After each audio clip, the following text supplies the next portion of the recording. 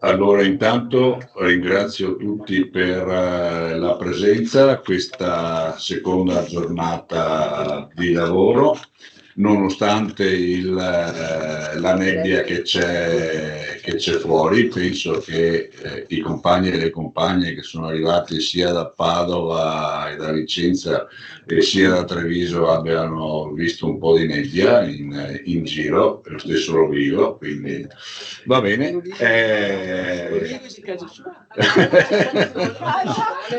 Rovigo si è trovato, si è sentito particolarmente a proprio agio e a casa. Va bene, allora come sapete i lavori di oggi vedranno l'intervento di Giorgio Cerquetani del Dipartimento Nazionale dello SPI Benessere e Diritti, che ci parlerà sia della contrattazione sociale sia degli strumenti che abbiamo a disposizione per svolgere la contrattazione sociale. E poi dopo il dibattito nel pomeriggio ci saranno le conclusioni di Carla Mastrantonio, che è appunto componente della segreteria nazionale della nostra categoria. E ringrazio per la presenza, come fatto ieri, di Assunta Motta del Dipartimento Regionale Confederale, di Manuela De Paolis della segreteria della Camera Lavoro di Padova e della Rossana Careddu della segreteria della Camera Lavoro di Treviso.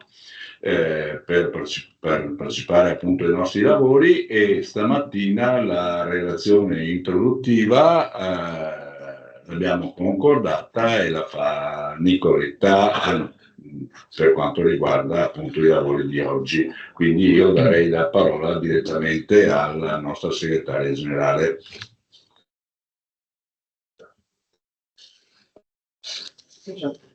Tanto un saluto a tutte e a tutti, anch'io voglio ringraziare della presenza sia Rossana che Manuela. Manuela è stata con noi anche ieri, ma ringrazio anche Assunta del Dipartimento Contrattazione e Welfare della CGIL regionale. Ieri tra l'altro è arrivata da noi la segretaria generale Tiziana Basso della CGIL, ma sempre per colpa di questa maledetta colonna. Io non l'ho vista, non ho potuto salutarla e magari anche darle la parola così anche solo per un saluto. Sapete che oggi è l'anticipo, siamo il giorno che precede, diciamo, lo sciopero generale, quindi non solo Tiziana, ma insomma tutte le compagne e compagni della CGIL sono impegnati per gli ultimi appuntamenti, anche per le ultime assemblee, gli ultimi incontri, quindi ringrazio ancora di più insomma, la presenza, diciamo, in questo caso di due camere del lavoro e della CGIL regionale a questo nostro appuntamento. Ieri è stata, diciamo, la giornata introduttiva del nostro seminario sulla contrattazione, dove abbiamo presentato il report della nostra attività sia del 2024 che del 2025, quindi la contrattazione sociale territoriale fatta in Veneto. Quindi una prima fotografia dove anche abbiamo provato ad elencare, diciamo, a condividere quelli che sono sia le difficoltà che incontriamo, ma anche le soluzioni che possiamo praticare, no, per risolvere queste difficoltà.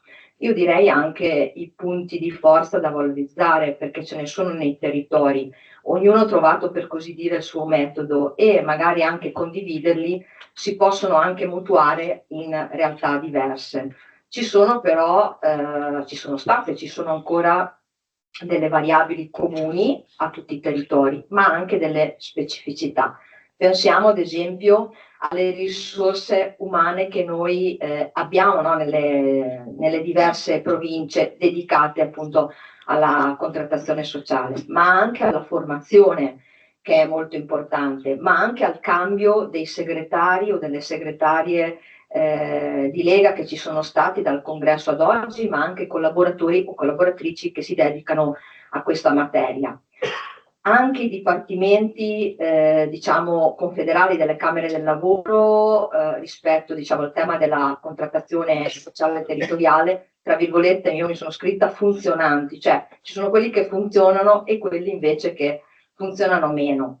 Chi delega, cioè le Camere del Lavoro che delegano allo SPI la contrattazione sociale, chi invece, diciamo, non la delega. Quindi queste differenze sono presenti, diciamo, nel nostro territorio, quindi abbiamo anche un tipo di organizzazione interna che può essere diversa. Ieri si citavano anche i rapporti con CISL e UIL unitari, più o meno buoni, quindi anche questo può cambiare, diciamo, l'agibilità della nostra contrattazione, ma anche i rapporti con le associazioni territoriali, i rapporti con le amministrazioni o gli enti con cui facciamo la contrattazione, ma anche rapporti con la politica locale. Quindi ci sono tante varianti e tante variabili che rendono unico quel territorio, che spesso, insomma, l'abbiamo visto, anche ieri si citava, è fatto di relazioni. E queste relazioni, se non sono, per così dire, no, mantenute, si sfilacciano e quindi non rendono pienamente praticabile il nostro esercizio di contrattazione. L'ho fatto ieri, ma lo faccio anche oggi sentitamente. Io ringrazio di tutto il lavoro preparatorio a questo seminario, sia Ugo sia Ivana, perché non è che giustamente no, lavorano solo per far sì che questo seminario sia naturalmente utile e positivo, ma il loro lavoro di studio, di elaborazione, di ricerca, di supporto alle tematiche della contrattazione naturalmente è costante. Oggi non c'è Gino, non so se arrivi più tardi, ma insomma ieri c'era Gino Ferraresso. Ugo giustamente ha ricordato il suo preziosissimo lavoro, lo voglio ribadire anch'io, soprattutto nell'ambito sociosanitario. Voi ve ne rendete conto perché insomma abbastanza frequentemente facciamo anche, per così dire, degli incontri informativi e formativi, quindi, e non solo, insomma tutto il materiale che ci manda, che ci elabora, capite quanto sia importante anche la presenza di Gino Ferraresso all'interno del nostro dipartimento. Naturalmente abbiamo con noi presenti Carla Mastrantonio, insomma ieri li abbiamo presentati per chi non li conoscesse, che è la nostra segretaria nazionale dello SPI che si occupa, insomma, che ha la delega della contrattazione, e Giorgio Cerquitani che... Ho capito giusto, solo la palla di ferro, non fai poi i piedi del cavalcavia, giusto? Buono. Fatto, sì. Avremo un momento importante, diciamo, di condivisione, soprattutto per ciò che riguardano gli strumenti della contrattazione, ma vedremo, insomma, non solo. Questo seminario, diciamo, l'abbiamo pensato innanzitutto per fare un po' il punto della situazione rispetto alla contrattazione sociale in Veneto, ma anche perché era un pezzo, per così dire, che non si faceva e sentivamo anche il bisogno perché nel frattempo, diciamo, dal congresso ad oggi ci sono stati diversi cambiamenti a partire appunto dalle persone nei territori, quindi anche il bisogno di fare una sorta di anche informazione e formazione e aprire, per così dire, un percorso. Infatti questo seminario non vuole essere, oggi non si vuole chiudere, per così dire, un appuntamento, è l'apertura di un percorso invece che vogliamo aprire e già a partire dal prossimo anno, quindi praticamente fra pochi giorni, lo ricordava ieri Ugo in apertura, noi vorremmo diciamo dedicare delle giornate tematiche di approfondimento anche con il nazionale ma anche con esperti esterni, a partire dalla lettura del bilancio comunale, perché ripeto, tanti di noi nel frattempo sono cambiati e questo è un elemento essenziale per fare la contrattazione. Poi vedremo gli strumenti con Giorgio, anche perché anche questo, conoscerli e saperli usare è importante. Una giornata dedicata all'abitare e all'ambiente, perché è un tema sempre più presente, no? L'abbiamo visto anche nei verbali, quindi nelle nostre discussioni. Un approfondimento, chiamiamolo così, comunque anche lì il punto della situazione sugli ATS. Ieri abbiamo visto anche quante volte negli interventi è stato citato, perché è una cosa che ci succederà, diciamo, terminerà un percorso ma se ne aprirà un altro il prossimo anno rispetto agli ATS. Una giornata sulla mobilità, sui trasporti e l'energia, quindi le mettiamo assieme. una giornata, adesso io dico giornate, poi vediamo se sono le mezze giornate, però per capire i temi sulle aree interne. Su questo, ecco, mi permetto di ringraziare nuovamente il Nazionale perché circa un anno e mezzo fa, ecco, poco più, devo dire che ha accolto e raccolto un bisogno forte dei territori, a partire anche dal territorio del Veneto che ha aree interne in 3 province, abbiamo 6 aree interne divise in 3 province, però possiamo dire che tante caratteristiche delle aree interne noi le troviamo negli altri nostri comuni, perché più della metà dei comuni del Veneto sono inferiori a 5.000 abitanti, ci abitano meno di 5.000 abitanti, quindi hanno le caratteristiche simili alle aree interne. Quindi fare questo tipo di contrattazione e soprattutto svilupparla, saperla e capirla è molto importante, non solo per le aree interne. Quindi con il Nazionale stiamo facendo anche un lavoro da poco più di un anno, con un gruppo di lavoro specifico, dove stiamo tentando non solo, e lo stiamo facendo, di studiare bene le aree interne, ma di portare, diciamo, questi modelli, anche alcuni pezzi, nella contrattazione, diciamo, generale sui piccoli comuni. Quindi anche su questo è bene che tutti noi siamo informati e informate. Diciamo un approfondimento sull'invecchiamento attivo. Vi ricordo insomma che a fine ottobre abbiamo fatto un'iniziativa importante unitaria in questo caso, quindi con FNP e WILP, proprio sulla prevenzione e anche sull'immunizzazione, che è andata anche molto bene. Su questo possiamo lavorare molto con i comuni, con le ULS, ma anche per fare molta informazione tra le persone. Un'avvertenza importante che abbiamo aperta da tempo e adesso dopo le elezioni continuerà è quella sui centri di servizio, sulle case di riposo, quindi anche qui la riprenderemo. E come diceva Ivana ieri, dedicheremo anche una giornata sulle politiche di genere, perché anche nei nostri verbali sempre più fortunatamente diciamo, questa politica è presente e quindi vanno costruite anche migliorate, diciamo, alcune cose all'interno delle nostre piattaforme. L'altro elemento che ieri si citava è quello della comunicazione, ma è anche quello della partecipazione, di far partecipare le persone, di far conoscere alle persone prima di tutto le nostre piattaforme e le nostre richieste e poi comunicare ai cittadini e alle cittadine quanto si è riuscito ad ottenere in un incontro, ma anche quello che non siamo riusciti ad ottenere o addirittura quali comuni non ci vogliono incontrare, perché anche questa è una comunicazione, no? Ed è una comunicazione a volte quasi più forte di quella rispetto alla quale noi comunichiamo cosa otteniamo. Io mi sono anche appuntata una cosa perché ieri questa mi ha fatto pensare. Noi facciamo, non so come chiamarla, della contrattazione sociale informale.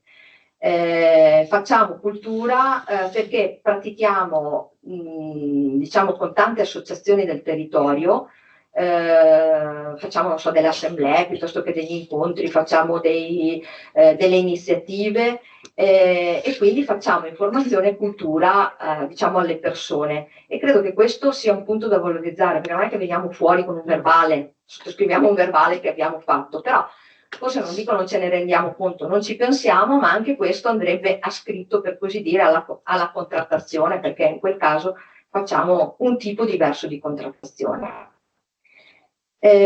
Con Giorgio poi affronteremo sicuramente, no, tutta la tematica della contrattazione sociale, cosa intendiamo per contrattazione sociale, anche se magari molti di voi sicuramente sanno cos'è la contrattazione sociale, cosa intendiamo, ma quali potenzialità, soprattutto gli strumenti che noi possiamo avere a disposizione, le tematiche naturalmente e gli obiettivi. Come si diceva ieri, partiremo anche, comunque faremo 4 esempi, quindi 4 esempi concreti partendo dalla lettura dei report socio-economici di 4 comuni, in verità 3 comuni più un'area interna. Noi siamo un sindacato di prossimità, quindi raggiungiamo tantissimi comuni, tantissime frazioni e anche territori, perché oltre alle sedi abbiamo i recapiti, abbiamo le permanenze. E quindi diciamo, raccogliamo effettivamente i bisogni che arrivano da quel territorio. E abbiamo quindi la necessità anche sia di affinare la nostra modalità di raccolta, diciamo, di quei dati. E abbiamo diversi strumenti informatici, poi Giorgio di questo ce ne parlerà. Ma abbiamo anche la necessità di consegnare tutto questo patrimonio di dati, a volte anche tanti, alla lettura dei dati e soprattutto che passano dalla tutela individuale, partono anzi dalla tutela individuale, li consegniamo, diciamo, da consegnare alla tutela collettiva. E questo perché? Per agire una contrattazione, diciamo, più rispondente ai bisogni di quel territorio, che non è detto che siano uguali al territorio magari di un'altra provincia. Spesso sì, i bisogni sono simili, ma a volte ci sono anche delle particolarità. Quindi la lettura di quei dati serve anche a questo. Oppure magari noi abbiamo la percezione di un bisogno, leggiamo i dati e magari alla lettura invece si evince, non dico tutt'altro, ma sfumature diciamo importanti e diverse. Quindi l'obiettivo anche di oggi, insomma, dell'incontro e anche degli incontri futuri è avviare, non vorrei dire stimolare, ma avviare insomma una riflessione in tutti noi, tutto il gruppo dirigente, e aprire anche dove è possibile, quindi anche con delle modalità magari un po' diverse o più modalità, ad esempio delle vertenze territoriali. Perché vediamo a volte che magari non sempre riusciamo ad aprire dei tavoli classici, quindi anche aprire delle vertenzialità sul territorio. Abbiamo detto gli strumenti informatici e la rilevazione di bisogni e la lettura. Tra gli strumenti informatici noi conosciamo lo sportello sociale, conosciamo l'osservatorio dei bisogni, li utilizziamo, i report. Vedremo che poi Giorgio ci dirà qualcosa anche sulla calcolatrice dei diritti. E quindi diciamo completeremo, per così dire, gli strumenti a nostra disposizione. Quindi la contrattazione, lo sappiamo, è comunque una sfida quotidiana, anche una sfida direi politica, perché ieri alcune cose uscivano dai vostri interventi. A volte c'è, non voglio dire, la scarsa disponibilità delle amministrazioni, ma non sempre le amministrazioni aprono le porte, per così dire, per incontrarci. A volte vedono la contrattazione come una perdita di tempo, come un'ingerenza. I bilanci comunali, quindi questo è anche un limite, sono tra virgolette limitati, ci sono delle rigidità, ci sono scarse possibilità anche di avere risorse, ma a volte anche scarse possibilità di progettare, l'abbiamo visto anche con i bandi del PNRR.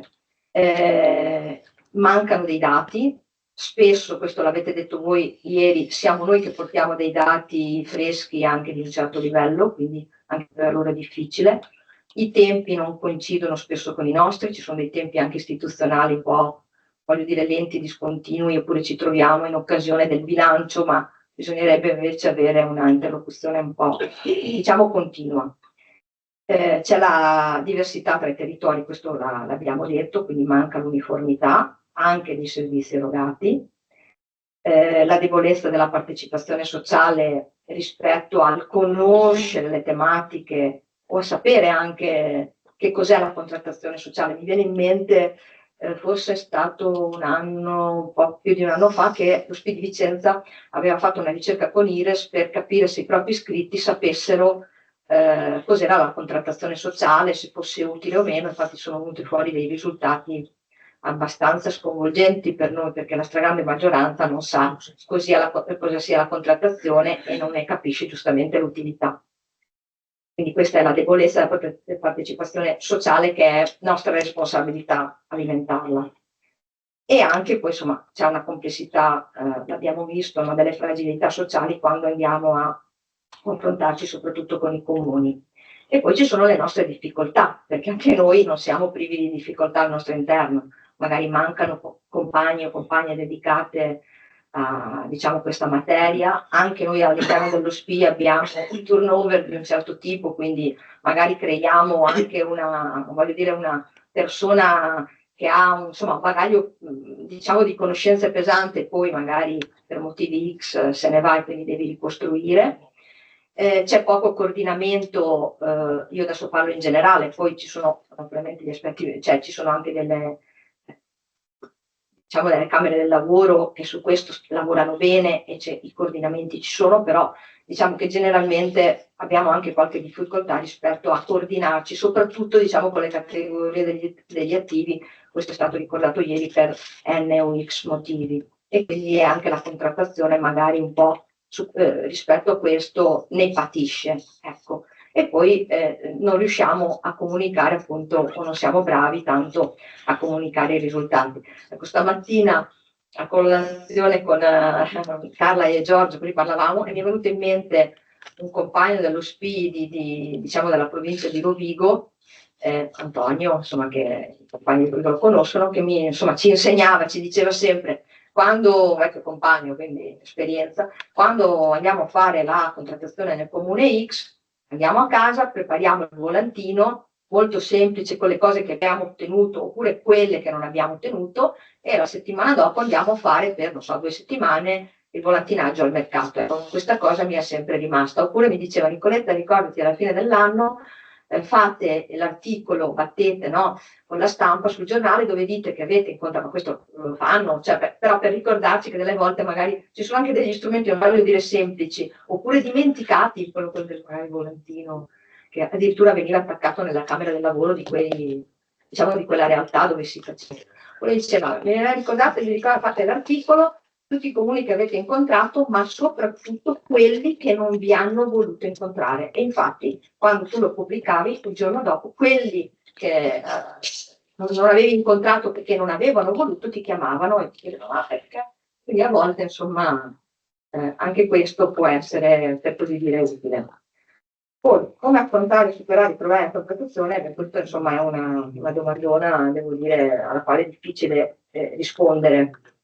Però, ecco, insieme ci possiamo provare, poi ognuno di voi dall'esperienza sicuramente qualcosa di importante anche appunto da condividere ce l'ha. Io penso che le relazioni siano sempre importanti con le amministrazioni, sicuramente con le amministrazioni soprattutto, e gli enti. Il fatto di poter avere questi strumenti a disposizione, e anche questa mattina Giorgio diceva, mandate subito i dati, non regalate subito tutti i nostri dati, no? Alle amministrazioni comunali, che è vero che aspettano quel report, perché proprio loro, lo vediamo noi sul campo, non hanno tutti questi dati ben confezionati come abbiamo noi, quindi è uno strumento sempre anche quello di contrattazione, però ecco, avere dei dati è fondamentale. Certo, noi dobbiamo aumentare le nostre competenze interne, quindi anche queste giornate, insomma la formazione e l'informazione, ma anche lo scambio tra di noi, cioè al di là delle giornate formative è importante, e quindi anche, insomma, i coordinamenti sono importanti. E quello, forse la parte più difficile è quella di provare a rafforzare la partecipazione sociale, far sapere alle persone quello che facciamo in entrata e in uscita. Questo è molto difficoltoso, e anche servono delle squadre che lavorano importanti. Però ecco, all'interno anche del nostro lavoro quotidiano, lo citava, mi pareva ieri Adriano, se noi facciamo un'assemblea, possiamo anche dedicare uno spazio a queste tematiche, che sono tematiche che poi interessano i cittadini, non è vero che non interessano, quindi ecco, anche nelle nostre classiche assemblee possiamo ricavare lo spazio utile. E poi, ecco, credo che anche qui serve il tempo, però è un investimento che noi facciamo del nostro tempo, e poi diventa qualità del nostro lavoro. Giornate come queste, ma anche giornate diverse. Penso a 2 province vicine che magari si trovano e fanno i coordinamenti magari della contrattazione. Possono uscire delle cose e si possono scambiare delle buone pratiche che magari si possono applicare, diciamo, nei territori diversi. Quindi anche inventarci, diciamo, cose nuove, credo che sia assolutamente importante. Poi io non sottovaluterei quella parte che vi dicevo di contrattazione sociale informale che noi facciamo. Non so come valorizzarla, ecco, vi dico la verità, però ieri questa cosa mi ha fatto molto riflettere, perché noi facciamo tutta quella parte lì che non è valorizzata. Quindi vediamo come catalogarla, ecco, la dico così. E vi ringrazio e spero che sia una giornata molto positiva di lavoro.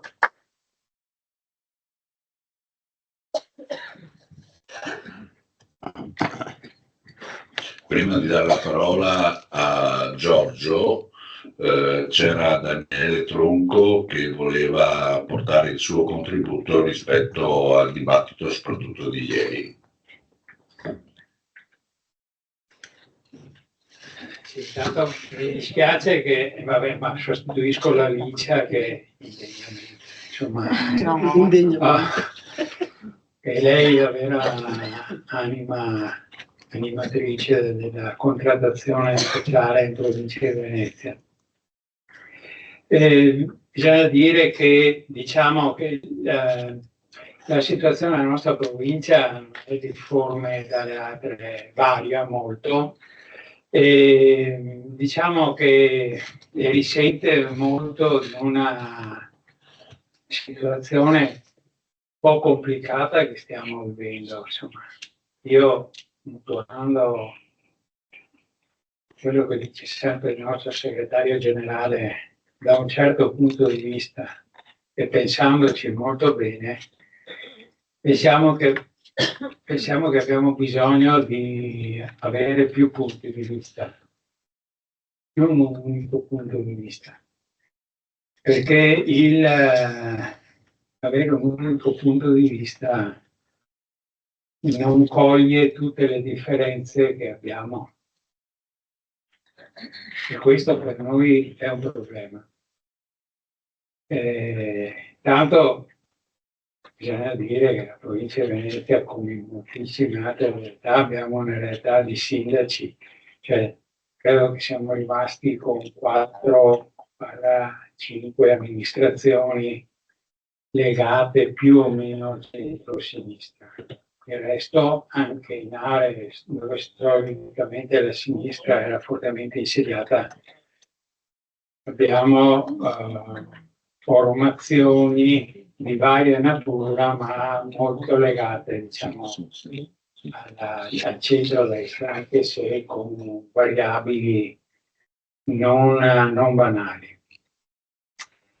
Quindi, parlando di contrattazione sociale territoriale, che è un campo vasto, più vasto, cioè è un terreno di azione che anche come Confederazione è stata, abbiamo fatto un documento dove certifichiamo che la contrattazione è una delle attività confederali principali, perché se le categorie seguono contratti, rinnovi contrattuali, eccetera, la Confederazione dovrebbe avere come compito specifico appunto una dimensione, insomma, affrontare temi di carattere socio-economici territoriali. Nella nostra provincia questo si è trasformato in un documento unitario, che è un documentone talmente vasto dove dentro si può trovare di tutto.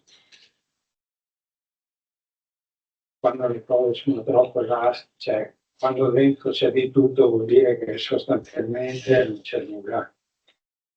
Adesso, tra l'altro, il 14 gennaio dovremmo ritrovarci con un tentativo unitario di riscrivere quel documentone là, ragionando con la Licia, che non so se è collegata.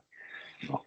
Abbiamo detto, ci siamo interrogati se era utile confermare questa roba, proprio perché al netto, insomma, delle difficoltà di rapporto che ci sono, insomma, obiettivamente in un contesto di questo tipo è complicatissimo fare intese unitarie. Avete presente che nella nostra provincia la UIL è molto legata alle iniziative della CISL, cioè c'è un tema anche di questa natura della UIL, a parte che anche la UIL nazionale ha cambiato posizione, eccetera, ma la UIL della provincia di Venezia sicuramente, pur venendo ai tavoli, anche la CISL viene sempre ai tavoli, anche se abbiamo utilizzato la tecnica di farci convocare dalle amministrazioni. Quando ti convoca l'amministrazione loro non possono sottrarsi, ma poi c'è tutto il tema di fare il verbale. Noi non riusciamo a fare verbali, ho sentito che è un po' un tema, no? Perché fare un verbale significa mettere nero su bianco, cioè il massimo che riusciamo a fare è un verbale, un accordo. Il massimo che possiamo fare è un verbale di incontro dove diciamo che le parti si sono incontrate e molte volte l'amministrazione mica lo firma. Poi dobbiamo sempre farlo noi perché gli altri evitano di fare e soprattutto di certificarlo con accordo. Allora, volevo dire un paio di cose. Innanzitutto, proprio sulla base di un'idea, insomma, di un punto di vista particolare, noi abbiamo fatto alcune azioni sul nostro modello organizzativo veneziano.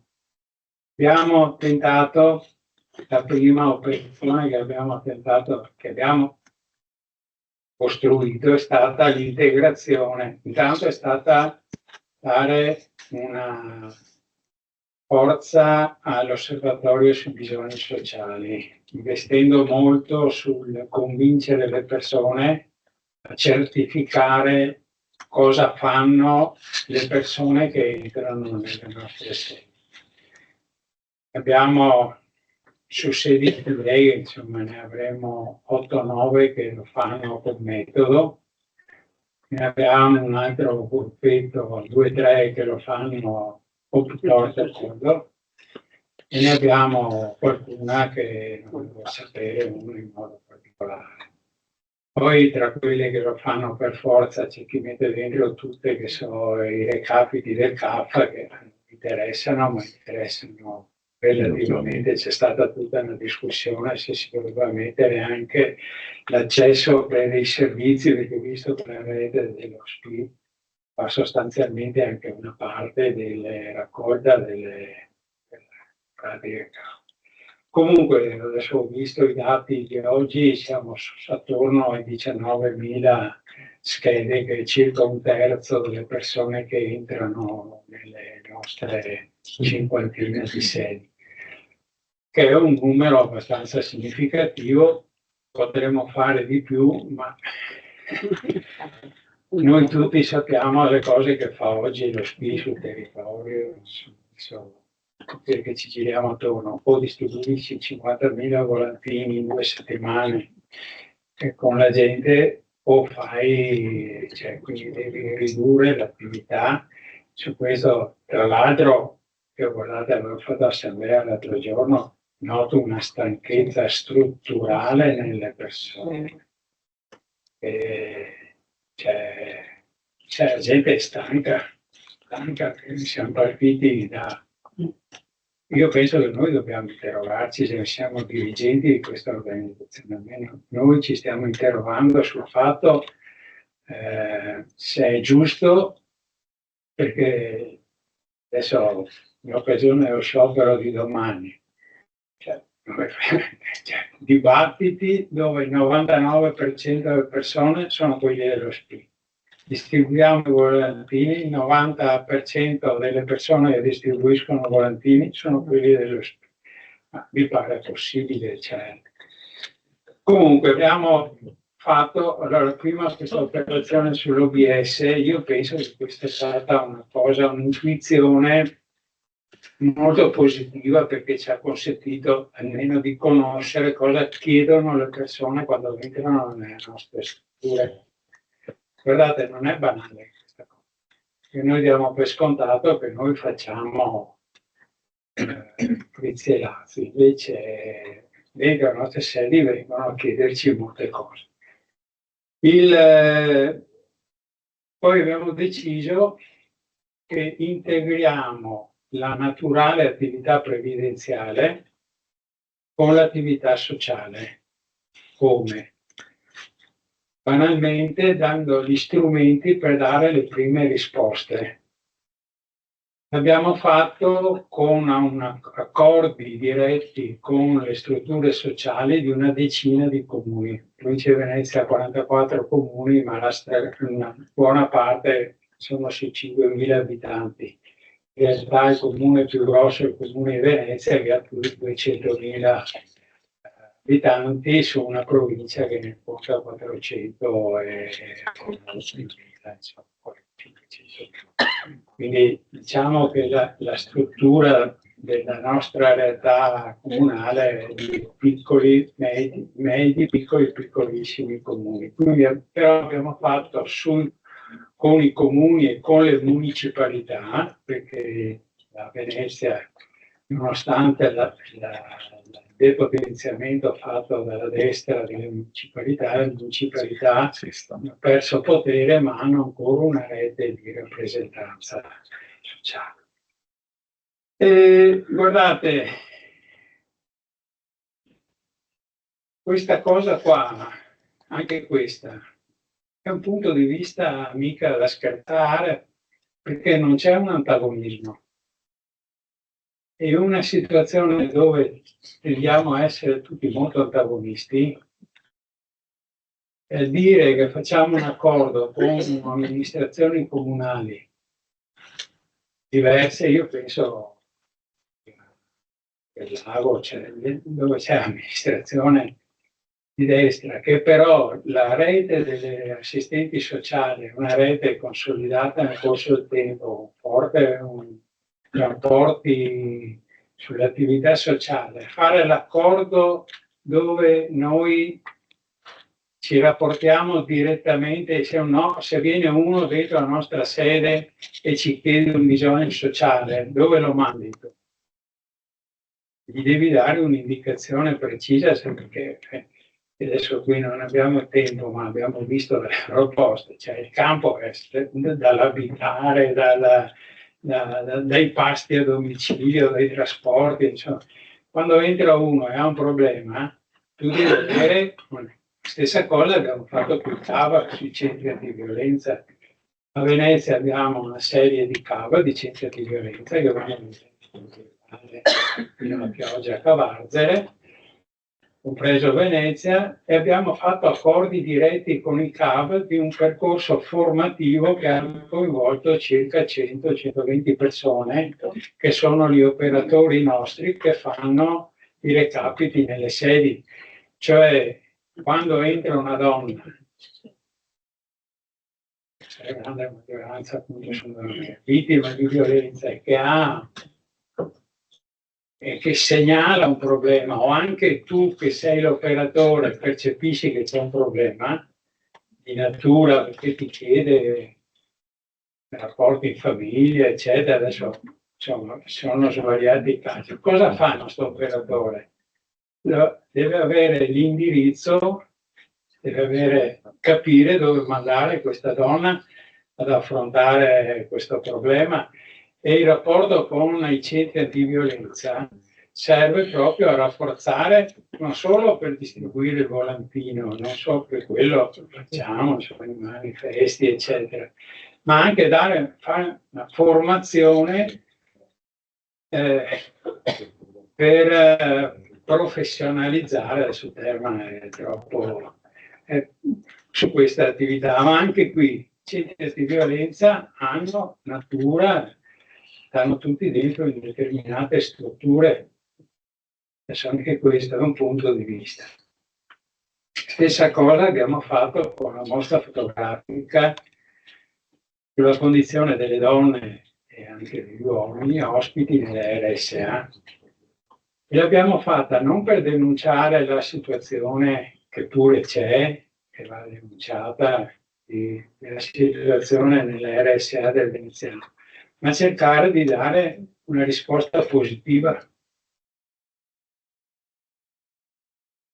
E dare una risposta positiva ci ha anche consentito di instaurare rapporti con le strutture. Noi molte strutture private barra pubbliche della provincia di Venezia, con questa operazione abbiamo instaurato un rapporto, tra virgolette, di collaborazione. Anche qui, tra l'altro, con una serie di problemi con la funzione pubblica, perché qui sia il tema del rapporto con i dipendenti di queste strutture. Comunque, insomma, per dire che c'è da dire che anche molta di questa elaborazione è frutto del ragionamento che ha fatto il coordinamento donne metropolitano nella nostra provincia. Per quello dico che indipendentemente da quello che rappresento, perché in realtà non è un caso che sia stata la Licia, che è anche la responsabile del coordinamento, che ha guidato questa, diciamo, operazione. Poi abbiamo fatto incontri con tutti gli ATS della provincia di Venezia, esclusa Venezia città, che è quella più grande. Anche qui con una serie di difficoltà di rapporti con la funzione pubblica, soprattutto per una dinamica di concorrenza che c'è stata tra le organizzazioni sindacali del settore riferita all'applicazione contrattuale dei dipendenti. La UIL ha fatto un'operazione ignobile da questo punto di vista, che tra l'altro gli si sta ritorcendo contro, perché una parte, tra virgolette, dei dipendenti ribelli che sono stati coinvolti demagogicamente su questa roba qua, adesso si stanno rivolgendo a Cobas, quindi, perché quando tu li segui su quel terreno là, ma adesso questa è una discussione del sindacato, avete presente che noi con la funzione pubblica in provincia di Venezia abbiamo un ottimo rapporto, abbiamo fatto molte iniziative comuni e questo ci ha anche aiutato. Però diciamo che la situazione è abbastanza complicata, ma ho visto che è un po' dappertutto così.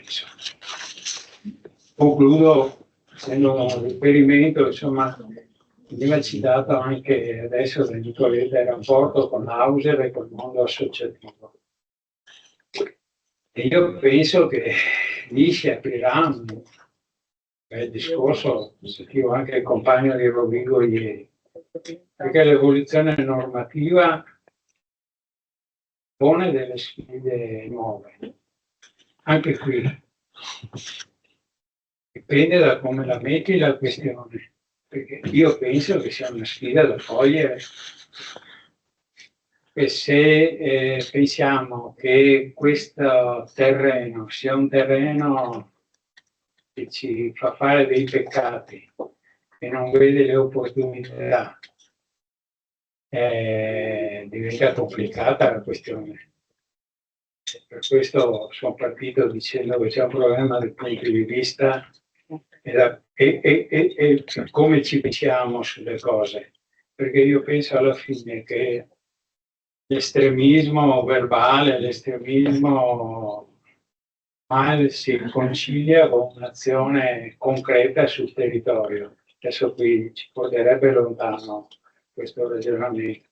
Però io penso che in questo contesto politico-sociale il ruolo dello SPI è un ruolo fondamentale.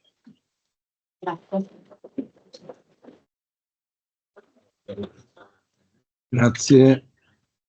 Ancora un attimo, ha chiesto di parlare Assunta Motta del Dipartimento Regionale Welfare e poi cominceremo i lavori di oggi.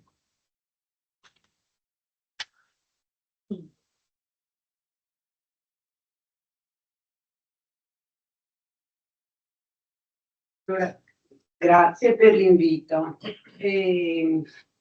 Porto anche il saluto di Tiziana, che ieri è passata velocemente, ma per i noti impegni di questi giorni, un po' di tutti legati allo sciopero, siamo un po' impegnatissimi dentro e fuori per organizzare un po' l'attività ormai da 15 giorni a questa parte, quindi mi ha detto di salutarvi e di ringraziarvi per l'invito. Io credo che l'iniziativa di oggi sia un'iniziativa importante e ieri Nicoletta dicevi non so se il titolo è azzeccato. io credo che il titolo sia molto azzeccato, perché contrattare consente di essere davvero un soggetto di rappresentanza dei bisogni dei cittadini, per cui facendosi carico e recependo quelle che sono le necessità e affrontando in maniera molto attenta i problemi che ci vengono rappresentati e riportarli nei tavoli delle istituzioni per cercare di migliorare le condizioni di welfare e le condizioni delle persone più fragili e bisognose. Il Veneto è una delle regioni più attive nella contrattazione sociale. Dopo la Lombardia e l'Emilia Romagna, insomma, il Veneto è una delle regioni che si attesta nel maggior numero di attività di contrattazione sociale. E come dicevate ieri, non è semplice, lo dicevano anche prima i compagni, forse Tronco, che stilare i verbali di contrattazione. E anche i verbali di incontro sono abbastanza difficili da poter ottenere in maniera congiunta. Un po' per la reticenza delle amministrazioni e un po' perché viene un po' sottovalutata quella che è la necessità e l'utilità della contrattazione sociale. Forse non ci si crede neanche fino in fondo. Un po' per la disomogeneità territoriale che c'è, lo diceva Adriano ieri. E quindi per i bisogni diversi non c'è un'uniformità di atteggiamento, un po' per le risorse limitate, perché sempre di più le risorse locali finanziarie sono poche e anche le risorse umane sono poche, per cui anche questo non aiuta. Un po' per la complessità normativa, la normativa non è chiara rispetto a questi termini, a questi argomenti, per cui si tenta un po' di glissare. Poi non solo le organizzazioni sindacali sono soggetto titolato alla contrattazione sociale, ma ci sono anche altre realtà, quindi altri stakeholders che non sempre agevolano questo tipo di contrattazione. E le difficoltà di coordinamento, che lo diceva prima Nicoletta, proprio perché il coordinamento tra i vari livelli delle organizzazioni sindacali e dei lavoratori e delle istituzioni non aiuta a accelerare e a mettere insieme tutti quelli che sono i soggetti interessati. I temi che dovrebbero essere affrontati dalla contrattazione sociale sono molteplici. A volte temi che anche non pensiamo in una situazione di discussione interna, che invece poi emergono nel momento in cui i cittadini li rappresentano e li portano come bisogno. Alcuni, le politiche di genere che dicevate prima, le tariffe sociali, le politiche abitative, anche queste molto sentite in una situazione di difficoltà di individuare alloggi popolari, la fiscalità locale, ieri la citava Luciano, la cultura e il benessere, che io penso debbano essere argomenti anche questi per favorire un'integrazione da parte dei cittadini. E dunque sono sfide che vogliamo affrontare per migliorare l'efficienza dei cittadini, per ampliare la contrattazione sociale e garantire i benefici affinché raggiungano effettivamente quelli che sono i bisogni delle persone, e quindi per essere rappresentativi contrattare e contare. Sugli ATS, durante i vostri interventi di ieri, ma anche stamattina, ho sentito numerosi riferimenti e preoccupazioni rispetto agli ATS. È un argomento davvero molto sentito, sul quale puntualmente e periodicamente siamo intervenuti. È un tema che riguarda anche in collaborazione, oltre che con lo SPI, anche con la funzione pubblica, con la quale insomma ci siamo confrontati in maniera, devo dire, costruttiva e abbiamo redatto e predisposto documenti unitariamente. Dunque è un tema che riguarda la sopravvivenza delle politiche sociali, delle persone in una situazione di bisogno, di fragilità e di debolezza. È un tema che riguarda le realtà delle amministrazioni locali e dei servizi e dei lavoratori. Noi in tutte le occasioni abbiamo rappresentato e discusso la proposta di legge che era stata approvata, mettendo in luce le nostre considerazioni, le nostre considerazioni e le nostre criticità, che per noi sono 4. Una è l'articolazione territoriale. Mi dispiace che non ci sia Gino, perché no, insomma, c'è. È collegato. Ecco bene.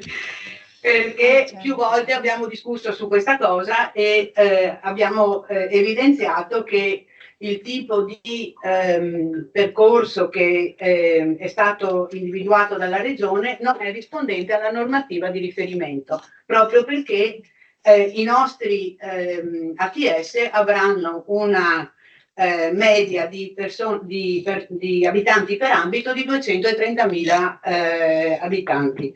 La normativa ne prevede 100.000 e quindi siamo in una dimensione decisamente superiore.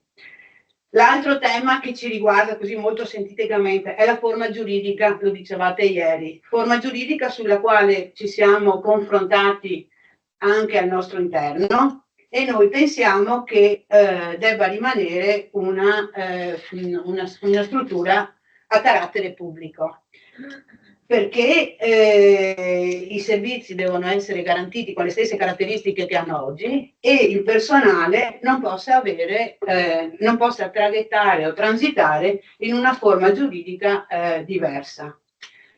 I finanziamenti, anche qua, i finanziamenti al momento sono incerti.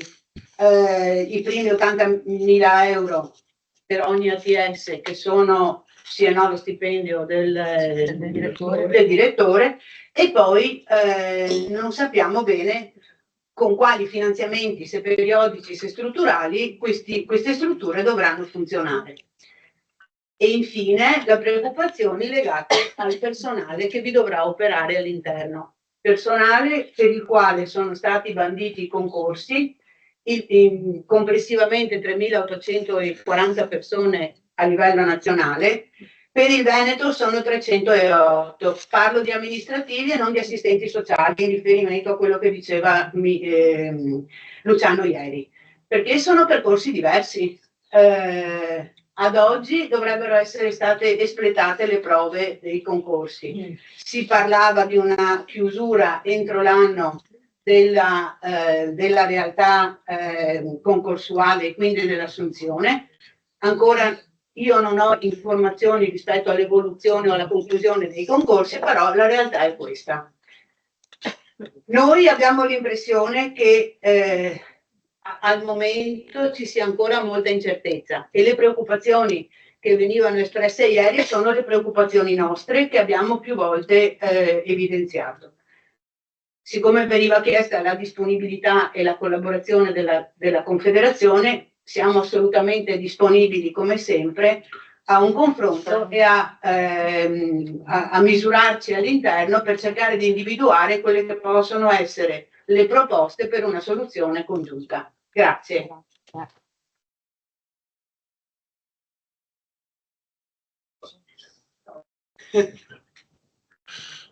Giorgio, tocca a te.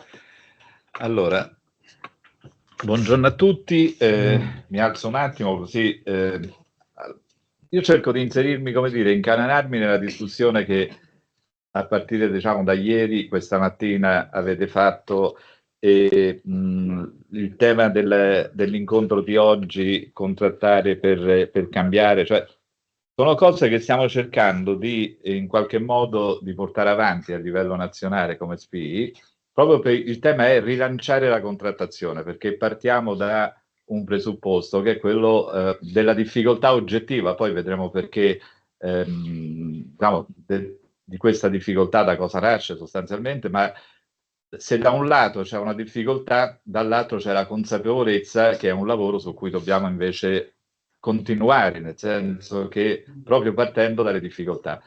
E quello che cerchiamo di fare questa mattina con voi, e oltretutto qui è una realtà per certi versi, concedetevi il termine, affascinante, nel senso che da un punto di vista di utilizzo degli strumenti, della quantità e mole di lavoro, di contrattazione che portare avanti con il territorio, cioè, se fosse poi vedrete alcuni dati che la realtà del paese è diversa, diciamo, molto diversa rispetto a quello che succede qui con voi. Però ecco, questo ci permette questa mattina, e quindi interrompetemi in qualsiasi momento, diciamo, in questo percorso che facciamo, un viaggio insieme, proprio per provare a dare un metodo alla negoziazione, alla contrattazione, perché poi sono due termini similari, quindi io utilizzo più negoziazione, però insomma, perché quello che cerchiamo di fare è proprio di dare diciamo, un metodo, provare a strutturarci e quindi a fare un lavoro che sia continuativo, come molti di voi hanno sottolineato ieri, ma continuativo non solo nel farla con quel determinato ente, ma continuativa sul territorio, che come vedete ha implicazioni diverse, quindi è un lavoro, diciamo, che si svolge durante tutto l'anno, e questa è già una prima risposta alle cose che diceva prima Daniele e la stessa Nicoletta, che la contrattazione non è, la negoziazione non è solo il verbale di accordo che facciamo, ma è la nostra iniziativa quotidiana che noi portiamo avanti, cerchiamo di intraprendere con gli interlocutori istituzionali e non soli. Quindi il nostro lavoro è anche come dice, un normale incontro dove ci diamo appuntamento per un altro incontro, poi vedrete ad esempio nel caso del PNRR, dove questo dovrebbe essere quasi all'ordine del giorno, dove non usciamo con un accordo, ma monitoriamo le situazioni, perché anche quello è il nostro ruolo, e quindi la negoziazione è anche questo. E in questo, scusate se mi siedo, ma devo fare alcune cose, quindi mi vengono meglio, e in tutto questo il lavoro di anni che è stato fatto, devo condividere con loro, però scusami, non so com'era un attimino.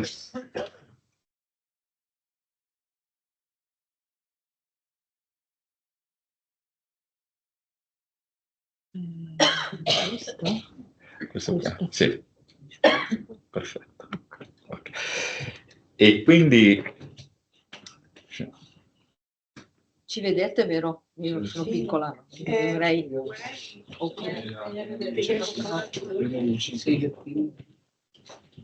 Sì, non copro. Vedo benissimo. Bene. Perfetto.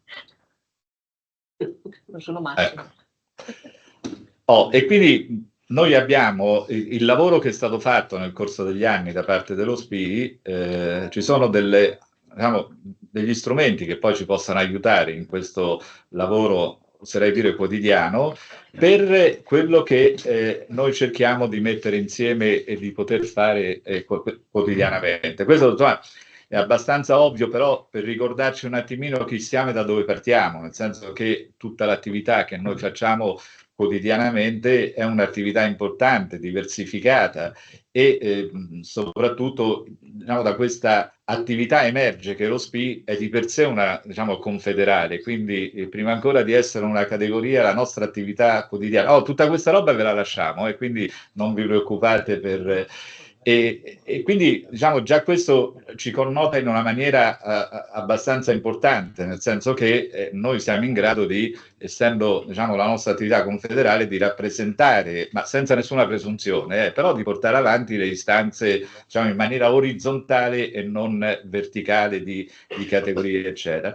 E in particolar modo noi portiamo avanti il lavoro di tutela individuale e di tutela collettiva. Noi abbiamo un grande patrimonio, all'incirca abbiamo 1500 leghe in Italia, che sono dei luoghi di riferimento per le persone, forse gli unici rimasti dopo la parrocchia la Chiesa, insomma, sono dei punti formidabili che noi dobbiamo tenere in piedi e soprattutto valorizzare per quello che riusciamo a fare e per quello che riusciamo a raccogliere. Poi lo accennava in parte Daniele a proposito dell'osservatorio dei bisogni sociali. E perché noi facciamo la contrattazione? Allora, innanzitutto una premessa ovvia, banale, ma importante. Non è scritta da nessuna parte. Nel senso che quando noi facciamo una contrattazione di secondo livello o in un'azienda o in un ente, è prevista contrattualmente, cioè lì si dice che dobbiamo poter fare alcune cose. Ecco, per quanto concerne la contrattazione sociale non c'è nessun obbligo da parte degli altri, degli interlocutori. Quindi questa è una peculiarità un po' del sindacato italiano, cioè della sua confederalità, che ci occupiamo di queste cose, e quindi dobbiamo partire da questo presupposto, ripeto, banale ma che è fondamentale, perché se reclamiamo che qualcuno ci deve sentire in virtù di qualche norma scritta, non la troveremo. Quindi questo è il punto di partenza. Però perché facciamo questo? Facciamo questo perché anche questo è abbastanza ovvio, ma la situazione che stiamo vivendo non fa altro che aumentare il divario tra le persone, soprattutto le persone che noi rappresentiamo, quindi la povertà. Questi sono dei dati Istat, sono stati pubblicati alcuni giorni, però ci dice la difficoltà che esiste nelle persone, nel paese, con diversità, eccetera, ma che hanno le famiglie. Insomma, cioè, si comincia a toccare con mano quelle che sono le difficoltà. E noi su questo proviamo ad intervenire. Innanzitutto, diciamo, che cos'è che ci spinge nel fare queste cose? Beh, innanzitutto noi abbiamo un riferimento. Se non abbiamo delle norme che ci consentono di poter essere sentiti e quindi avanzare le nostre istanze, però noi facciamo riferimento a quella che è l'articolo 3 della Costituzione, nel senso che tutto quello che noi portiamo avanti nella negoziazione sociale, nella contrattazione, e partiamo da questo presupposto che tutti i cittadini devono avere pari dignità sociale e quindi è compito della Repubblica rimuovere gli ostacoli da un punto di vista economico, sociale, eccetera, che limitano la libertà e l'eguaglianza dei cittadini. Cioè, quando noi proviamo ad intervenire sulle condizioni materiali delle persone, in realtà ci ispiriamo all'articolo 3 della Costituzione, quindi che non ci obbliga ad essere ascoltati, ma ci dice perché dobbiamo fare un certo tipo di lavoro.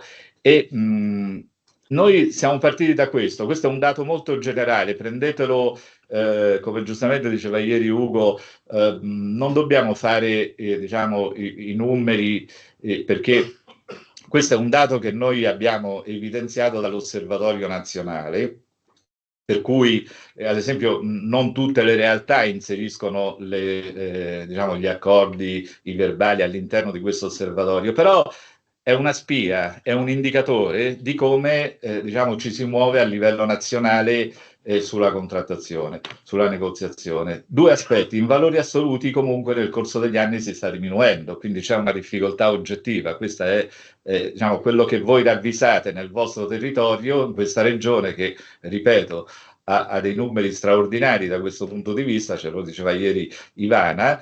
Complessivamente però c'è una diminuzione. Poi ci sono aree del paese dove addirittura la negoziazione proprio non si fa, cioè non è nel DNA e quindi dobbiamo poter intervenire. Come vedete la differenza che c'è tra diciamo, le varie parti del paese, soprattutto nord, centro, eccetera, diciamo, fortemente, lo diceva prima stamattina che era, non so, Nicoletto o Daniele, che appunto abbiamo tutto il nord del paese, ma in realtà poi scendendo vedete che la situazione cambia enormemente.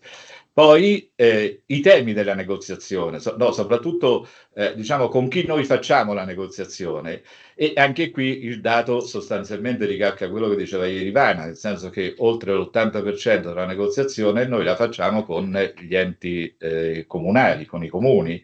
E l'altro, poi ci tornerò perché voi qui avete una realtà che state affrontando oggi, quella degli ATS, però diciamo negli ambiti sovracomunali, i cosiddetti piani di zona, eccetera, è l'altra parte in cui si sviluppa la nostra negoziazione. e poi insomma ci sono altri enti, vedremo più avanti, e i temi della negoziazione. Questo sempre a carattere generale sono appunto le politiche che sono nelle disponibilità dei comuni, cioè che cosa possiamo negoziare con i comuni e quello che si può negoziare all'interno dei distretti e quindi dei piani di zona, quindi tutte le varie attività. E rispetto a tutto questo, quindi noi ci siamo posti il problema di come poter indirizzare, provare a costruire un percorso sulla negoziazione che abbia quelle caratteristiche che dicevo all'inizio e quindi provare ad avere un metodo di lavoro. E quando parliamo di un metodo diciamo, dobbiamo tener conto di alcune fasi nella costruzione della nostra negoziazione e quindi della costruzione della nostra piattaforma. Ora non vi vorrei, diciamo così, passare diciamo, molto didascalico, però diciamo, questi sono aspetti che poi man mano vedremo che sono importanti. Il 90% di queste cose noi già le facciamo nel momento in cui costruiamo una piattaforma, però tenerle presente e quindi diciamo così, valorizzarle è importante. Se ad esempio noi partiamo dal primo punto e diciamo quali sono gli attori della negoziazione, ora qui io non ci ritorno perché ne avete parlato ieri, quindi il sindacato, la scheda 11, anche qui noi sappiamo che, l'ho detto in premessa, il sindacato, lo SPI è per sua natura confederale, quindi nel momento in cui diciamo, abbiamo delle difficoltà all'interno di una Camera del Lavoro con le categorie, ma sappiamo i problemi che ci sono, le difficoltà, eccetera, quindi diciamo, spesso e volentieri lo SPI si fa carico di queste difficoltà, di queste cose, ma non lo dobbiamo sentire come una, tra virgolette, frustrazione o un disimpegno da parte delle categorie degli altri. È che diciamo, noi siamo da questo punto di vista forse più sensibili, più anche per certi versi attrezzati nel svolgere un lavoro di questo tipo. Importanti sono gli interlocutori, perché? Perché noi, anche qui banalmente, dobbiamo però avere chiaro con chi andiamo a fare la negoziazione e soprattutto quali sono gli argomenti che quegli enti sono in grado di poter gestire e quindi avere delle disponibilità, cioè sono in grado di poter raccogliere le nostre istanze. E quindi, come vedete, questa è semplicemente un'elencazione, però ecco, ieri sentivo che ai comuni, ad esempio, gli si chiedevano alcune cose che difficilmente possono dare risposte, nel senso che sono più sul versante sanitario, sono più sul versante delle ASL, eccetera. Quindi anche se il sindaco rimane, mi pare a tutt'oggi, il responsabile della salute della sua comunità, però di fatto non ha alcuna leva, non dico potere, non ha alcuna leva e di conseguenza diciamo, chi ha le leve sono il distretto, l'azienda sanitaria, cioè poi vedremo più avanti. Quindi questo aspetto è importante perché rispetto alle tematiche dobbiamo capire che cosa, a chi rivolgerci. Poi ci sono i livelli della negoziazione. Se, ad esempio noi partiamo da quello più alto, che è quello regionale, e prendiamo, lo dicevo all'inizio, adesso qui lo affrontiamo meglio, per esempio partiamo a livello regionale, partiamo ad esempio dal PNRR e da una delle missioni, che sono 6 del PNRR, che più ci interessa, ci riguarda da vicino, che sono ad esempio le case di comunità e gli ospedali di comunità. Ora qui, questo è un documento che la CGIL nazionale in maniera egregia ha redatto e che è inviato a tutte le Camere del Lavoro, quindi credo sia a disposizione di tutti. Comunque raccoglie questi dati, cioè monitora tutto l'avanzamento del PNRR attraverso la piattaforma Regis, che è quella del Ministero delle Finanze, del MEF.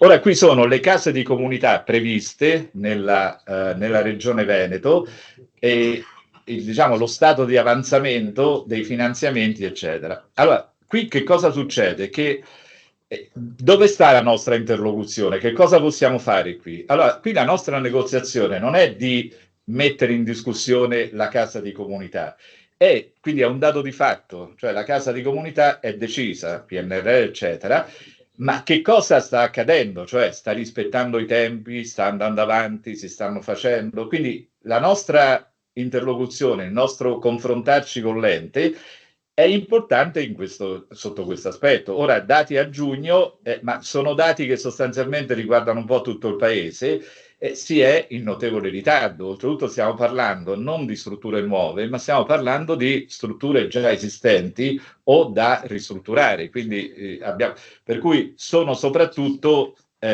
attività di lavori edili. Però ecco, monitorare, è lo stesso per gli ospedali di comunità, che cosa sta accadendo, è un tipo di negoziazione che a livello regionale possiamo indubbiamente avviare.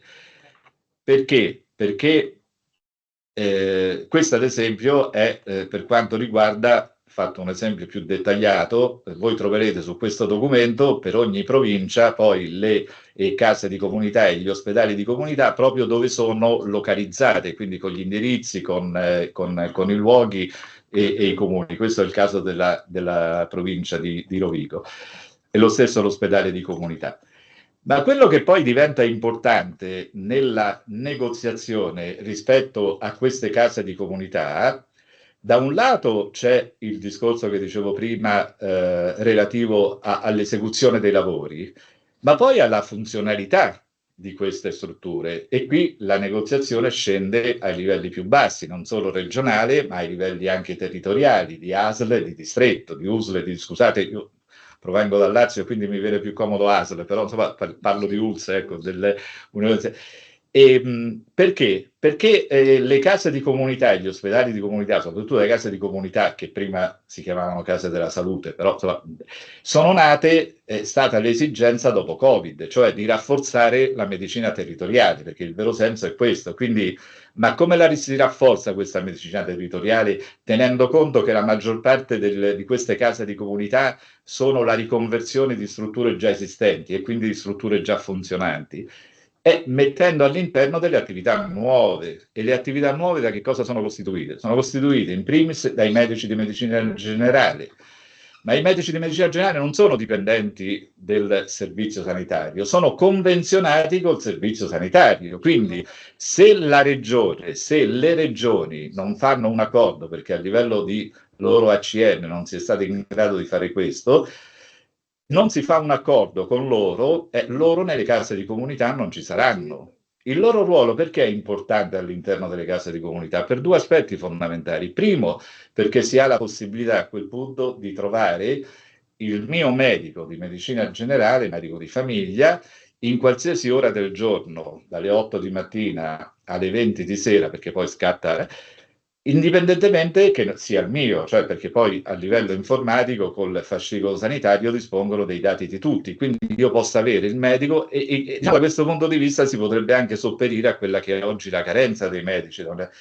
Ma l'altro aspetto importante dei medici è che insieme agli altri specialisti ambulatoriali possono prendere in carico i pazienti cronici, e la presa in carico dei pazienti cronici è l'ho cominciato a sentire rispetto alle cose che vengono fuori delle liste di attesa, è uno degli strumenti per diminuire le liste di attesa. Perché? Perché la maggior parte di coloro che fruiscono diciamo, che hanno bisogno e che quindi sono in lista d'attesa sono i pazienti cronici. Ma i pazienti cronici sono tutti coloro i quali hanno delle patologie che sono irreversibili, e quindi si sa che cosa bisogna fare durante il corso dell'anno per monitorarli. Quindi una programmazione in questo senso, e quindi ecco le case di comunità, diventa fondamentale per alleggerire il carico delle liste di attesa. Il punto unico di accesso, sentivo ieri si parlava di segretariato sociale, ATS, eccetera. Il punto unico di accesso dal DM 77 è previsto all'interno delle case di comunità. Quindi, poi lo vedremo più avanti, ci deve stare una stretta relazione tra ATS e distretti. Non a caso la vostra legge regionale, purtroppo questa è la legge nazionale, che dice di norma gli ATS debbono coincidere con i distretti, di norma, per cui io posso anche non farlo. Quindi quello che deve diciamo, caratterizzare le case di comunità sono questi nuovi servizi. Quindi la negoziazione che va affrontata, impostata con un'azienda sanitaria, con USL, con un distretto, è come quando verranno messi in piedi questi servizi, sapendo che le difficoltà soprattutto sono quelle che vi dicevo prima e poi legate al personale. Però, ripeto, non è che ci possiamo far carico del perché non c'è il personale, noi dobbiamo chiedere del perché non ci sono quei servizi, cioè non vuole essere uno scaricabarili, però perché altrimenti sennò la discussione finisce prima ancora di iniziare, non c'è il personale, non possiamo andare avanti. Quindi ecco, diciamo, un altro aspetto di cui ci possiamo occupare e così via, poi andando a livello sovracomunale e altri enti su cui possiamo noi avviare la nostra negoziazione.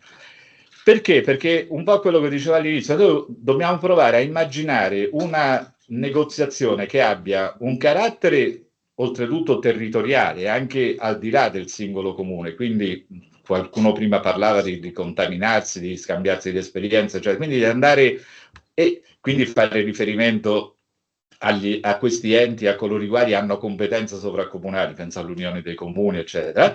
È chiaro che la discussione da cui noi partiamo resta il bilancio del comune, per noi quello resta un punto importante, lo vedremo, però poi dobbiamo allargare al resto del territorio e con uno slogan possiamo dire che è una negoziazione sociale territoriale articolata a 360 gradi per 365 giorni, cioè ci possiamo occupare di tante cose e quindi 365 giorni. esatto, perché non tutti i giorni, insomma. E quindi sono questi guardavo se c'era Daniele. Dopodiché noi abbiamo, ripeto, nel corso degli anni sono stati creati pian piano, poi oggi sono arrivati a un punto di raffinatezza, di perfezione, niente male, devo dire, che sono gli strumenti informatici che lo SPI, quindi sono delle piattaforme, nel senso che ormai siamo arrivati all'intelligenza artificiale, quindi figuriamoci se non possiamo utilizzare, noi siamo ancora un po' prima dell'intelligenza artificiale. Sono degli strumenti che sono a disposizione di tutte le leghe. Ora qui una premessa, il lavoro che noi stiamo facendo come nazionale con Carla è di portare a conoscenza di tutti i territori quello che abbiamo a disposizione. Dopodiché i territori, sulla base delle esigenze, delle caratteristiche, delle necessità, decidono che cosa utilizzare. Questo è fondamentale. Però devono sapere che a disposizione si hanno queste cose. Poi ognuno farà quello che ritiene più opportuno fare. E comunque sono strumenti che si occupano della presa in carico delle persone, affrontano i problemi e quindi le tutele, e quindi bisogni espressi da un territorio e in 4 grandi ambiti, che sono quelli del sociosanitario, delle pensioni, del reddito, dell'abitare. Altro è, diciamo, quelli che non trovano spazio in queste 4 grandi aree vengono inseriti in quest'altro. Quindi, come vedete, affrontiamo il welfare nel suo insieme. Quali sono gli strumenti di cui abbiamo tanto parlato ma che abbiamo a disposizione? Sono strumenti per la tutela individuale, che sono gli sportelli sociali e la calcolatrice dei diritti. Che cosa fanno questi 2 strumenti? Da voi insomma, è tantissimo utilizzato lo sportello sociale e siete stata una delle prime regioni insieme alla Lombardia ad avviare e quindi ad utilizzare questo strumento. In realtà la persona che viene da noi, la persona che si rega alla Lega, ha un problema suo o all'interno della famiglia, eccetera. Spesso e volentieri non sa bene di che cosa possa aver bisogno, ma sa che c'è qualcosa che lo potrebbe aiutare, il sentito dire, eccetera. Quindi la capacità dell'operatore che sta nello sportello è di capire il problema che ha la persona che a noi si è rivolta e a quel punto non risolverglielo, ma indirizzarlo, perché lo sportello non risolve il problema delle persone, ma indirizza in prima istanza ai nostri servizi, se è un problema risolvibile, perché quello che viene e che deve fare la dichiarazione di redditi sa che va al CAF, quello che ha un problema di pensione sa che va all'INCA.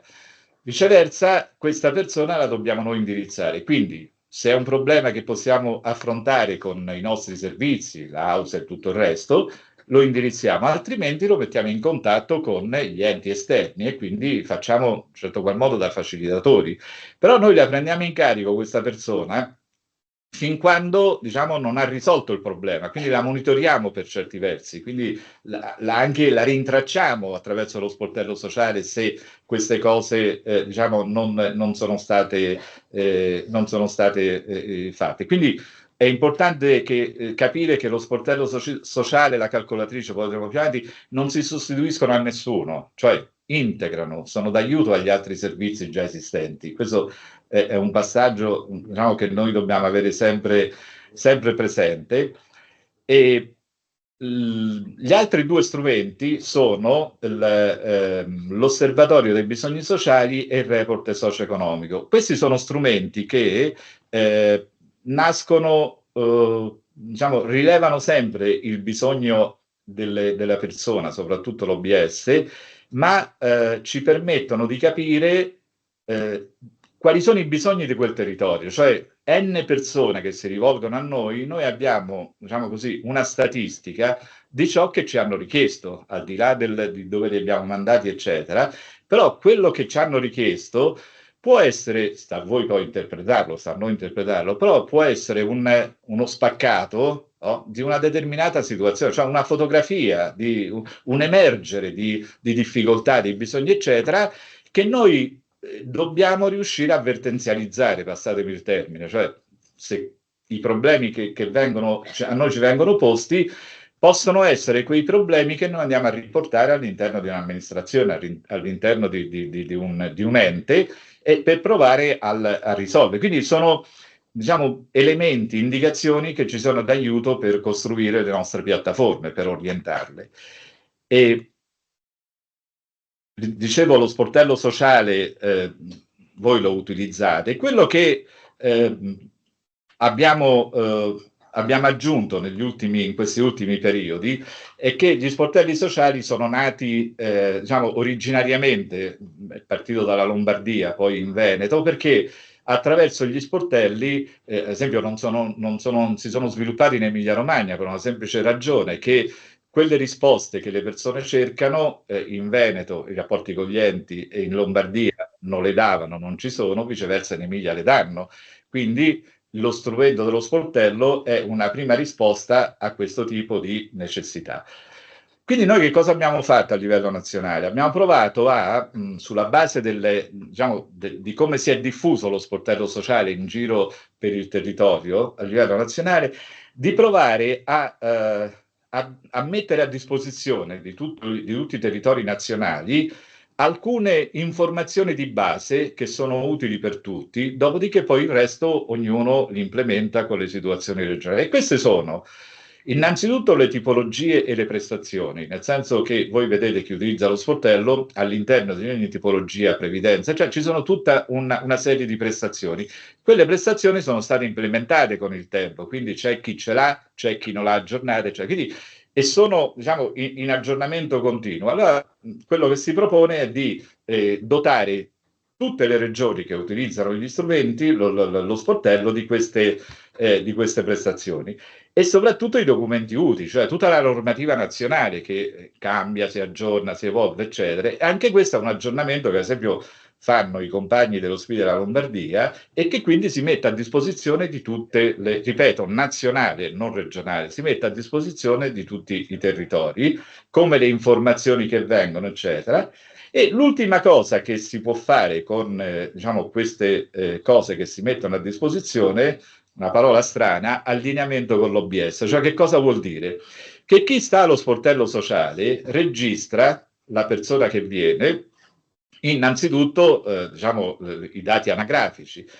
Allora, siccome tolti i dati anagrafici, perché l'OBS registra invece in maniera anonima le persone, tutto il resto sono compatibili. Quindi siamo iniziati, lo abbiamo sviluppato in Lombardia, adesso sono 4 regioni che lo utilizzano.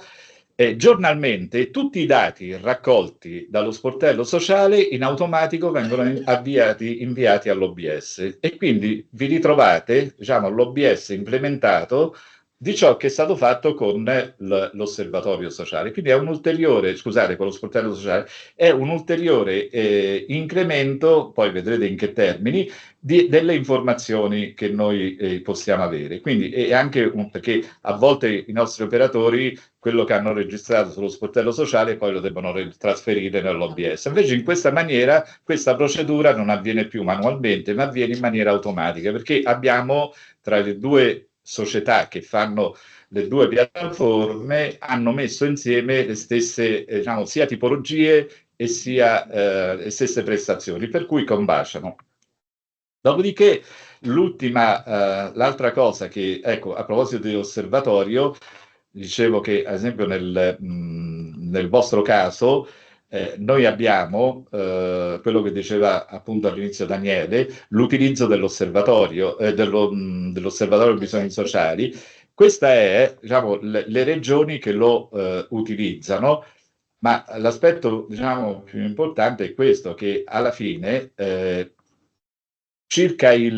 questi sono dati alla scorsa settimana, circa il 43% delle leghe utilizzano a livello nazionale l'osservatorio. Come vedete, il Veneto lo utilizza per il 73%, quindi c'è un utilizzo altissimo dell'osservatorio sociale, che però, se ritorniamo un attimo indietro alla precedente, vedete che in virtù del lavoro che abbiamo fatto in Lombardia, scusate, ecco, abbiamo fatto in Piemonte e nel Lazio sono oltre l'80%. Perché? Perché c'è questo allineamento dei dati dello sportello sociale che quindi aumenta, no? Di fatto tutte le leghe utilizzano, diciamo, utilizzando lo sportello vanno a implementare l'osservatorio bisogni sociali. Quindi questo, diciamo, è un aspetto interessante che ci permette di avere una ulteriore, diciamo, un'ulteriore disponibilità per quanto riguarda il... l'altra cosa che vi volevo far vedere è in maniera molto rapida, solo che adesso sto qui, scusate.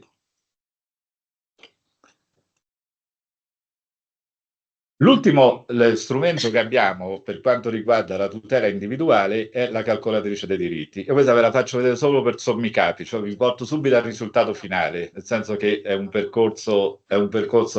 Questo è uno strumento nuovo che è, diciamo, è uno sviluppo ulteriore dello sportello sociale. È stato sempre creato dai compagni della Lombardia. Perché è importante questo strumento? Questo strumento nessuno verrà a chiedervi la Lega di fargli la calcolatrice o anche di fargli lo sportello sociale, ma sarà l'operatore che, avendo di fronte la persona, capirà se è il caso di utilizzare anche questo strumento. Cioè, questo strumento che cosa fa? Alla fine individua i cosiddetti diritti inespressi, cioè la persona che a noi si è rivolta viene fuori rispetto a una serie di informazioni che ha diritto ad alcuni diritti, ma questi diritti, se tu non li attivi, non ti verranno mai corrisposti. Quindi questo è il meccanismo. E di che cosa abbiamo bisogno? Noi abbiamo bisogno dei dati, diciamo, di questa persona.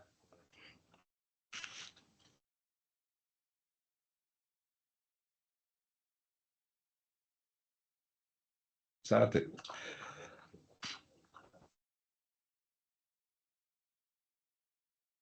Allora, la persona che a noi si rivolge, noi abbiamo bisogno di avere alcune informazioni e abbiamo bisogno di informazioni di natura lavorativa o se è pensionato, abbiamo bisogno della situazione previdenziale. Quello che poi avete con questo meccanismo, con questo, diciamo, programma, è che per ogni informazione avete sopra la relativa dicitura, cioè a che cosa corrisponde questa determinata informazione che la persona ci deve dare. Questo è fondamentale perché permette all'operatore di, come dire, andare sugli argomenti con estrema semplicità, quindi avere questa disponibilità. Poi ci sono tutte le condizioni di salute, quindi anche qui che cosa significa cieco assoluto o cose del genere, ci sono anche poi i riferimenti di legge, eccetera, e si arriva anche alla composizione del nucleo familiare e poi si va alla situazione dei redditi. In questo caso ci dice pure quale quadro dell'ISEE va inserito nella fattispecie. E io, ripeto, vado velocemente, fino a quando arriviamo alla fine e a questa persona viene fuori sulla base delle informazioni che ci ha dato, quindi non è che noi rilasciamo un documento ufficiale per cui diciamo alla persona guarda che tu hai diritto, no, tu potresti aver diritto rispetto alle cose che ci hai detto, perché noi non abbiamo la possibilità di verificare il contrario, quindi anche perché ci mettiamo un po' al sicuro, nel senso che, però normalmente... Quindi che cosa viene fuori? Viene fuori rispetto a circa 60 diritti nazionali, questo contiene oggi la calcolatrice, poi laddove l'abbiamo attivata in alcune regioni sono inseriti anche i diritti regionali, quindi ma è un lavoro successivo. In questo caso viene fuori se la persona ha diritto o non ha diritto. In ogni caso, in questo caso la carta acquisti minori non ne ha diritto, qui c'è il modulo. Ecco, allora in questo caso ci dice che ha diritto alla misura per queste ragioni, no? E la stessa motivazione, diciamo, la stessa informazione ce l'abbiamo quando non ha diritto.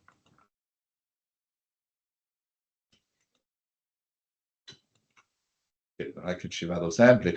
Perché rispetto alle... Ecco, in questo caso il ticket sui minori, eccetera, non ne ha diritto per queste ragioni. Quindi noi siamo in grado alla persona che abbiamo fatto la calcolatrice, siamo in grado di dirgli se ha diritto o non ha diritto a quella determinata misura. Poi, nel caso in cui ha diritto, appunto, diciamo, ecco, questo è il risultato, e poi siamo in grado anche di stampargli, questa è la Regione Lombardia, di stampargli l'allegato, no, rispetto al diritto. Quindi, come vedete, è un ulteriormente.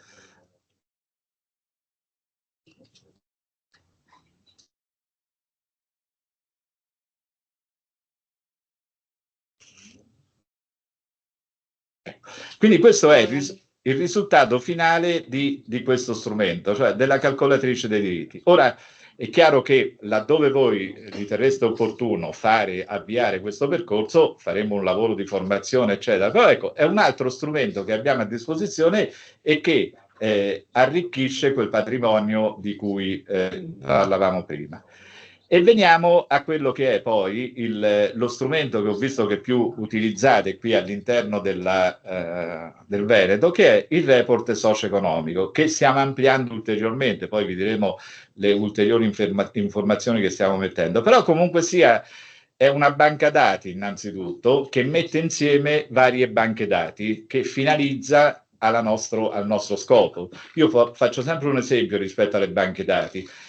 Oggi a livello di sanità, la Fondazione Gimbe è diventato uno dei maggiori interlocutori e punti di riferimento a livello nazionale. Beh, la Fondazione Gimbe di suo non ha nulla, nel senso che assembla e mette insieme i dati che sono del Ministero, delle ASL, eccetera. Quindi, però ha la capacità di indirizzarli, perché poi i dati a seconda di come li utilizzi, sapete benissimo che posso evidenziare o non evidenziare una determinata situazione. Però i dati che abbiamo a disposizione sono dei dati certificati perché provengono dall'Istat, dall'INPS, dal MEF, Agenzia delle Entrate e Ministero del Lavoro, e quindi perché abbiamo inserito, poi vi farò vedere dopo alla fine, anche dei dati rispetto agli ambiti sociali, a quelli che voi andrete a costruire come ATS. E nella fattispecie... Noi adesso prendiamo in esame questo report. Il report che cosa ci dice? Che, vabbè, tanto questa è l'architettura istituzionale del Veneto. Si parlava dei comuni che sono in questa regione. Come vedete, su 560 comuni, questa è l'articolazione sulla base del numero degli abitanti, per cui ci sono 139 comuni da 1.000 a 3.000 abitanti, 34 comuni al di sotto dei 1.000 abitanti, a differenza di altre regioni invece che hanno molti più comuni al di sotto dei 1.000 abitanti. Però insomma questa è una caratteristica. Quindi questa è un po' la popolazione come articolata rispetto a questi 5 milioni del Veneto. Poi le aziende sanitarie, il numero di comunità montane, le unioni comunali, e quindi questo è il complesso della popolazione. Ora noi prendiamo in esame, lo diceva sia Ugo ieri e stamattina Nicoletta, estrapoliamo alcuni dati che possono risultarci essere utili nella nostra negoziazione che andiamo a fare nei confronti degli enti, e prendiamo in esame questi 3 comuni più l'area interna della delta del Po, che in realtà sono altri 7 comuni, perché poi l'area interna delta del Po, poi vedremo più avanti che cosa si intende per queste aree interne SNAI, che comunque è un'area che racchiude 45.000 abitanti e che proprio vedrete, diciamo, le diversità che man mano vengono fuori rispetto a quei comuni e ai comuni all'interno di quest'area. Quindi alcuni di questi dati socio-economici. Allora, la prima cosa che andiamo a vedere è la demografia e quindi come nel corso degli anni, diciamo, si è sviluppato l'andamento della popolazione. Sostanzialmente tutte e 4 le aree prese in considerazione si ha una diminuzione della popolazione, lo possiamo vedere poi in maniera singola, cioè ci sono alti e bassi nel caso di Borgo Valbelluna, viceversa Castelfranco Veneto ha avuto un andamento più diciamo lineare a un certo punto, quindi una diminuzione minore. E se voi prendete ad esempio Soave lo stesso, se prendete i comuni delta del Po, l'area interna, come vedete, la decrescita, no? E quindi la diminuzione della popolazione è più accentuata rispetto ai comuni precedenti. Quali ragioni? Proveremo a vederli più avanti. Questo comunque sia rientra in non è un'anomalia della Regione Veneto, ma rientra nel quadro complessivo di una diminuzione, di un calo demografico che ormai è in atto all'interno del paese e quindi dove la popolazione tenderà sempre più a diminuire. Tant'è che ci sono le previsioni statistiche dell'INPS che rispetto ad esempio c'è un dato stimato al 2033 dove la popolazione scenderà ancora di più. E se poi andiamo a vedere la variazione rispetto, se prendiamo in esame un decennio,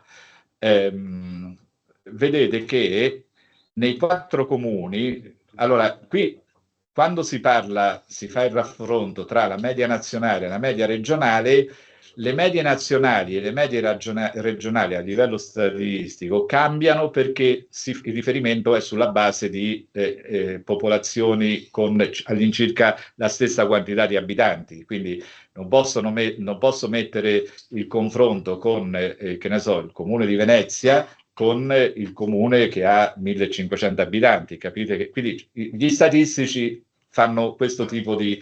Per cui, però, quello che viene fuori è che, diciamo, la variazione nel caso di Castelfranco Veneto, la diminuzione è, diciamo, c'è questa particolarità.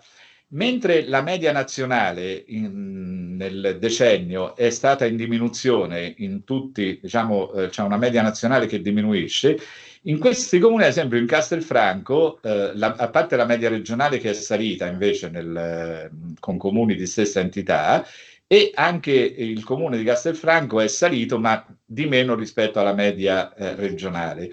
Questa cosa si inverte ad esempio nel comune di Montebelluna.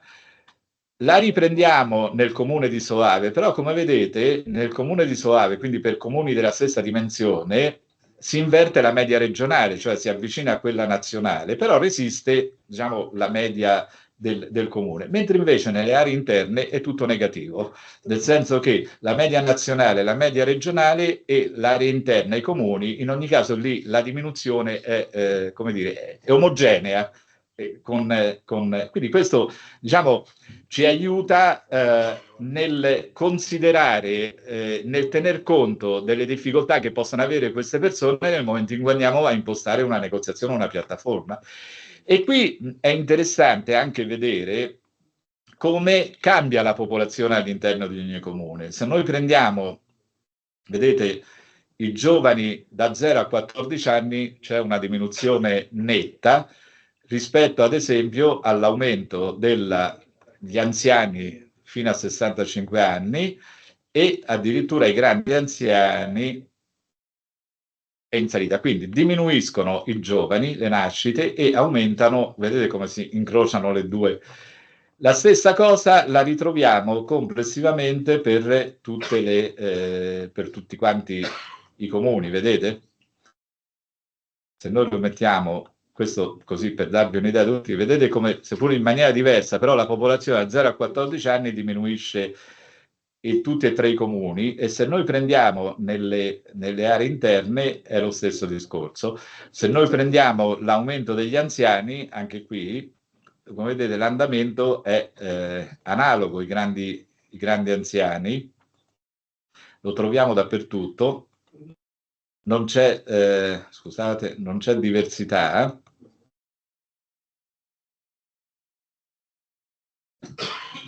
Va bene. Ecco qua, come vedete, diminuiscono da 0 a 14 anni e aumentano i grandi anziani.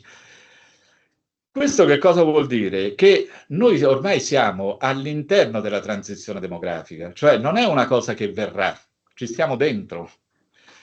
Prendere coscienza di questa situazione, poi vi faccio vedere un grafico particolare, ci obbliga necessariamente a modificare le nostre richieste, a modificare anche la considerazione rispetto allo stato sociale, al welfare. Perché?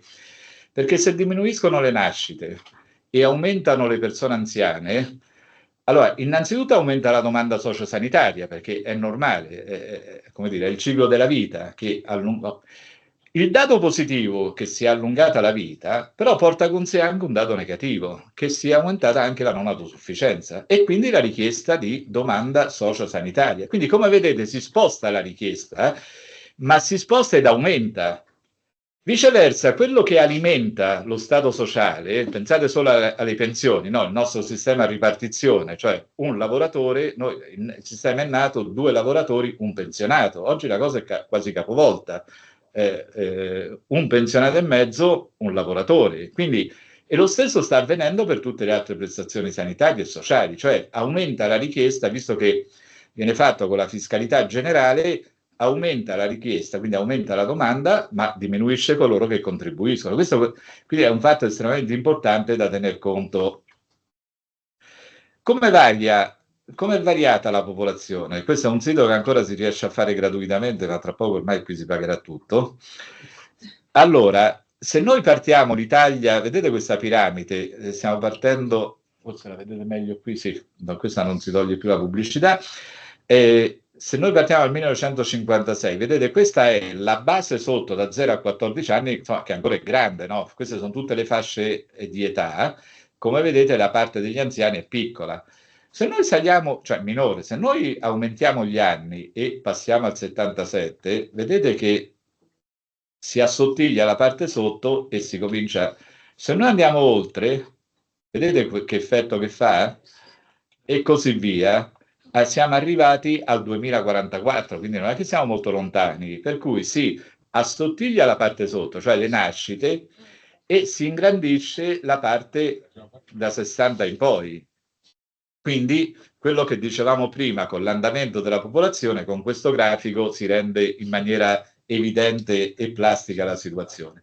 Ecco, questo per dire che, ripeto, nelle nostre considerazioni, nelle nostre negoziazioni ne dobbiamo tener conto. Accelero perché altrimenti sennò facciamo lungo, e per questo è da tener conto della popolazione straniera. Cioè, allora, noi abbiamo nel paese che ormai al 1° gennaio 2024, stiamo parlando di persone regolari, di persone che quindi sono state regolarizzate, sono il 9% della popolazione. Quindi abbiamo un numero consistente di oltre 5 milioni di persone, ma ne avremo sempre più bisogno, perché se diminuisce la popolazione in età lavorativa, cioè, quindi avremo bisogno di popolazioni che vengono al di fuori del nostro paese. Com'è l'andamento rispetto ai comuni presi in esame rispetto alla popolazione straniera? Allora, vediamolo uno per uno, e come vedete nel comune di Castelfranco Veneto diminuisce, cioè il periodo preso in esame tra il 2019 e il 2025, la popolazione straniera che diciamo residente in comune di Castelfranco diminuisce. Adesso non so perché le ragioni in questo caso, però Nel caso di Borgo di Valbelluna la situazione è diametralmente opposta. È chiaro che sono diversi anche i numeri perché sono più piccoli, però l'andamento in questo caso sale invece. Nei comuni dell'area, nel comune di Soave lo stesso diminuisce e invece nei comuni dell'area interna sale, cioè nel senso che la popolazione straniera in quei comuni, ecco, adesso io come dire, non posso dirvi, non sono in grado di dirvi le ragioni, ma voi però che conoscete quei territori, avendo questi dati siete in grado di capire quali sono le dinamiche che sono in atto in quei territori e quindi capire di che cosa si ha bisogno in quei territori per quanto riguarda. Arriviamo alla conclusione rispetto all'andamento della popolazione e per quello che riguarda l'andamento anche della popolazione straniera, un dato importantissimo da tener conto è il saldo demografico. Cioè il saldo demografico cos'è? La differenza tra il saldo naturale e il saldo migratorio. Il saldo naturale è la differenza tra morti e nascite, cioè tra nati e morti, che è, vedrete, negativo in tutti, e il saldo migratorio, cioè sono coloro i quali se ne vanno e coloro i quali vengono. Allora, che cosa succede? Che in tutti i comuni, come vedete, ivi compreso, tenete conto che diciamo, le caratteristiche dei comuni dell'area interna sono, come dire, i numeri sono maggiori, cioè la proporzione, l'andamento è lo stesso, ma i numeri sono maggiori, cioè c'è una percentuale maggiore rispetto alle negatività. Allora, questo è l'andamento tra nati e morti. Come vedete, la differenza, il saldo naturale è negativo, ma è molto più negativo nelle aree interne. Cioè, indipendentemente dai numeri, però su una popolazione di 45.000 abitanti, vedete che perché? Perché sono più alti i decessi. Ora, non so che cosa, ripeto, c'è di che diciamo fa sì che vi siano queste cose, mentre le nascite sostanzialmente in proporzione si equivalgono, mentre invece i decessi sono maggiori, quindi è una delle cause Questa che cosa porta? Porta che mentre invece nel comune di Castelfranco Veneto, ecco qui se non ricordo male, nella slide precedente avete fatto la battuta sulla nega, ci sono pochi immigrati, però il fatto positivo qual è? È che ci sono anche meno immigrati, cioè le persone restano di più, non se ne vanno da Castelfranco. E infatti la differenza qual è? Che tra il saldo naturale e il saldo migratorio è positivo, pur essendo di meno gli stranieri che diciamo vanno in quel comune. Ripeto, lascio alle vostre considerazioni. Lo stesso dicasi per Valbelluna. Viceversa, nel comune di Soave il saldo comincia a essere negativo perché c'è un saldo naturale che è negativo, ma c'è anche il saldo migratorio che è di pochissimo positivo, quindi significa che pur essendoci diciamo immigrati in realtà sono parecchie le persone che se ne vanno. La situazione invece si ribalta completamente nelle aree interne dove a fronte di una forte negatività del saldo naturale c'è un saldo migratorio, pur essendoci un numero importante di stranieri che vengono, significa che c'è un numero importante di persone che se ne vanno. La differenza è un saldo migratorio negativo molto, molto importante. Quindi questo, diciamo, siccome noi con la negoziazione ci vogliamo occupare delle condizioni di vita delle persone, nelle richieste che dobbiamo andare a fare dobbiamo tener conto di questi andamenti rispetto agli strumenti che dicevo prima che ci hanno per chiarirmi, per migratorio sì. Si intende stranieri o si intende persone che vanno via dal comune? Quello sono tutte e due. Sì, no, cioè, quindi la differenza che vanno via dal comune, migrazione anche interna, non bravissimo, migrazione interna e questo è il saldo migratorio. migrare in tutti Sì, i no, sensi. appunto era perché Era questo qui, il saldo migratorio, cioè la differenza tra, diciamo, quelli che entrano e quelli che se ne vanno. perché siccome prima nella slide precedente si parlava degli stranieri. Esattamente, gli stranieri, sì, no, non c'è quella sul, diciamo, relativa a quelli che se ne vanno, diciamo, è stato fatto, quella l'ho saltata, abbiamo fatto un... Certo, questo qui era per Chiarissimo. dal comune a chiedere al comune. Chiarissimo. Qui abbiamo l'indice di invecchiamento. Allora, l'indice di invecchiamento è diciamo, la popolazione anziana rispetto a quella giovanile, quindi quanti giovani ci sono ogni 100 anziani e così via. E questo, se cresce l'indice di invecchiamento, significa che cresce la popolazione anziana. Qui, brevemente, come vedete, nell'area interna, che è l'ultima, questa rosa, rispetto a tutte le altre enti comuni presi in esame, nell'area interna c'è il maggior indice di invecchiamento, tanto è che di 327 rispetto a quello regionale. Quindi i numeri sono tutti più alti, in negativo, ecco, insomma, questo per darvi, diciamo, anche poi insomma, voi la riflessione. Questo è un indice statistico, lo dovete prendere solo come, diciamo, così, come riferimento per... Allora, innanzitutto chi sono i caregiver? Sono quelli che si fanno carico delle persone con autosufficienza. Dicevo all'inizio che all'aumentare della vita, cioè si allungano gli anni di vita, però aumentano anche le persone con la non autosufficienza. Quindi noi abbiamo uno Stato sociale che se zoppica sulla sanità, ma per quanto riguarda il sociale è molto ma molto assente, perché le persone che hanno la sventura di avere una situazione di non autosufficienza all'interno della famiglia sanno a che cosa si va incontro. Quindi, allora, i potenziali caregiver invece sono quelli che, è un'ipotesi statistica, cioè quante persone, quindi a quello che si diceva prima, tra i 50 e i 74 anni sono in grado di assistere gli ultra 85 anni.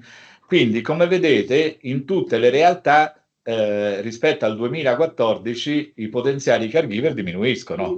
Perché? Perché aumentano le persone che hanno quell'età e quindi questo significa che c'è sempre più la famosa legge 33 del 2023, quella sulla riforma della non sufficienza, eccetera, dove abbiamo contribuito anche noi, all'interno ci sono, purtroppo non ci sono le risorse, non è finanziata e quindi, cioè, di questo stiamo parlando. Poi vabbè, qui ci sono delle considerazioni generali, non importa, andiamo avanti e vi faccio un altro aspetto che sono i redditi.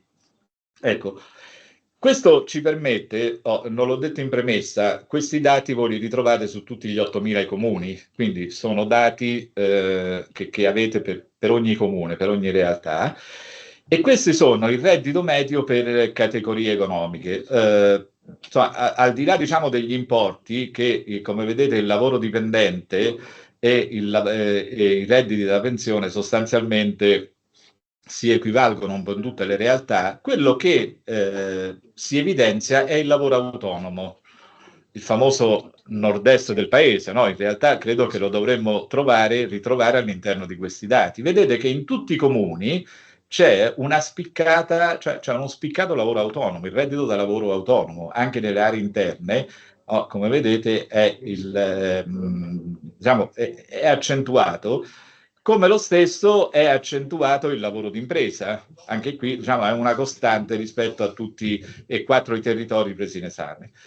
La novità che abbiamo inserito all'interno di questo report, poi vi faccio vedere dove lo trovate, è la variazione tendenziale dell'indice dei prezzi rispetto al terzo trimestre del 2025 riferito al 2024, cioè la cosiddetta inflazione. Come vedete cioè, si differenzia un po' nei vari comuni.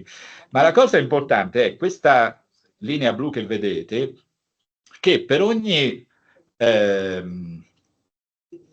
diciamo, per ogni categoria, stiamo parlando sempre di redditi chiaramente lordi, no? Questi sono presi dalla dichiarazione dei redditi 2023.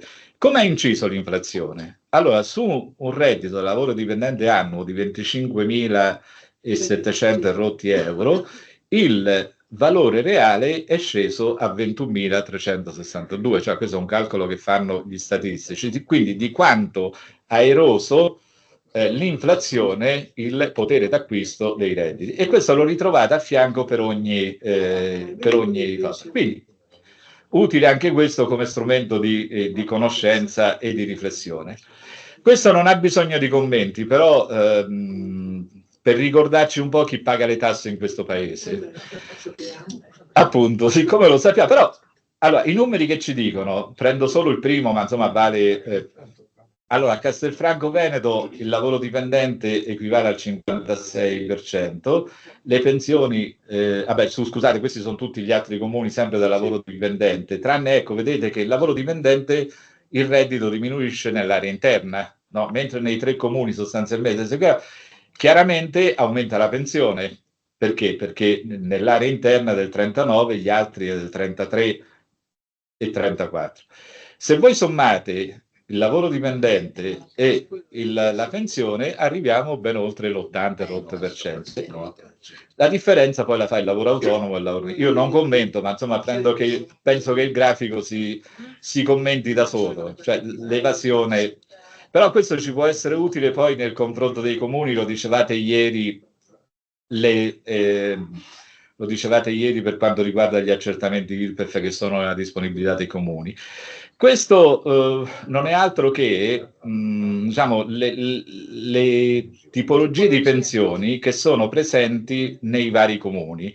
Ora qui vedete, io ho messo i 3 comuni insieme e poi ho messo tutti e 7 i comuni dell'area interna, diciamo, leggermente spostati in modo che li potete vedere.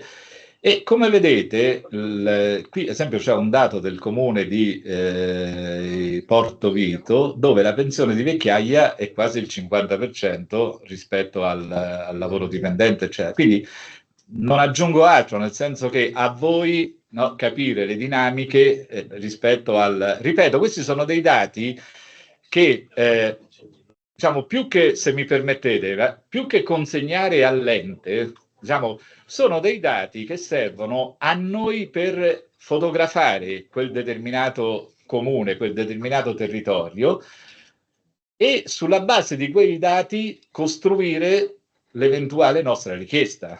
Cioè io perché ti richiedo ad esempio al comune di, che ne so, qui in questo caso di Porto Vito, di intervenire di più sul centro anziani, adesso sto banalizzando, perché se ho il 50% di pensione di vecchiaia significa che probabilmente la popolazione, cioè, quindi ho bisogno di servizi per, cioè, ripeto, banalizzo, la mia, però cioè, la considerazione è questa da portare diciamo, nel nostro tavolo di... Poi qui abbiamo l'importo medio delle pensioni. Ora qui è un dato statistico, mediamente insomma, noi abbiamo a Castelfranco 1500 è l'importo medio, però poi è una costante che ritrovate in tutti i comuni come varia rispetto agli uomini e le donne. Come vedete è una costante, cioè l'importo medio, quello degli uomini è maggiore e quello delle donne è inferiore. Quindi chiaro che dipende dalla vita lavorativa, contributiva, eccetera. Ecco. Questo è un altro dato che può essere, ricollegandolo a quello di prima, rispetto alla... questo l'ho messo per tutti i comuni perché può essere interessante. Allora, le pensioni di vecchiaia fino a 1.000 euro, stiamo parlando sempre di lordi, quindi 1.000 euro lordi. Allora, come vedete, la Regione Veneto ha una media del 43%, la provincia di Treviso ne ha del 44% e poi ci sono comuni di... qui ho spacchettato per provincia e comune. Quindi quello che viene fuori complessivamente è che nel comune di Borgo Valbelluna è il 38%, quindi è un dato positivo, cioè in quel comune ci sono meno pensioni da 1.000 euro. Viceversa, nel comune di Corbola, si pronuncia così, sono quasi il 60%, cioè in quel comune c'è una pensione di vecchiaia fino a 1.000 euro e quindi allora probabilmente se io vado in questo comune a fare la negoziazione mi dovrò porre il problema dell'esenzione dell'IRPEF, no? Rispetto a certe fasce. Perché? Perché ho un numero elevato di pensioni a 1.000 euro. Ecco perché dico, non è tanto dire al sindaco guarda che qui ci sono 60%, no, bisogna mettere in piedi interventi che probabilmente servono perché... Cioè, Quindi questo, diciamo, anche questo aspetto va letto in questi termini. Poi arriviamo rapidamente.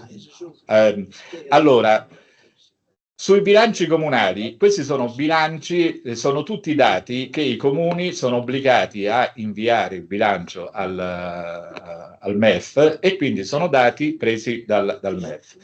Allora, sulla negoziazione che cosa noi possiamo fare? Beh, noi abbiamo delle leve per la negoziazione. Ad esempio, noi per quanto riguarda l'IMU, i comuni hanno la facoltà, ad esempio questa è una possibilità, di equiparare ad abitazione principale ai fini IMU l'unità immobiliare di una persona che è ricoverata o che insomma, con difficoltà, eccetera. Quindi se noi abbiamo in quel determinato ente questa situazione, possiamo chiedere all'ente che possa, diciamo, adottare questa misura di agevolazione. Poi i comuni hanno un'altra possibilità, che è quella degli accertamenti. Allora, qui viene fuori che per quanto riguarda l'IMU, rispetto agli accertamenti fatti, ora qui non è dato sapere se l'accertamento fatto nel comune di Casati di 808 milioni e qualcosa sia, diciamo, giusto o se ne poteva fare di più, questo non è dato saperlo. Però quello che è dato sapere è che rispetto a questo accertamento è stato incassato il 96%, quindi è molto, nel senso che è un buon risultato. Ripeto, la base di partenza non si è nelle condizioni di stabilire se si poteva fare di più o di meno, ma quello che è stato fatto è positivo, perché quindi viceversa, se vi trovate in una situazione dove l'accertamento è X e il riscosso è molto basso, il tema è perché non siete intervenuti per... Lo stesso dicasi per gli altri... invece poi c'è una situazione che però dove sulla Tari, quindi sui rifiuti, in alcuni comuni proprio c'è zero, nel senso che probabilmente o la pagano tutti o quindi non... Qui, no, è riscossa dalle aziende. Esatto, quindi c'è quel, ci deve stare, e quindi non è registrabile, quindi non siamo in grado di... Ecco, nel comune di Soave sì, ma ad esempio nel comune di Castello... E lo stesso dicasi, la stessa situazione per quanto riguarda i comuni del Delta del Po. Come vedete anche qui, sull'IMU sono tutti abbastanza... però ecco, e quindi probabilmente qui c'è il discorso che viene pagata dall'azienda e quindi non abbiamo il discorso sulla Tari. Però quello che... trovate più la Tari. No, non passa più per i bilanci. Non passa più per i bilanci comunali. Prima Passa. Adesso è diventata tariffa. Tariffa. Hanno modificato E quindi si paga, diciamo, come tariffa, perciò i comuni non la mettono in bilancio. Non la mettono in bilancio. Prego. Basta, è diventata una tariffa puntuale ed è stata trasferita ad Ecoambiente, per cui i soldi vanno direttamente ad Ecoambiente e passano per i bilanci. Però non tutti, perché alcuni ancora ce l'hanno. Alcuni ancora ce l'hanno, qualche comune ho visto qui. No, non tutti i comuni. Parlano della provincia di Rovigo. Ah, sì, no, qui ad esempio Soave ce l'ha ancora. Ah, sì, ho capito. Va bene, ok. Dipende se sono andati avanti o no con questo processo e generalmente è legato alla pubblicità delle aziende. Ho capito. Venezia l'ha fatto ancora 15 anni fa, insomma, ha demandato all'azienda la riscossione, mentre invece in tantissime altre regioni c'è ancora invece non c'è questo. Quello che invece però si può fare, ad esempio per quanto riguarda la Tari, è anche qui provare a concordare con l'ente delle agevolazioni, adesso non ve la leggo tutta, quando ricorrono queste condizioni. Quindi i comuni non è che di loro sponte queste cose le applicano, cioè allora, diciamo, il tema qual è? È che ci sono queste possibilità, ma se ai comuni nessuno glielo dice, anzi non è che glielo dice, glielo chiede, glielo sollecita, queste cose non vengono attuate. Quindi è un po' come i diritti inespressi, ci sono, ma se non li attivi non li hai, anche se ne hai diritto. E quindi lo stesso discorso si tratta per quanto concerne la concentrazione. Sugli accertamenti, qui anche qui la base di partenza, ecco, tenete conto che essendoci un elevato reddito da lavoro autonomo e anche un elevato reddito da impresa, gli accertamenti IRPEF qui possono essere importanti. Anche qui però non sappiamo se la base di partenza è quella, diciamo, possibile o è una parte di quella possibile. Qui siamo in grado solo di fare il raffronto con l'anno precedente, per cui nel 2023 rispetto al 2024 è salita. Non siamo in grado nemmeno di fare di dire quanto è stato riscosso, perché sapete benissimo che gli accertamenti vanno, come si dice, alle calende greche, con tutti i ricorsi, eccetera. Quindi quello che possiamo capire, provare a capire se il dato dell'accertamento lo stesso dicasi per tutti i comuni dell'area interna. Quindi, come vedete, anche qui si sono mossi con la stessa dinamica, nel senso che gli accertamenti 2024 sono saliti rispetto al 2023. E questo perché? Perché i comuni, qui c'è la norma, quindi chi vuole, rispetto, diciamo, a questa norma, i comuni possono avviare gli accertamenti, quindi possono, e poi sono risorse che vedremo più avanti come possono essere utilizzate all'interno del bilancio. Questo è per quanto concerne le addizionali IRPEF. Allora, sapete benissimo che l'addizionale IRPEF è un'imposta sul reddito da versare alle regioni o ai comuni di residenza, e sono tenuti al versamento tutti coloro i quali nell'anno di riferimento debbono pagare l'IRPEF. Che cosa succede? Che i comuni hanno la facoltà di mettere questa aliquota fino a un massimo dello 0,8.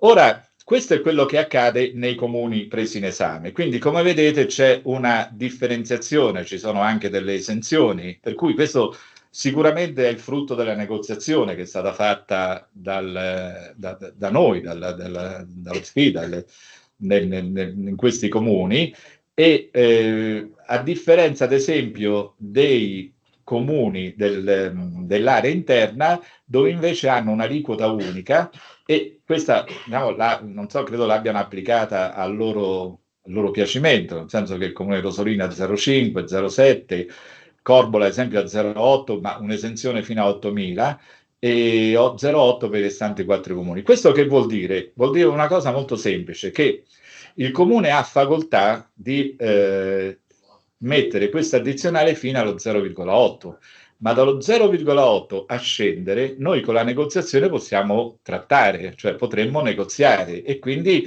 creare o delle fasce di esenzione e anche delle multialiquote, nel senso che la fascia di esenzione e comunque poi a seconda dei redditi stabilire della gradualità. Quindi questa, diciamo, è una fotografia che ci consente di capire se ci sono o meno gli spazi ancora per avviare una negoziazione, oppure se non è stata fatta, il comune applica solo il massimo del 0,8. L'altro aspetto importante, e qui ci avviciniamo lentamente a quello che è il discorso vostro degli ATS. Ad oggi i comuni, cioè i bilanci comunali, sono divisi in missioni, e c'è a noi quella che più interessa in modo particolare è la missione 12, cioè sono le spese per i servizi sociali. E quindi noi qui abbiamo estrapolato i dati rispetto ai servizi sociali che sono gestiti direttamente dai comuni, e quindi quanto spendono in valori assoluti. Come vedete c'è un po' di differenza, il comune di Castelfranco Veneto spende di più, è anche aumentato, viceversa hanno diminuito gli altri due, e così via. Questa spesa poi è anche individuata come spesa pro capite, cioè quando il comune spende in teoria per ogni abitante. E se noi vediamo nei comuni, ad esempio, dell'area interna, qui che cosa avviene?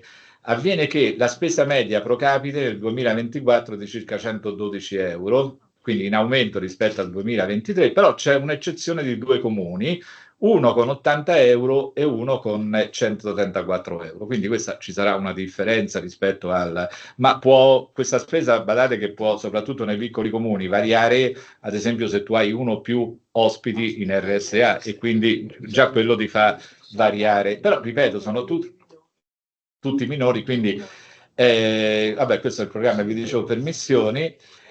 Poi abbiamo ecco, quindi la spesa pro capite per i programmi sociali. Che cosa si intende per i programmi sociali? Queste sono diciamo quello che oggi i comuni spendono per quanto riguarda la missione 12. qui è da fare attenzione perché anche con gli ATS, cioè queste spese possono rimanere in capo ai comuni, a condizione che i comuni non conferiscano all'ATS alcuni servizi. Quindi questo è il punto di snodo. Io poi vedremo. Quindi ad oggi in questi comuni che cosa avviene? Avviene che queste sono le grandi macro aree, cioè normalmente i comuni spendono per infanzia, asilo, disabilità, anziani, esclusione sociale, famiglie, e poi questi sono coloro che fanno i servizi e il diritto alla casa. Quindi ci sono diversità che variano nei comuni, però insomma sono, come dire, spese importanti che i comuni fanno, e a secondo delle realtà che hanno queste spese possono variare, perché ad esempio in comuni dove non ci sono gli asili nido, eccetera, probabilmente questa spesa non la trovate, in alcuni ad esempio il diritto alla casa non mettono, per cui, e anche qui conoscendo, ecco, questo perché può essere importante, perché nell'ambito di un bilancio comunale le spese che vengono fatte per il sociale grosso modo riguardano questi interventi. Se noi conosciamo la realtà del nostro territorio di cui si ha bisogno e conosciamo questi dati, diciamo, dalla comparazione può venire fuori un'eventuale richiesta, esigenze o i bisogni che sono stati raccolti attraverso gli sportelli, la calcolatrice, bisogni sociali, eccetera. Cioè, sono tutte cose che vanno in qualche modo messe insieme, mescolate. Qui è un dato statistico che dice semplicemente una curiosità che rispetto al fabbisogno standard, cioè è un parametro che il MEF attribuisce ai comuni sulla base di alcuni indicatori, eccetera, e quindi se la spesa sociale che il comune impegna è inferiore o superiore a quel fabbisogno. E quindi questo, diciamo, è il quadro che viene fuori. La cosa invece, diciamo, utile da tener conto, arriviamo alla conclusione di quello che è il bilancio comunale. Allora, noi all'interno di un bilancio comunale, diciamo, quello che ci interessa fondamentalmente, noi abbiamo 3 voci, che è l'avanzo di amministrazione, i fondi crediti di dubbia esigibilità, di cui ne parlavate ieri in maniera chiara, per cui non mi sono dubbi, cioè sono, come dire, soldi, risorse scritte in bilancio, ma che ci sono dubbie come possibilità di essere, diciamo, incassate. E poi ci sono le economie di spesa corrente. Allora, che cosa a noi ci deve interessare? Rispetto a queste 3 voci, quello che a noi ci deve interessare è l'avanzo disponibile, cioè questa linea qui, l'avanzo disponibile. Perché? No, avanzo di amministrazione, scusa. Avanzo disponibile, esatto, quella blu. Allora, se diciamo questo avanzo è positivo, vuol dire che noi abbiamo l'opportunità di poter non solo dialogare, ma provare a spostare le risorse. Poi vedremo come.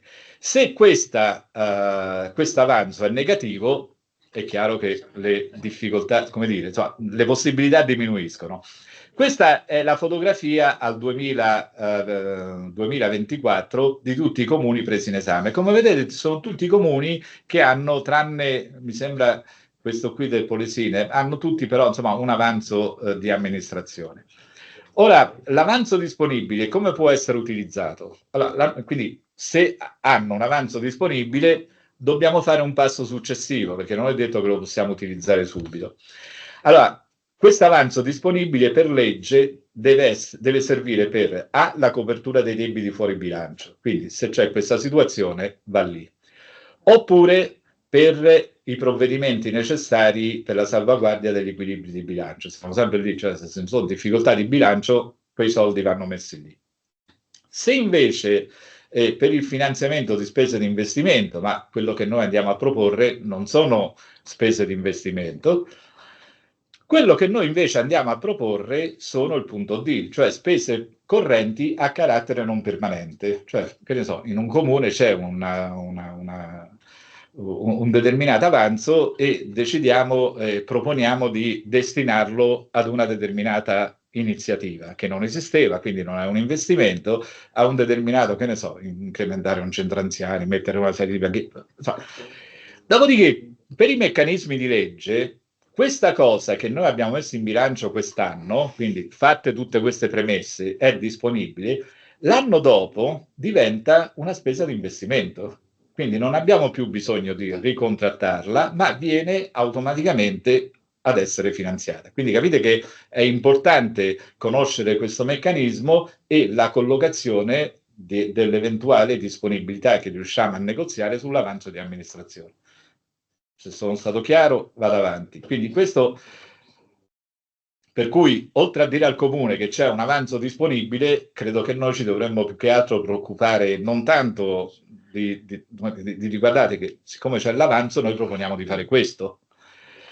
Qui sono diciamo, delle conclusioni che si fanno anche a livello statistico e viene, diciamo, in base al MEF, viene stabilita la spesa che si fa sui servizi sociali, viene data una graduatoria da 1 a 10 rispetto alla qualità, alla quantità dei servizi sociali erogati.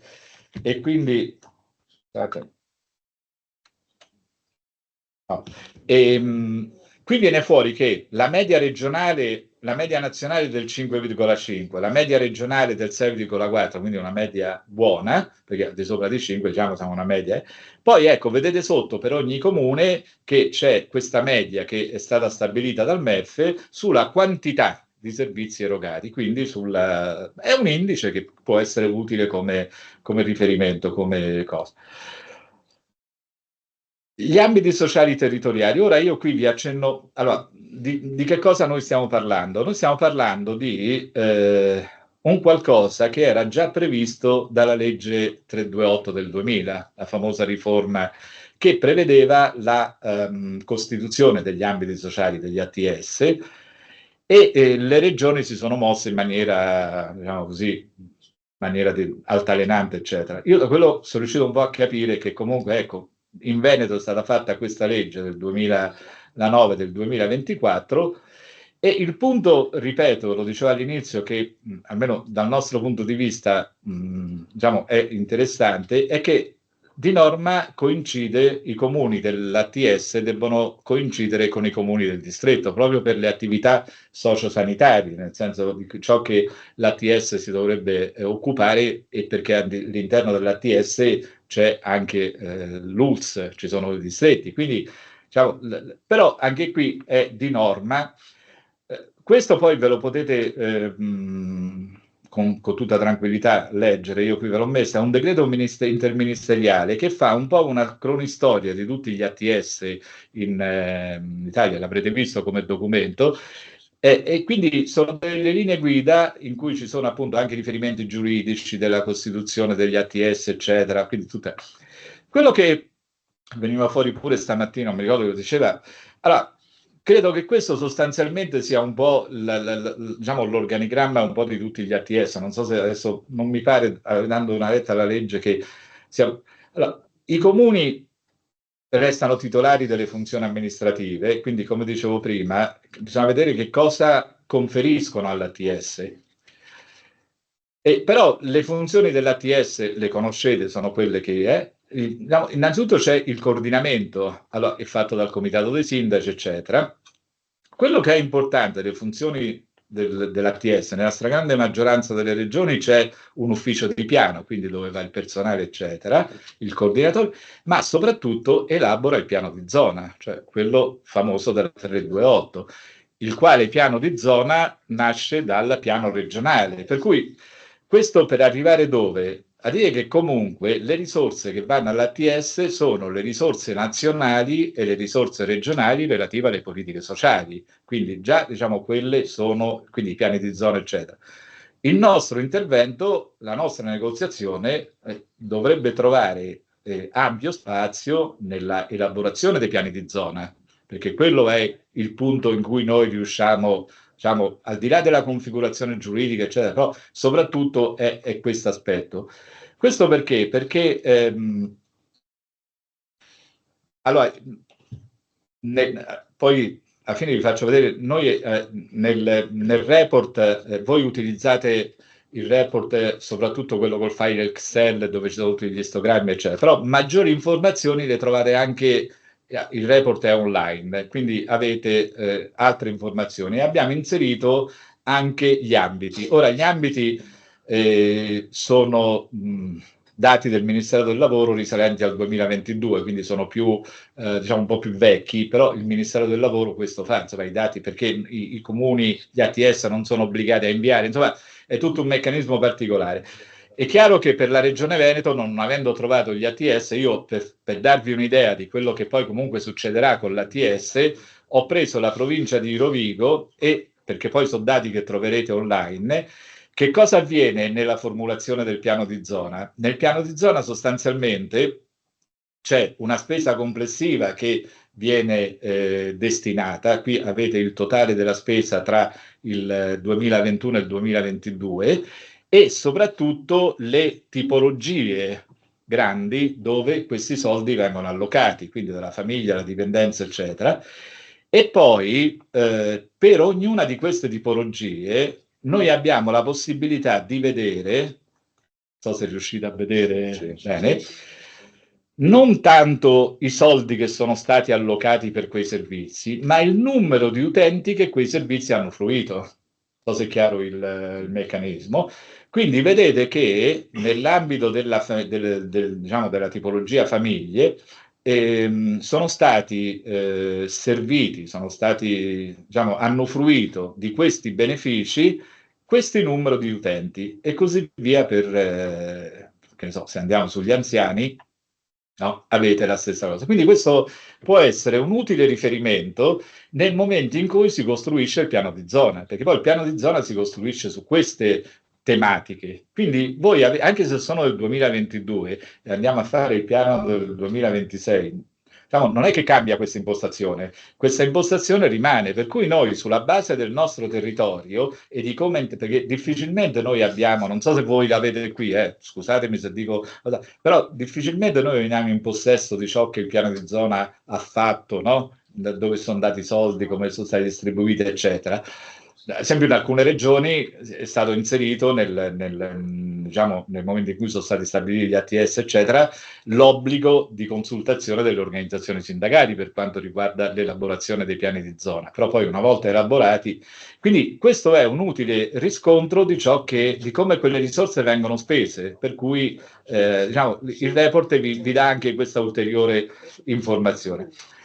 Per andare avanti nella nostra, diciamo, modalità di negoziazione, come vedete, il report dà tanti spunti, come tante sono le materie di cui ci si può occupare con la negoziazione e che non tutte necessariamente giungono a conclusione con un accordo. Abbiamo visto il discorso del PNRR, le case di comunità, lì non è che noi usciamo con un accordo, lì noi dobbiamo essere però delle sentinelle che monitorano, verificano ciò che viene fatto insieme alla funzione pubblica, e lì la funzione pubblica dovrebbe essere fondamentale perché il problema del personale, cioè, però insomma, questo tipo di lavoro. E una di queste tematiche che abbiamo inserito è quella relativa alle aree interne. Ora, molto brevemente, le aree interne, di che cosa parliamo? Noi parliamo di comuni al di sotto dei 5.000 abitanti, questa vabbè è una...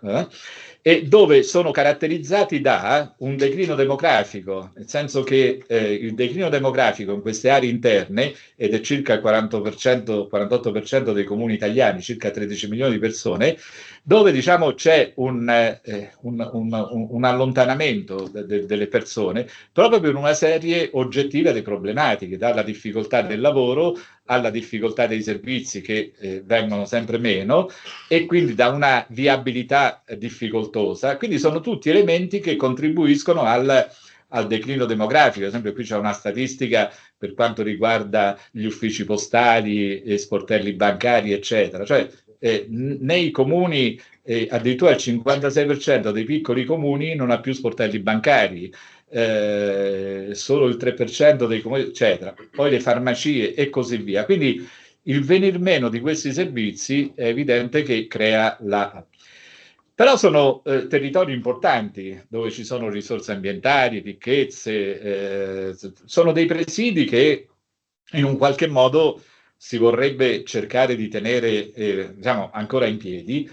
E qui nel 2012, quando ci fu il governo Monti, l'allora ministro Barca, si inventò il progetto SNAI, cioè la Strategia Nazionale delle Aree Interne, che individuava i comuni, poi vi faccio vedere come, e metteva a disposizione, oltre ai fondi comunitari, eccetera, oltre ai fondi di coesione, altre risorse aggiuntive da indirizzare soprattutto su 3 versanti: sanità, scuola e mobilità, cioè nel senso di ricreare le condizioni per poter affrontare e arrestare il declino demografico.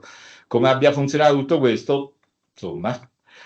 Però questo è il dato, cioè che le SNAI individuate i numeri sono questi in tutto il paese, quindi stiamo parlando di numeri importanti.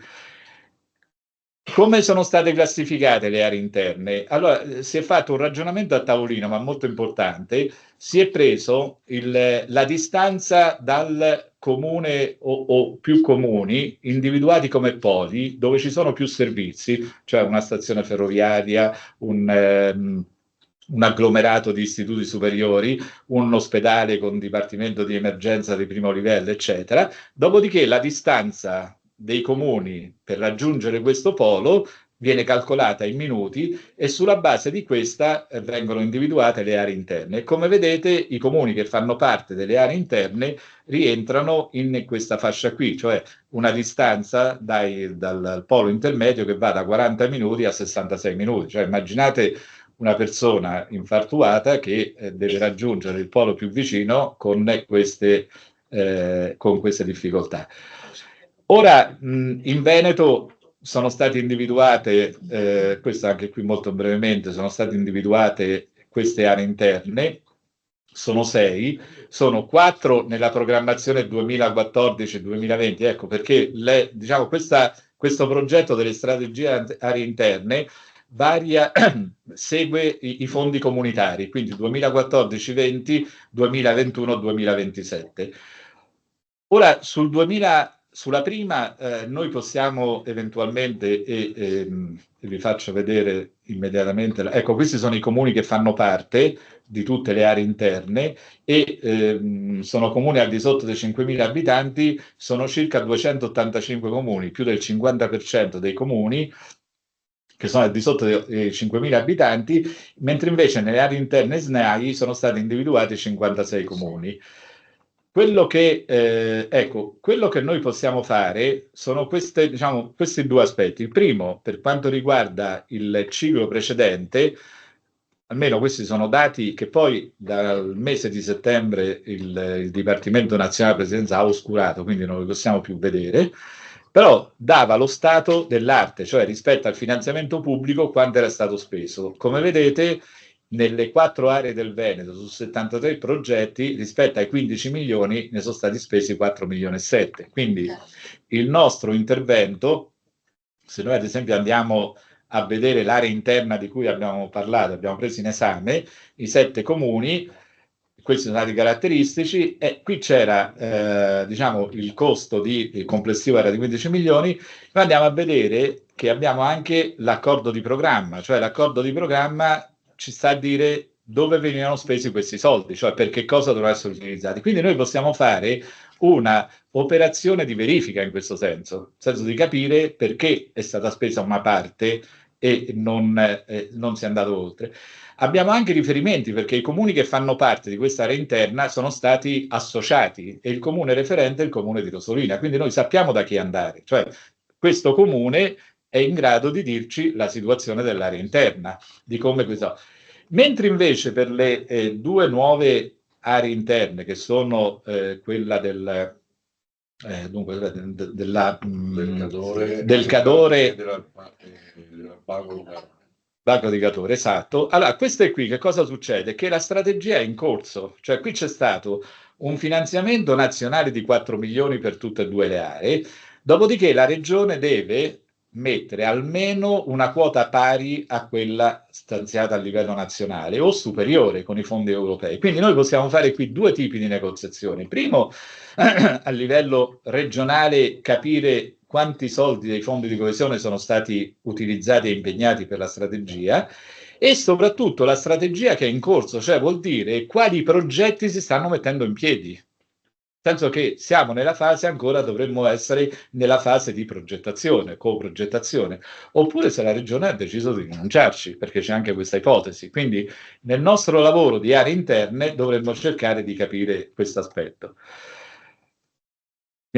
Avvio rapidamente alla conclusione per dire che cosa? Che in questo metodo di lavoro che noi stiamo cercando di mettere in piedi è importante, lo dicevate pure voi, la formazione dei negoziatori, cioè non necessariamente coloro i quali vanno a negoziare debbono essere, come dire, gli organismi dirigenti, cioè, noi possiamo avvalerci perché abbiamo delle risorse che a volte non ci rendiamo conto, ma tra i nostri iscritti abbiamo tantissime figure che per la prima volta si avvicinano al sindacato non avendo alle spalle un'esperienza sindacale, ma le cui competenze possiamo utilizzare e ci possono essere utili quindi dobbiamo avere anche questa capacità diciamo, per costruire la nostra, quindi l'individuazione degli esperti, la dimensione territoriale, sono aspetti importanti nella negoziazione.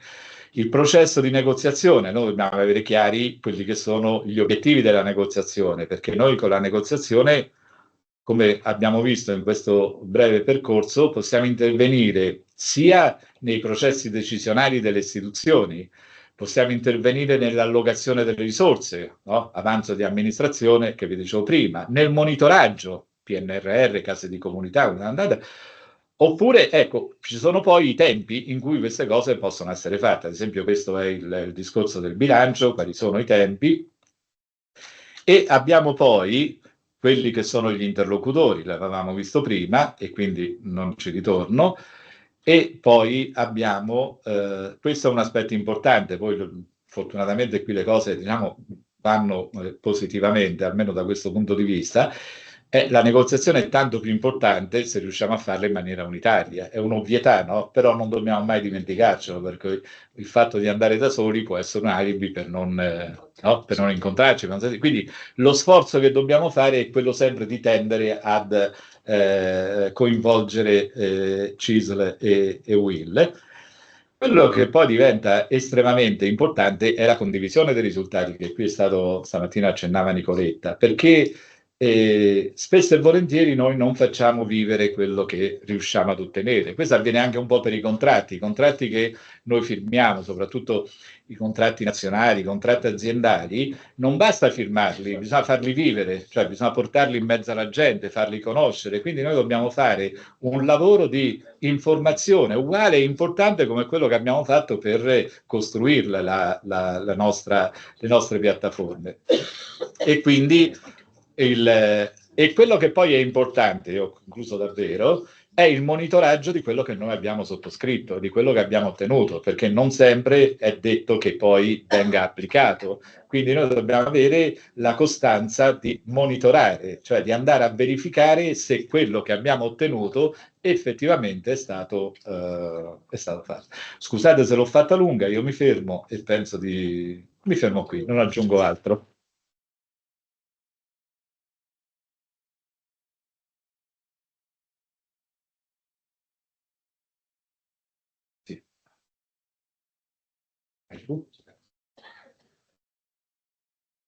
Allora, intanto i tempi.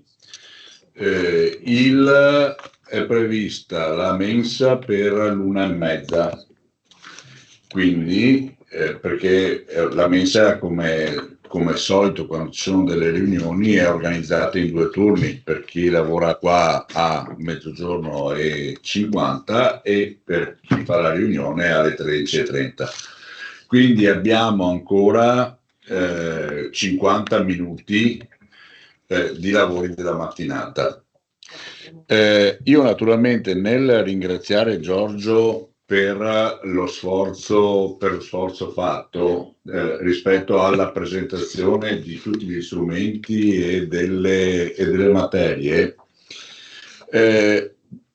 volevo dire 2 cose. Uno, Giorgio ha fatto un lavoro mettendo in paragone 4 comuni del Veneto, 4 realtà, diciamo, istituzionali del Veneto. E questa cosa però con gli strumenti che abbiamo può essere fatta, anzi andrebbe fatta probabilmente nei singoli territori, mettendo in rapporto le situazioni di più realtà comunali dentro magari la stessa provincia. Perché mi viene in mente una cosa che mi ha colpito prima, non me ne vogliono i compagni di Verona, no? Quando si è parlato delle esenzioni, il comune di Soave era in realtà il comune che aveva le percentuali più basse di IRPEF di addizionale. Non arrivava allo 0,8, arrivava allo 0,7 e via di seguito. Però aveva contemporaneamente rispetto agli altri comuni un livello di esenzione che era 7.500 anziché 15.000 mi pare di Castelfranco. Questo vuol dire che se noi mettiamo in rapporto queste due, il comune di Soave ha fatto una scelta politica a favore, diciamo, delle fasce più alte. Perché in realtà la fascia che sta tra i 7.500 e i 15.000, che è la fascia molto spesso anche nostra, non è esente e paga, magari poco, lo 0,3, ma paga, rispetto all'altro comune che ha l'esenzione. Contrariamente, la fascia che ha oltre i 50.000, a Soave paga lo 0,7 e a Castelfranco paga lo 0,8.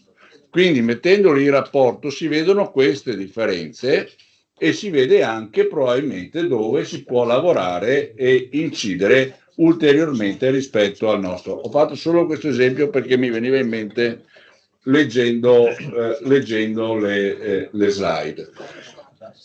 Per chi lavora con questi report sa che fare questo è abbastanza semplice. Nel senso che il programma è fatto per poter proprio anche confrontare situazioni diverse all'interno dello stesso territorio. Probabilmente vale anche per quanto riguarda l'omogeneizzazione rispetto ad alcuni servizi.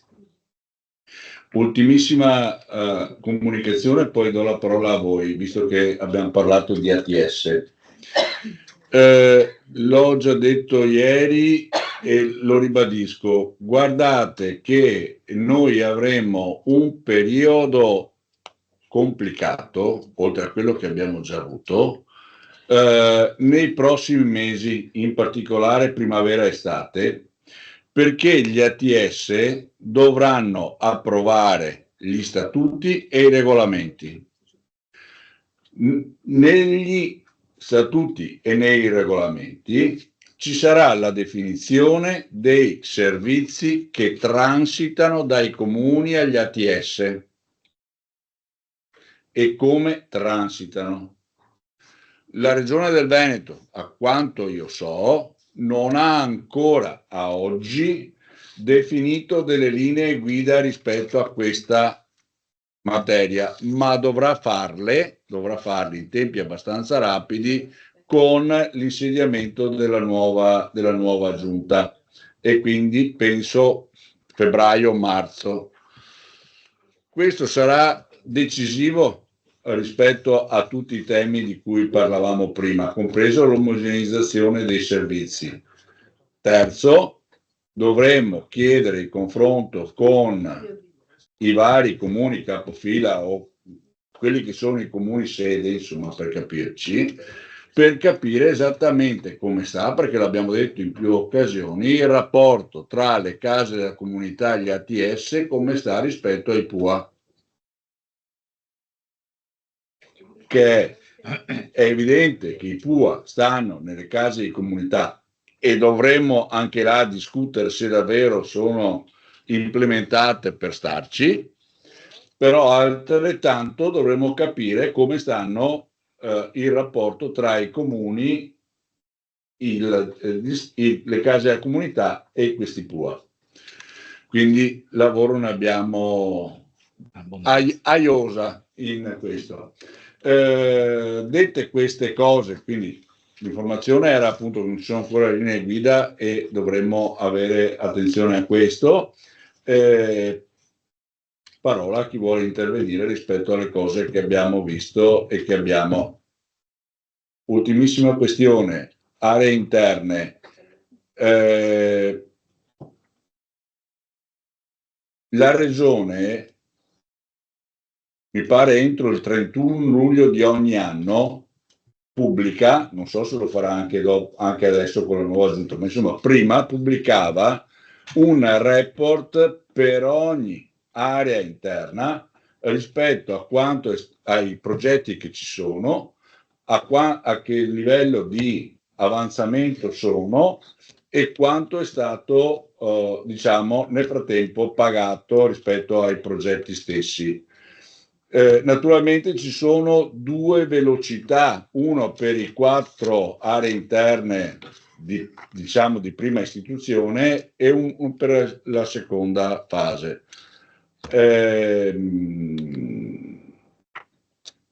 Bisogna avere attenzione anche rispetto a questo, perché le cose che ci vengono segnalate è che qualche area interna è particolarmente in difficoltà, per cui ci sarebbero le risorse economiche, c'è anche l'indicazione dei progetti, ma i progetti rischiano di rimanere là e di diventare risorse che tornano all'Europa o comunque non vengono destinati, insomma.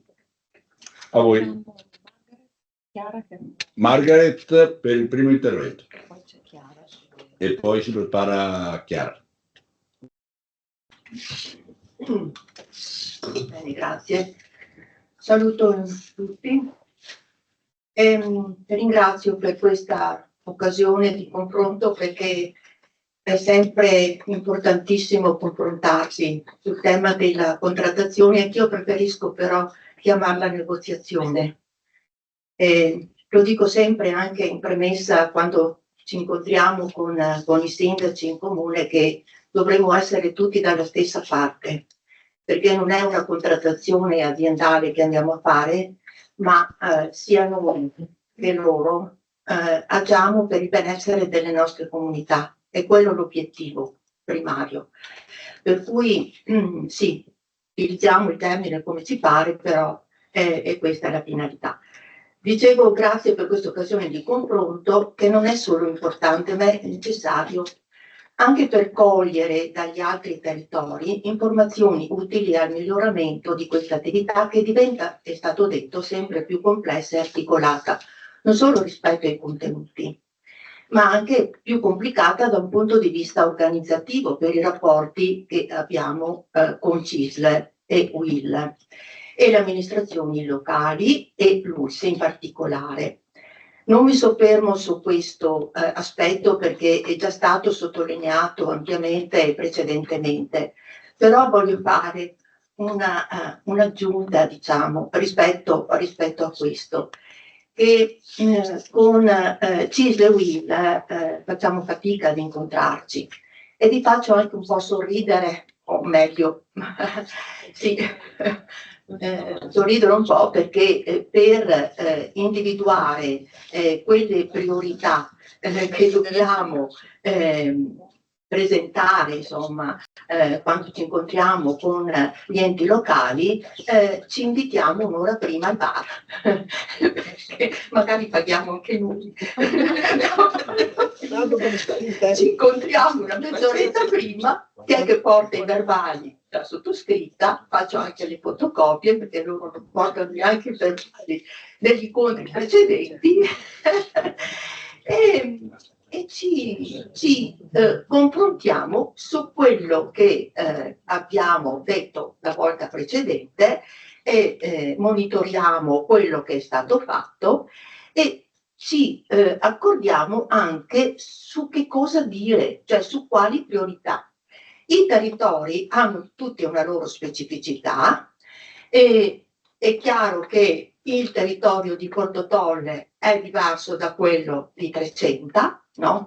C'è una situazione per il tessuto demografico e sociale per i tessuti diversi, anche demografici e sociali in modo particolare, per cui a Porto Tolle naturalmente si parlerà della crisi ittica, del granchio blu e verrà fuori tutto quel tema, diciamo, anche che riguarda il futuro di quell'area del gioco centrale e della situazione di criticità che c'è.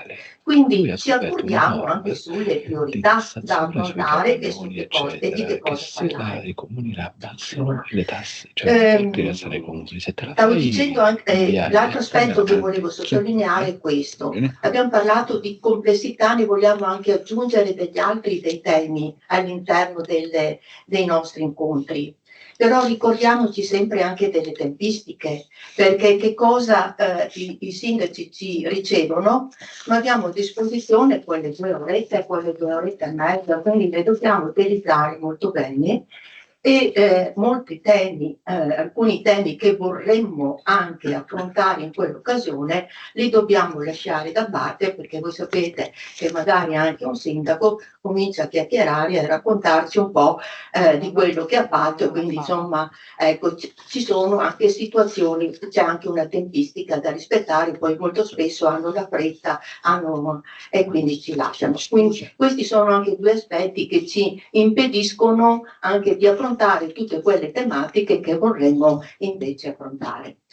Invece, a proposito di quello che ha detto Nicoletta nella sua introduzione, a proposito di contrattazione sociale informale, ecco, io desidero porre alla vostra attenzione un tema che noi di Rovigo abbiamo proprio ritenuto importante inserire nelle discussioni con i comuni, in particolare quelli che fanno parte proprio dell'area interna. Mi guarda Carla perché sto per dire appunto quello che abbiamo realizzato, non tanto per dire, cioè, per dire insomma che abbiamo affrontato questo tema che si lega alla negoziazione sociale, ovviamente, ma che l'abbiamo fatto in maniera, come diceva Nicoletta prima, in maniera informale e non con dei verbali. Ecco. Dell'area interna, una delle 6 aree appunto presenti nel Veneto e che sono presenti nelle zone montane, pedemontane, definite dalla strategia nazionale, eccetera. L'abbiamo fatto inserendo questa tematica nel contesto della festa provinciale di Libertà, che svolgiamo in modo itinerante in Polesine. L'anno scorso l'abbiamo fatto nella abbazia, presso l'abbazia della Vangadizza, e quest'anno a Cavendramin. L'anno scorso sul tema della comunicazione, quest'anno abbiamo pensato di farlo a Cavendramin, presso il Museo della Bonifica nel cuore del Delta del Po, simbolo della bonifica di un intero territorio, qual è il Delta del Po, ma anche al centro dell'area interna denominata appunto Contratto di Foce, Delta del Po, individuato dalla strategia nazionale delle aree interne comprendenti 7 comuni deltizi che avete visto. Nel corso del tempo quest'area ha subito un processo di marginalizzazione molto marcato e declino demografico. L'area ha un'estensione di 603 km quadrati con 48.770 abitanti e una densità abitativa di 70 abitanti per chilometro quadrato. Le aree interne, come si diceva prima, sono state definite in Italia secondo l'indice di accessibilità, cioè sulla base dell'accessibilità di alcuni diritti sanciti dalla Costituzione: diritto all'istruzione, articolo 34, il diritto alla salute, articolo 32, e il diritto alla mobilità, articolo 16. L'indice di accessibilità è la possibilità di accedere in tempi brevi a questi diritti di base. Questo è il punto di partenza della SNAI. Quest'anno il piano strategico nazionale delle aree interne, approvato il 9 aprile del 25, delinea il quadro di una situazione allarmante, soprattutto per il calo demografico e lo spopolamento, ma anche per altri indicatori che non elenco, ma che farebbero supporre un destino già segnato per queste aree, tant'è che in un passaggio il documento intitola un obiettivo della strategia accompagnamento in un percorso di spopolamento irreversibile, quasi un invito a mettersi al servizio di un suicidio assistito di questi territori. Aree che in buona sostanza, oltre a una struttura demografica compromessa, evidenziano basse prospettive di sviluppo economico e deboli condizioni di attrattività. Queste affermazioni hanno sollevato serie riflessioni, ma una forte critica è partita proprio dalla Chiesa. Nel 7° forum dei vescovi tenutosi a Benevento, 139 vescovi hanno firmato un documento nel quale hanno affermato con forza che non possiamo e non dobbiamo rassegnarci alla prospettiva adombrata dal piano strategico nazionale, chiedendo che venisse esplorata con realismo e senso del bene comune ogni ipotesi di invertire l'attuale narrazione delle aree interne. Detto questo, e prendendo proprio lo spunto da questo documento e da diverse considerazioni esposte da alcuni sindaci e amministratori locali, si è pensato di organizzare una tavola rotonda nell'ambito della nostra festa provinciale, invitando la politica locale, i sindaci dei 7 comuni dell'area interna, il presidente della provincia, l'onorevole Crivellari, che poi quando era appunto deputato ha fatto in modo che questa area, che è una delle aree, cioè è un'area interna pianeggiante, quindi ma aveva le stesse caratteristiche delle aree montane, l'onorevole Crivellari è il vescovo di Chioggia e un suo delegato, che sono venuti e hanno dato un contributo eccezionale. Vescovo di Chioggia perché ha firmato questo documento anche il vescovo di Avia, Rovigo e anche di Ferrara, ce ne sono tantissimi appunto anche nella nostra zona, ma perché nella fascia litoranea sotto molti di questi comuni sono nella giurisdizione di Chioggia, quindi abbiamo invitato lui. Presente all'incontro la nostra Carla Mastrantonio delle segreterie nazionali. Ne è uscito un dibattito davvero interessante con il confronto su temi che riguardano le nostre piattaforme sociali e territoriali sostanzialmente, problemi demografici, lavoro, servizi, povertà, emarginazione, possibili fusioni tra comuni, ambiente, proposte di sviluppo non solo dell'area interna, ma dell'intera provincia, che dagli ultimi rapporti statistici risulta il fanalino di coda di tutte le province venete. Dovrei entrare nel merito delle questioni affrontate, ma non è questa la sede giusta, ma soltanto per dire che abbiamo colto un'occasione per mettere a confronto non solo le istituzioni locali su tematiche che sono proprie della contrattazione sociale, ma che il confronto con le posizioni e la visione della Chiesa su questi temi è stato davvero produttivo, perché ricco di spunti innovativi, stimolando anche noi come sindacato a operare dovute riflessioni. Faccio solo un esempio per quello che riguarda l'istruzione. Ricordo che il delegato proprio del vescovo diceva questo. Nelle aree interne cosa succede? Succede che per questioni demografiche mancano i bambini, si chiudono i plessi scolastici. Ti ricordi Carla che ha citato anche questo? Si chiudono i plessi scolastici. Che cosa vuol dire chiudere i plessi scolastici? Vuol dire un impoverimento dal punto di vista sociale, economico, culturale, ma anche economico. Cioè, per non parlare poi di processi di emigrazione verso luoghi vicini che altrove dove trovano quei servizi. Le famiglie vanno dove trovano i servizi.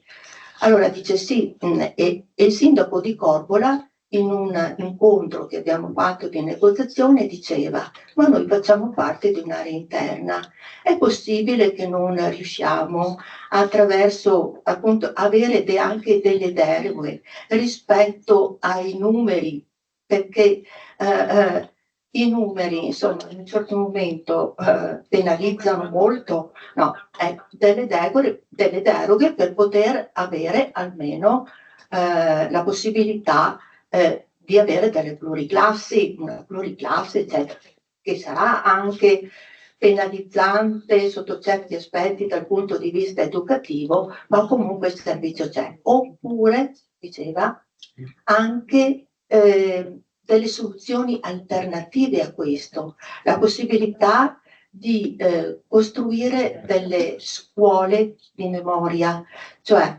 delle scuole affidate a dei privati in qualche modo, cioè che ci fosse una possibilità da parte del territorio di poter costruire delle alternative rispetto a queste carenze, a queste mancanze. E poi si parlava anche della mobilità.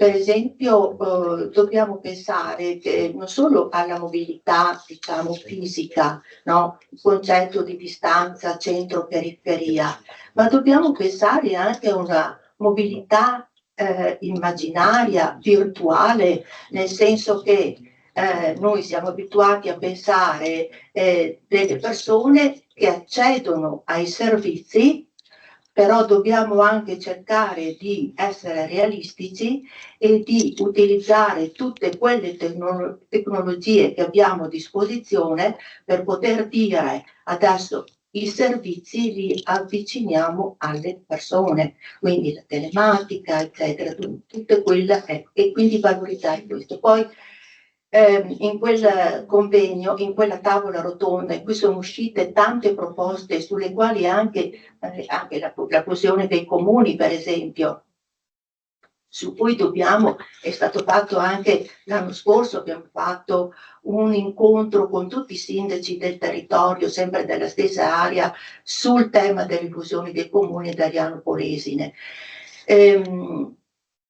Pensare che ci sono in quel convegno, diciamo, che cosa abbiamo anche presentato? Abbiamo presentato le bellezze, cioè, di tutto il territorio polesano, da Trecenta a Castelmassa a Porto Tolle, Porto Viro, eccetera, mettendo in evidenza di ciascun comune quali erano le bellezze paesaggistiche, le bellezze architettoniche, la cultura di un territorio, a partire proprio anche da Cavendramin, dove è avvenuta la bonifica di un intero territorio con quelle idrovore, no? E da cui è nato il Delta del Po. E quindi tutta una storia culturale, e quindi fare in modo che queste ricchezze possano aiutare per fare in modo di dire no, non dobbiamo diciamo, accettare quello che il governo sta dicendo di accompagnare alla morte o al suicidio assistito queste aree, perché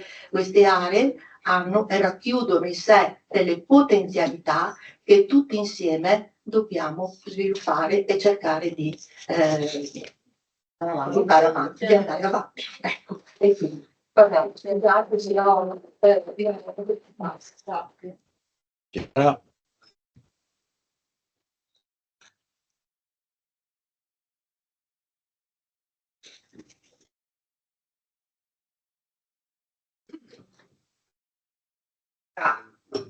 Davvero grazie per queste Chiara, 2 giornate. Dimmi. una cosa sola, siccome dopo Chiara credo ci sia ancora lo spazio per un altro intervento, se qualcuno vuole iscriversi magari ce lo segnala, grazie. Mi avete stoppato a metà dei ringraziamenti per le 2 giornate, così lo ripeto, no, perché come diceva giustamente Miriam prima, è anche importante confrontarsi con anche cose diverse che vengono fatte negli altri comuni, perché poi ogni provincia ha una situazione diversa e particolare, quindi io vi parlerò della situazione di Vicenza, che è diversa e particolare sotto variato numero di motivi. Noi abbiamo un dipartimento contrattazione sociale che è gestito da Franco insieme ai compagni ad alcuni, perché poi non tutti hanno, no, questo interesse, questo afflato, alcuni dei compagni segretari di Lega, ma anche compagni, insomma, attivisti delle leghe che cercano di prendere soprattutto contatti con i comuni e anche avere dai cittadini, e questo l'osservatorio sui bisogni sociali è di grande attualità, di grande aiuto, avere anche quegli input che poi ci possono permettere di agire la contrattazione sociale. E devo dire, Franco fa un enorme anche lavoro, sia usando i dati che ci vengono forniti dal regionale, ma sia anche altri, su quella che è la situazione, soprattutto la situazione demografica e di reddito della nostra provincia, e questa è la parte che funziona. Come poi tutto questo lavoro, che vi assicuro è parecchio, si riesca a farlo diventare contrattazione sociale vera e propria, lì nascono i problemi, che sono di due ordini per quanto ci riguarda. Il primo è un problema che riguarda la situazione economica dei comuni, ed è un problema di non poco conto, ma poi due parole e vi dirò.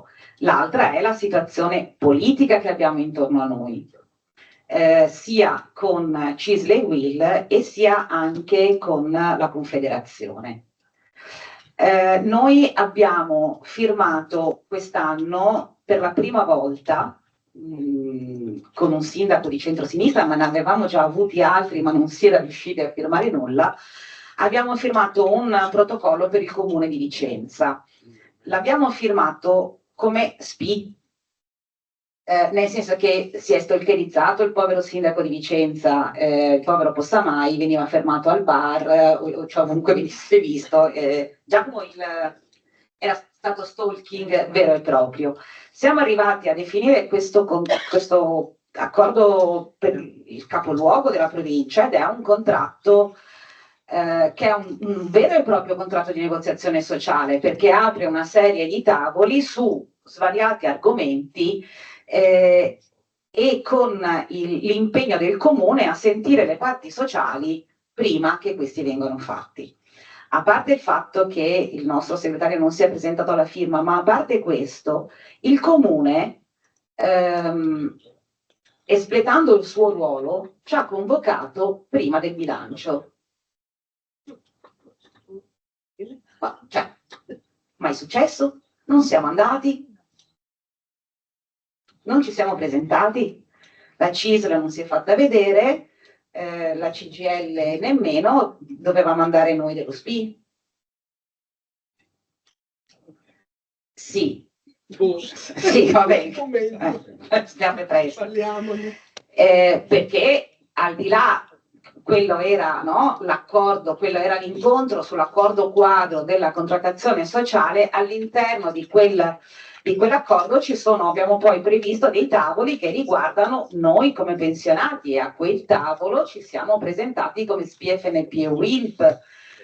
Però quel tavolo comunque non va avanti, perché al di là di questo FNP si sta tirando indietro per motivi che riguardano loro.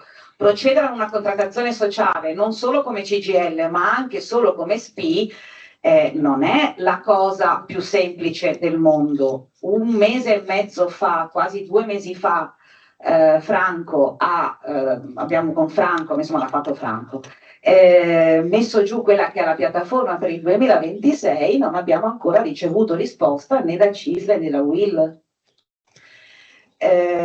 Quindi al di là di quello che è tutto il nostro impegno, c'è questo problema che è enorme. Insieme a questo, quando abbiamo fatto l'incontro con l'assessore ai servizi sociali del comune di Vicenza, alle nostre richieste, l'assessore ci dice: è tutto bellissimo, io sono d'accordo con voi, non abbiamo i soldi, cioè io ho le finanze per replicare nel 2026 il 2025.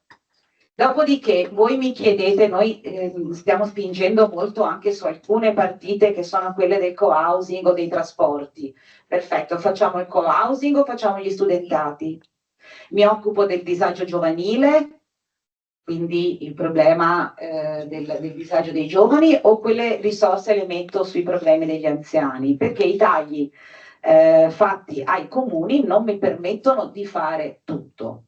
Ed è il motivo per cui sarebbe stato importante andare alla riunione prima del bilancio di previsione, ma questa cosa non è accaduta.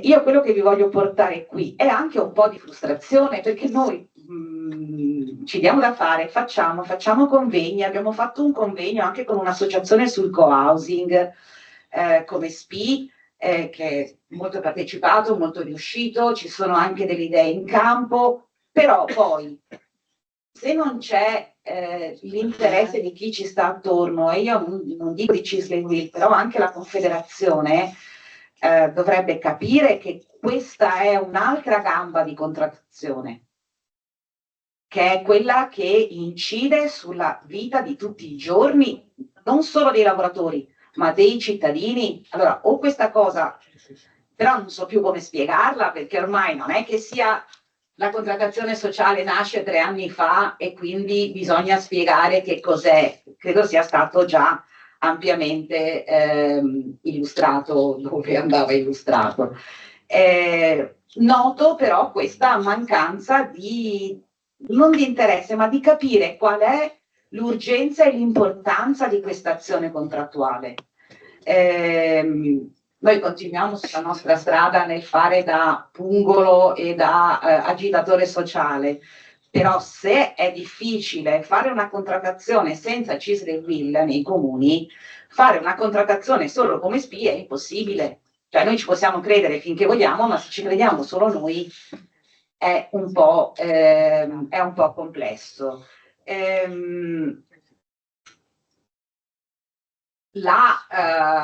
L'accordo sul comune di Vicenza, se funziona e se va, può essere un traino per i comuni più piccoli. Noi ne abbiamo, forse siamo una delle province che ne ha di più, noi abbiamo 118 comuni, uno addirittura 140 abitanti, che è quello che ha rifiutato a proposito della fusione dei comuni. 140 abitanti ha detto no, noi stiamo da soli, ci mancherebbe.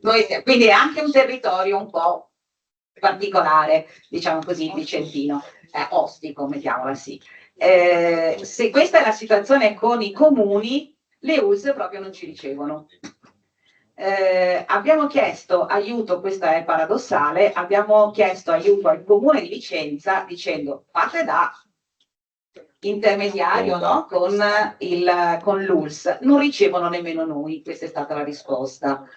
Perché anche lì, essendo un comune di centrosinistra e l'ULSS targata in un certo modo, probabilmente anche lì c'è un intoppo e una cesura. Non parlo nemmeno dei piani di zona, cioè, neanche ne parlo. Io adesso non vorrei aver depresso la platea, un po' sì, che sono un po' depresso pure io forse su questa cosa, però no, dobbiamo aver presente quelle che sono le difficoltà per trovare delle strategie per uscire da queste difficoltà. Non è che c'è la difficoltà, il muro e ci fermiamo lì, però se abbiamo ben chiaro qual è la situazione, forse riusciamo anche a mettere in campo insieme strategie che questa situazione riescono a ribaltarla. Grazie.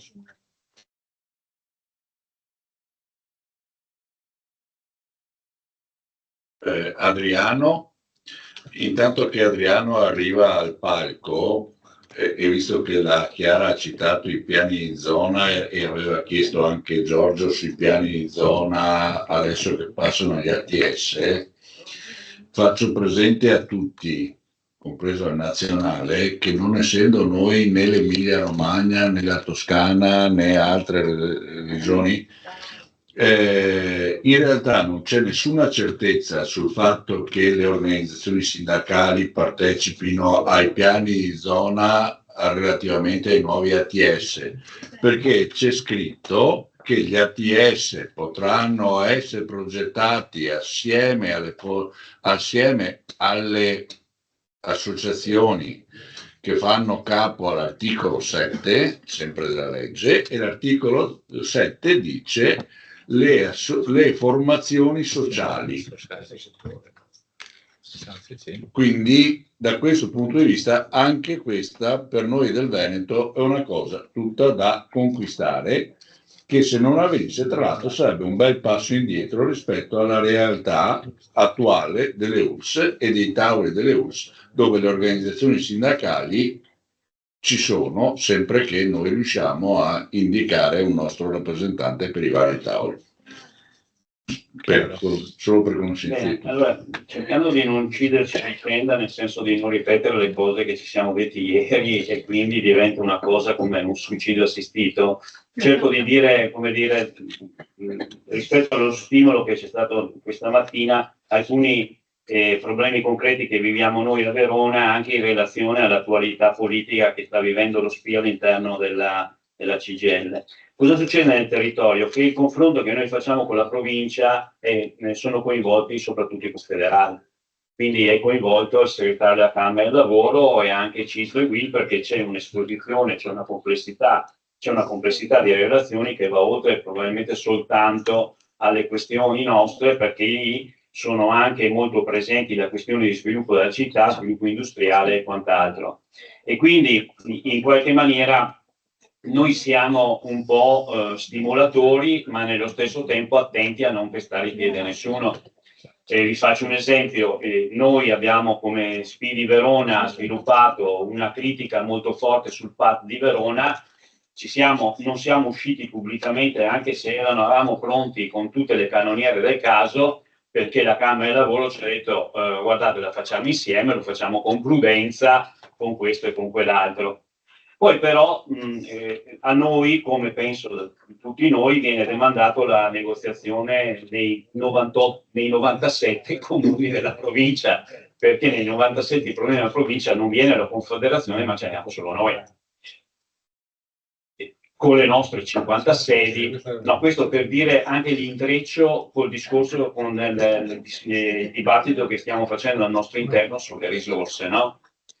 Quindi sul fatto che è venuto fuori anche questa questione della continuità dell'iscrizione allo SPI nelle categorie degli attivi, ecco, bisognerebbe rendersi conto di qual è lo spessore confederale che noi diamo nei territori rispetto alla presenza nostra, anche perché nel dibattito che è emerso questa mattina si sono distinte due cose che sono assolutamente intrecciate. Da una parte noi facciamo la tutela individuale, e come si fa nelle categorie anche degli attivi, soltanto che noi abbiamo una particolarità tutta nostra e tutta sociale, e dall'altra si fa la tutela collettiva. Se noi non rispondiamo a questi due bisogni, facciamo sicuramente un grande lavoro, perché non è da sottovalutare la tutela individuale rispetto ai diritti inespressi, però quando vogliamo rappresentare delle persone anche in termini di proselitismo, se manca l'altra gamba che quella della tutela collettiva, abbiamo avanti un po' zoppi.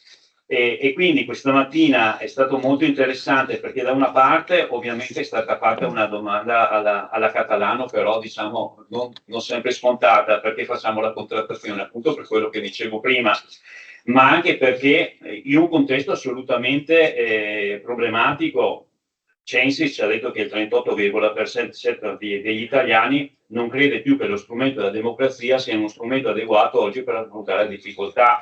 Quindi noi siamo proprio dentro la questione, come diceva la famosa canzone, la democrazia o la libertà e partecipazione, quindi non è soltanto un voto, e agiamo lì. Però quello che è emerso questa mattina da quello che è stato eccellentemente, come dire, divulgato, comunque spiegato, è che cerchiamo tutti noi di avere un metodo di lavoro, no? Un metodo di lavoro attraverso lo strumento dei report, che sono estremamente completi e smisurati, nel senso che, come dicevo anche ieri, ci presentiamo dal sindaco, cerchiamo di trovare un canovaccio rispetto a combaciare quello che noi abbiamo nei report e che noi dopo dobbiamo illustrare in termini efficaci, con tutte le differenziazioni del caso, perché c'è il sindaco molto disponibile, c'è il sindaco che ci vede come dei marziani, perché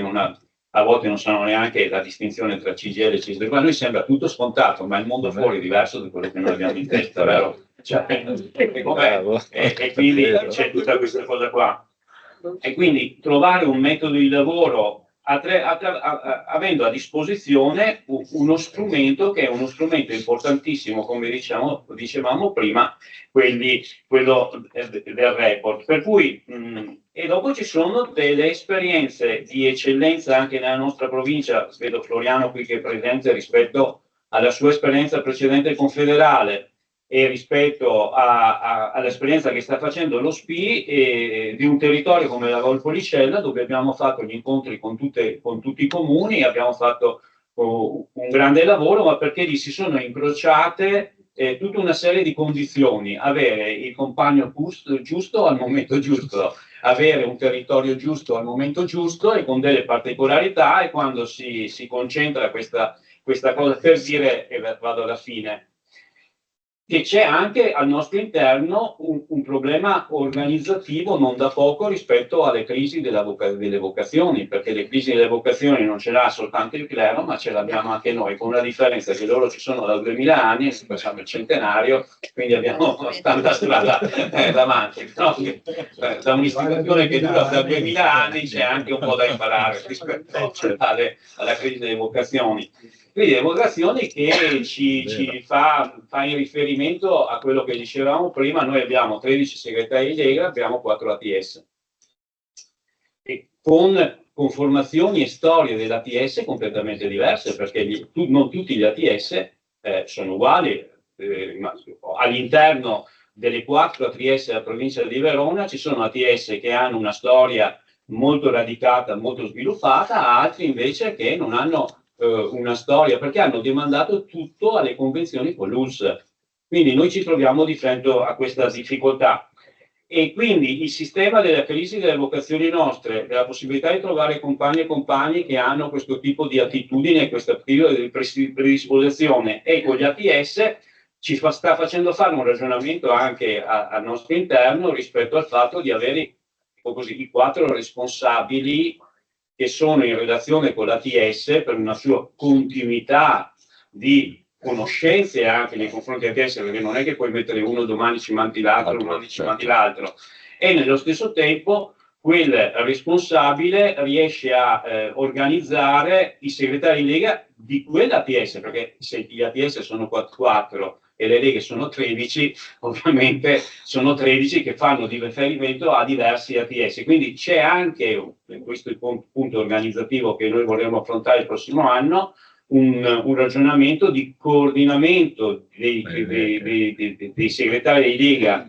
all'interno appunto dei 4 ATS, che fanno riferimento invece a una molteplicità dei segretari di Lega. Ecco, questa è la dinamica. Ritorno al punto iniziale, ovviamente. Questo intreccio, questa presenza nostra dentro la Camera del Lavoro come negoziazione è come quando noi diciamo che il CAF è su una miniera di dati che noi non riusciamo a volte a utilizzare, perché oggi ci sono delle aziende che intervengono, voi lo sapete meglio di me, si comprano i dati come fosse oro adesso, no? E noi magari ce li abbiamo e non li utilizziamo. I dati per noi molto importanti sono i dati delle categorie degli attivi.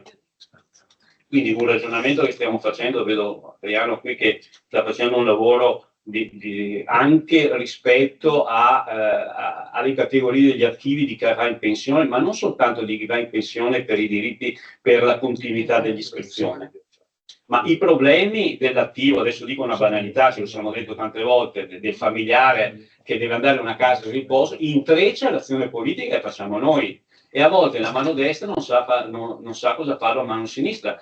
Questo è un tema che noi abbiamo cercato di affrontare in termini politici nelle Camere di Lavoro, costituendo il famoso tavolo sulla delibera della CGIL, il tavolo della Camera di Lavoro. Sì, diciamo, l'hanno fatta, dammi il nome, dopo non si è mai riunito, però sarebbe utile che il delegato duro puro della FIOM sapesse magari che per sua mamma stiamo facendo la battaglia della casa di riposo che c'è dietro l'angolo, che magari ha aumentato la tariffa Vengo all'ultimo perché mi è venuto in mente, anche per scambiarsi le esperienze che abbiamo fatto, anche che stamattina ho avuto un rapporto con la CIS rispetto a questo, i regolamenti dei comuni in riferimento all'aiuto economico che i comuni hanno rispetto a chi deve essere ricoverato in casa di riposo. Il Comune di Verona è stato condannato perché ha un regolamento che non è conforme alla normativa di legge del 2013 sull'ISE. In base a questo abbiamo chiesto l'incontro e il Comune la prima cosa che ci ha detto: noi stiamo cambiando il regolamento. Abbiamo in queste ore, cerchiamo di contattare il Presidente della provincia per dirgli che se il regolamento del Comune di Verona non è adeguato alle normative di legge, ci sono tanti altri regolamenti dei Comuni di Verona, è chiaro, con tutta la cautela del caso, perché noi non vogliamo mettere in ginocchio i comuni rispetto al cerino che rimane a loro sotto il punto di vista, perché è un cerino che deve essere distribuito a tutti, però siamo nella necessità di dover fare questo. Ovviamente, come dicevo prima, il delegato della FIOM che viene da me dice: ma mi hanno aumentato, io come posso, devo fare domanda per quanto c'è, sono un figlio non convivente, però mi chiedono lì per poter avere un aiuto economico. Ecco, questi sono tutti temi che dovrebbero e dobbiamo fare di tutto perché vivano nella Camera del Lavoro.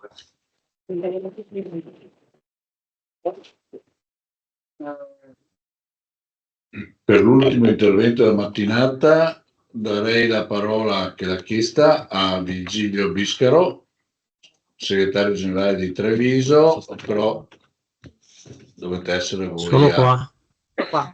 Ok. Sono qua, Vai. mi sentite? Sì. Bene. Io vi ringrazio, mi dispiace di non potervi salutare di persona, intervenire di persona, ma sono reduce dalle malattie stagionali degli anziani. Sono appena uscito da un'influenza bruttissima. Però voglio intanto ringraziare il livello nazionale per le cose che ci ha detto e, come è mio costume, dire una cosa sola. Per fare una contrattazione sociale importante e vissuta da tutti, il discrimine è lavorare unitariamente. Il problema, lo so, che in tutti i territori non siamo messi nello stesso modo e anche noi abbiamo screzi con CISL e UIL. Abbiamo però una esperienza che mi fa dire: attenzione, e questo è stato detto negli interventi, alle relazioni con le amministrazioni, con la politica, con gli enti, perché queste possono produrre il terreno adatto per lavorare meglio. Allora, la mole di lavoro che facciamo, lo facciamo perché abbiamo delle persone, delle compagne e dei compagni che su questo tema qui sentono la necessità di provarci e perciò non mi dilungo su questo. Volevo solo finire con questa osservazione qua. Nella contrattazione sociale, almeno a Treviso, noi abbiamo avuto un aiuto importante dall'Associazione della Marca dei Comuni e della Conferenza dei Sindaci, perché attraverso questi dirigenti noi siamo riusciti a dare delle linee guida ai comuni per far capire loro che non arrivano i bolscevichi, CGL, CISL, UIL, quando chiedono di fare un incontro, ma arrivano delle persone che rappresentano anziani e meno anziani con tutte le problematiche che ci sono. Ho detto che finivo con l'ultima osservazione. È molto importante anche misurarci con gli enti che erogano servizi. Parlo per esempio dei rifiuti, parlo dell'acqua, parlo dell'energia elettrica, per aiutare le nostre fasce più deboli ad avere degli sconti. E finisco proprio ringraziandovi, ma avremo modo di trovarci, perché parlo con Nicoletta, le giornate che tu hai importanti devono diventare una discussione comune veneta su quei ragionamenti là, per dirvi che gli strumenti che ci date sono strumenti importantissimi per fare un passo in avanti. Lo so, a volte noi lavoriamo anche a nome e per conto, non mi interessa, siamo CGL tutti, perciò il mio compito adesso è quello di far intervenire più categorie all'interno della definizione della piattaforma, però andiamo avanti lo stesso, la CGL con noi con la CGL, e andiamo avanti. Vi ringrazio, ma mi scuso anche perché sono ancora malaticcio. Ciao. Grazie Virgilio. Riprenditi. Ciao, grazie. Dai che abbiamo chiuso. Allora, ringraziando tutti quelli che sono intervenuti, compreso Virgilio, lo sforzo che ha fatto per intervenire, e dicendo che rispetto alle cose che lui ha detto, a me ha colpito una cosa che è vera, e cioè che quando la contrattazione sociale, la negoziazione sociale si insedia sul territorio e quindi si allarga, diventa anche più facile, tra virgolette, farla, perché anche gli stessi interlocutori cominciano ad avere l'idea che appunto non arrivano i bolscevichi, ma arrivano delle persone che rappresentano cittadini e cittadine in carne ed ossa, che hanno delle esigenze, che hanno dei problemi e che chiedono delle soluzioni. E quindi il fatto di radicarla e di continuarla aumenta la possibilità di avere risultati importanti. Noi finiamo i lavori di stamattina, li riprendiamo verso le 2:30. Se c'è qualche altro intervento ce lo dite intanto che siamo in mensa, per poi dare la parola per le conclusioni a Carla. Non so se Nicoletta vorrà dire altre cose rispetto al... Adesso no, nel senso che già l'orario poi magari... per i buoni non so se ce li abbia Nadia o... va a prenderli in modo tale che andiamo tutti in mensa. Ci vediamo qua alle 2:30. Grazie. Allora, se prendete posto, riprendiamo i lavori. Io ho 3 iscrizioni a parlare, Maria Rita, Floriano e Daniele, nell'ordine, poi diamo la parola un attimo a Nicoletta e poi alla nostra segretaria nazionale, Carla. Sì, ritorno a parlare sui temi che sono stati trattati stamattina per quanto riguarda gli ATS. Gli ATS, noi abbiamo gli incontri con i sindaci che sono dei comuni che sono definiti dai 2 distretti. In genere comunque incontriamo gli assessori sociali, perché non solo i sindaci, anche se sono gli assessori sociali che fanno anche parte della conferenza dei sindaci, e lì ci dicono alcuni dei progetti che più sono, diciamo, importanti, di quelle che hanno messo in piedi. Sono comunque progetti che rientrano nei piani di zona, ovviamente. Adesso quello che invece vi dicono i sindaci nella negoziazione sociale dei comuni che fanno parte di quell'ATS, che hanno definito la forma giuridica, lo sappiamo che è un'azienda speciale, l'altra è che hanno creato dei gruppi di lavoro e dei tavoli, però questo sono fermi là, soprattutto i sindaci sono chiamati molto poco, diciamo, sono da parte di chi tiene in mano diciamo tutta la parte dell'ATS.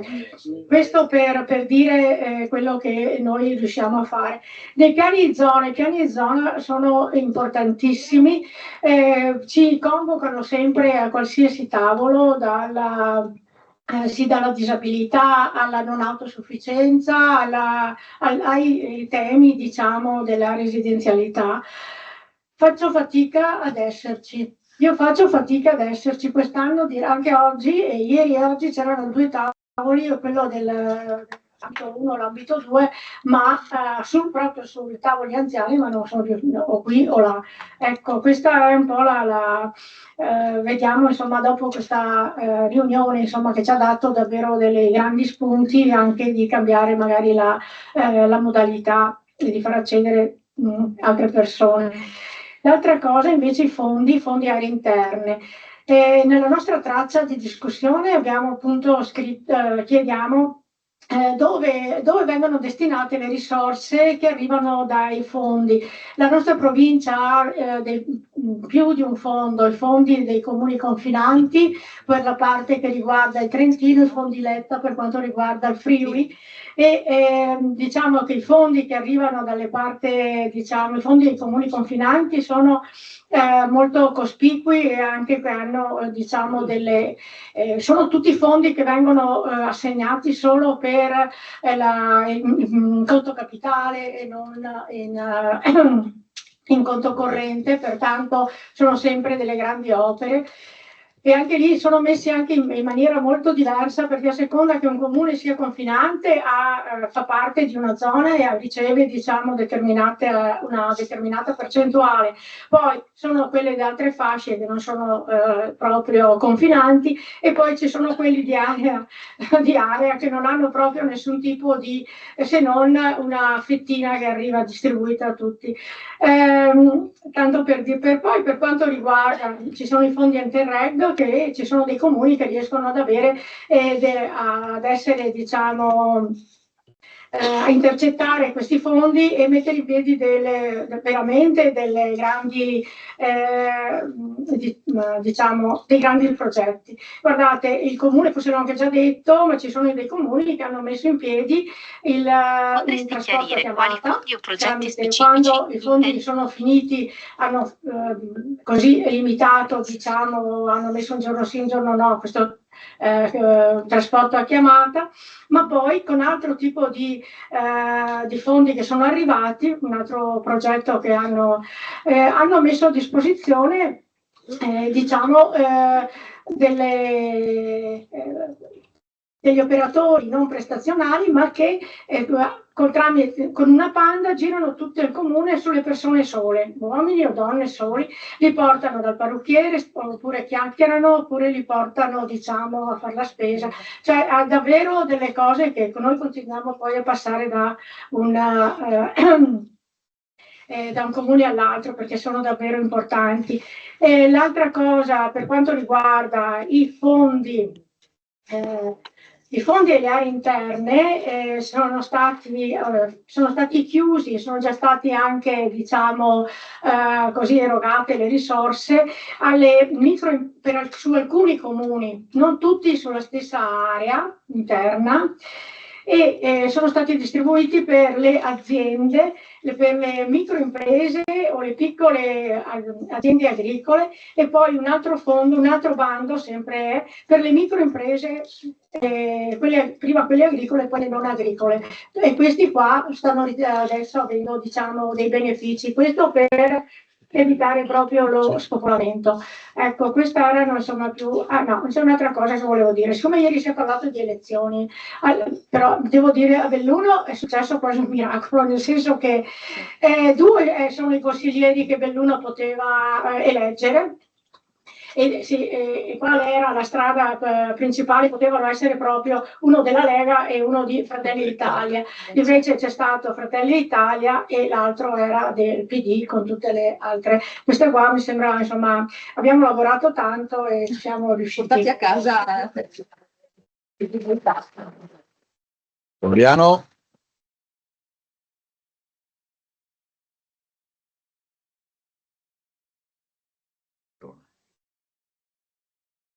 Poche cose nell'ottica di scambiarci le esperienze, perché credo che sia necessario un'attività particolare come quella della negoziazione sociale, come dire, ci serve quasi quotidianamente.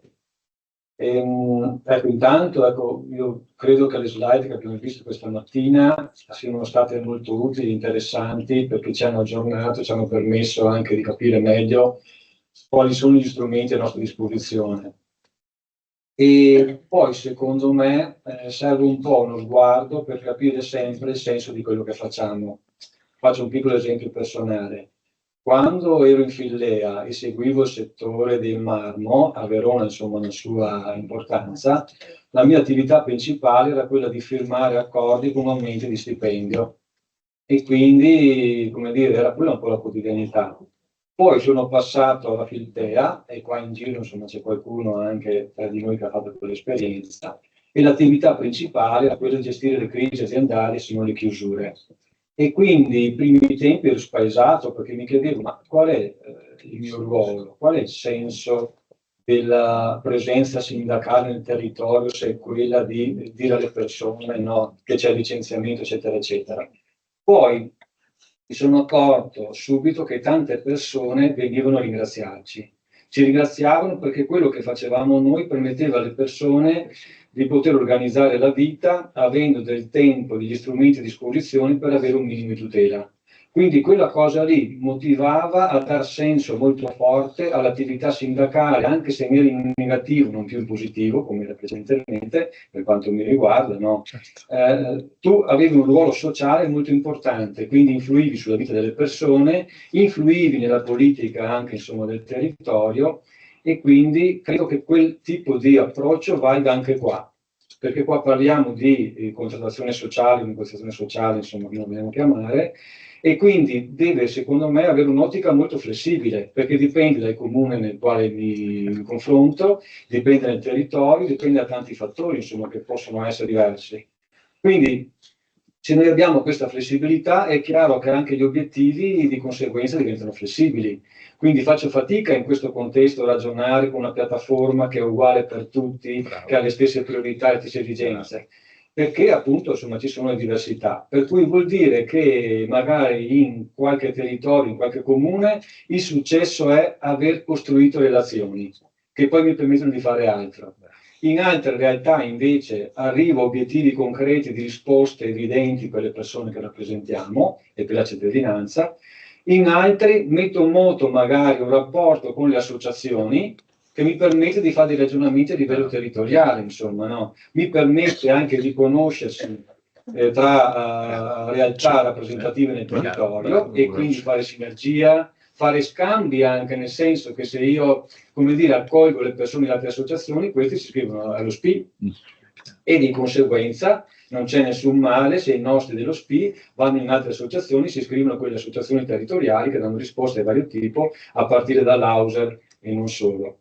Quindi ecco, io credo che se abbiamo questo tipo di approccio è chiaro che si aprono tante porte che possono essere interessanti senza mai grandissime illusioni, ma sapere che giorno per giorno qualcosa costruiamo, insomma, no? E lì, secondo me, diamo un po' senso alla nostra attività. Per cui, secondo me, anche l'aspetto del confronto è importante, come dicevo prima, anche nell'ottica della formazione, perché mi viene da dire una delle modalità formative interessanti è quella di praticare la negoziazione, cioè la facciamo, no? Se non abbiamo grandi obiettivi mirabolanti, ma sappiamo che costruiamo qualcosa, no? Per i comuni, io la faccio, quindi qualche comune va bene, meno bene, discretamente, non ci ricevono neanche, però faccio esperienza, assumo competenze, mi faccio conoscere il territorio e quindi, come dire, divento un soggetto sempre più consapevole del contesto nel quale si muove, e questo secondo me ci aiuta anche a trovare sempre meglio gli spazi di intervento che appunto no, sono variabili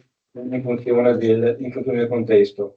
C'è uno dei punti deboli, insomma, sui quali anche a Verona, ecco, con Adriano, insomma, ne parliamo spesso e ci confrontiamo anche tra di noi a livello locale su queste nostre esperienze che facciamo, che è quello di come riusciamo a, come dire, a mettere in moto una qualche partecipazione delle persone nostre pensionate e pensionate, degli iscritti alla cittadinanza, no? Che strumenti usiamo? Perché gli strumenti che stiamo usando fino ad oggi non danno grandissime risposte. C'è anche il limite, come dicevo prima, che non avendo grandissimi obiettivi è anche più difficile catalizzare le persone. Cioè, voglio dire, se noi avessimo un grande obiettivo che vale in tutti i comuni, è molto evidente, questo avrebbe un eco, una risonanza, un riconoscimento dove tutti dicono: guarda, il sindacato dei pensionati vuol fare quella roba lì, certo io partecipo, voglio capire come va sta roba, mi iscrivo e quant'altro, però non abbiamo in questo momento un obiettivo, insomma, di questa portata. Faccio un esempio giusto per capirci. Il sindacato dei pensionati ha trovato la risposta per il problema della non autosufficienza per le persone. Quindi i caregiver, quant'altro, tutti hanno trovato una risposta attraverso il mercato dei pensionati. Ecco, se tu facessi una roba del genere, è chiaro che diventi un riferimento, insomma, importantissimo per tutti, c'è un ruolo evidente, c'è una partecipazione che diventa piuttosto naturale a quel punto lì. Però oggi, non avendo la possibilità di avere obiettivi così grandi, ma muovendoci appunto con la flessibilità, eccetera, eccetera, che serve, è chiaro che devi essere tu che spiega alle persone cosa stai facendo, perché lo fai, cosa pensi di portare a casa, e in quel modo lì devi in qualche maniera, come dire, tirarli un po'. Allora, io spero che prima o dopo, non so se ce la facciamo, di avere un obiettivo importante, evidente, che sia una specie di faro che ci illumina, che poi di conseguenza porta a facilitare la partecipazione.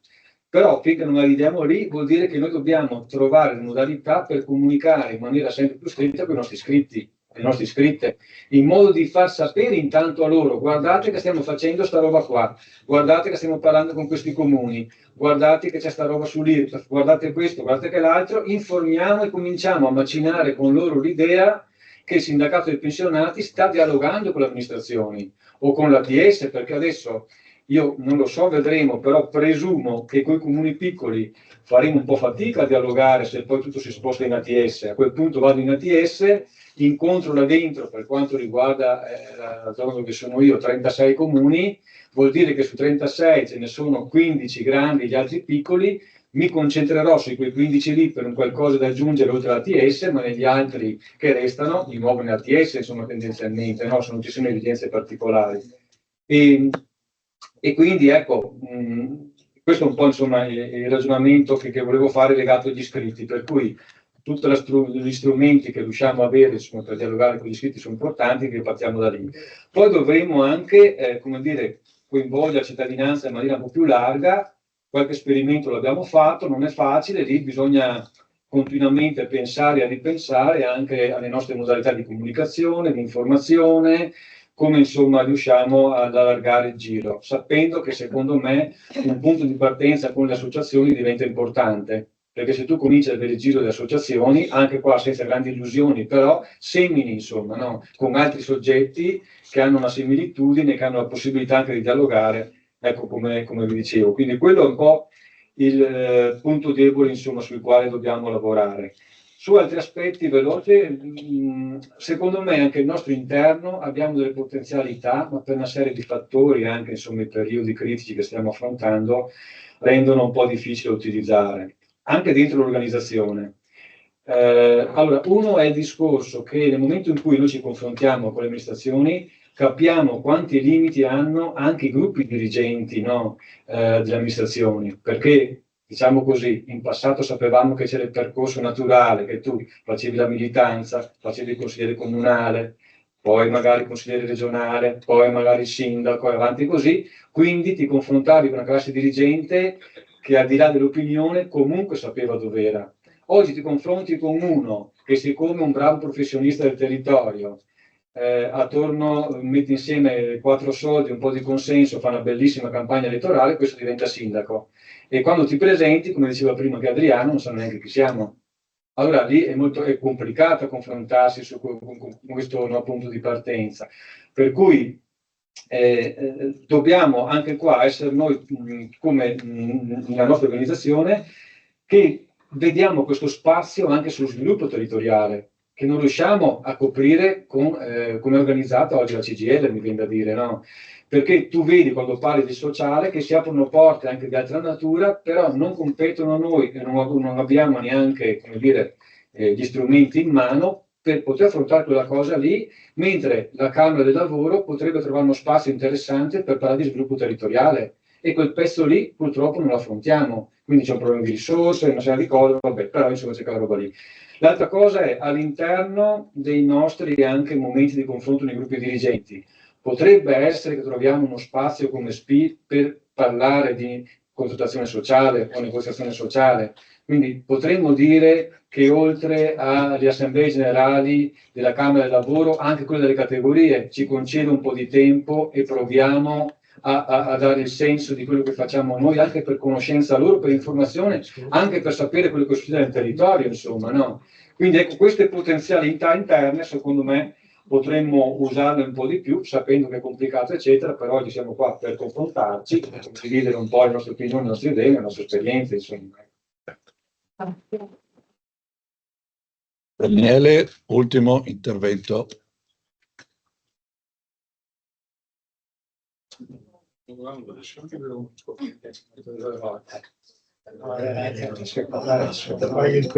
stai bene?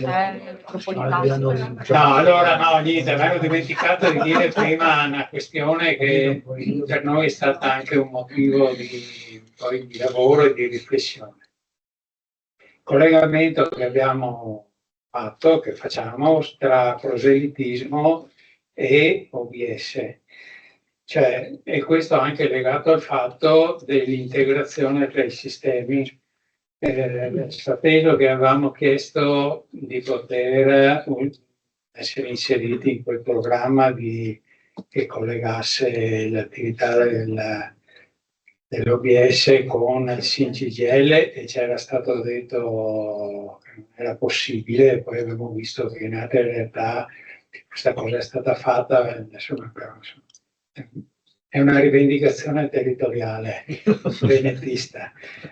Ma a parte questo, c'è stata una discussione al nostro interno perché in realtà l'automatizzare, insomma, adesso, di rendere automatico l'acquisizione dei dati attraverso il SIN-CGIL, quindi di avere i report legati è molto utile, ma toglie un aspetto di collegamento, perché per noi una persona quando entra nella Lega gli si fa una scheda, parte di dati ce li abbiamo in CGIL ovviamente, perché vediamo se è iscritta, quando è iscritta, eccetera, ma quella è l'occasione che non è semplice, infatti non la fanno tutte le leghe, come ho detto prima, non solo una parte, però quella è l'occasione per chiedergli di iscriversi, perché una delle cose che abbiamo noi è che il 33% delle persone che fanno richiesta ai nostri servizi non è iscritta alla CGIL,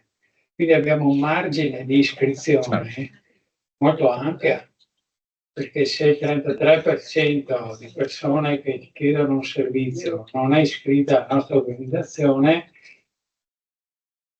quello è il momento per chiederglielo, ma glielo fai se hai la possibilità di dialogare con questa persona, per capire cosa, anche perché non si iscrive. Tenete presente che abbiamo anche una quota abbastanza consistente, non di pensionati, ma di lavoratori che vengono a chiederci notizie per quanto riguarda il contratto, eccetera. E che poi noi cerchiamo di mettere in contatto con le categorie che fanno poco recapiti territoriali, anzi quasi nulla. Noi abbiamo in provincia di Venezia 4, mi pare, Ugo forse, sedi camerali, ma noi ne abbiamo 40 e passa sedi territoriali, quindi 7. 7 sedi camerali. Sì, ma sì. Vabbè. Su quant'è che fanno recapiti le categorie? 2.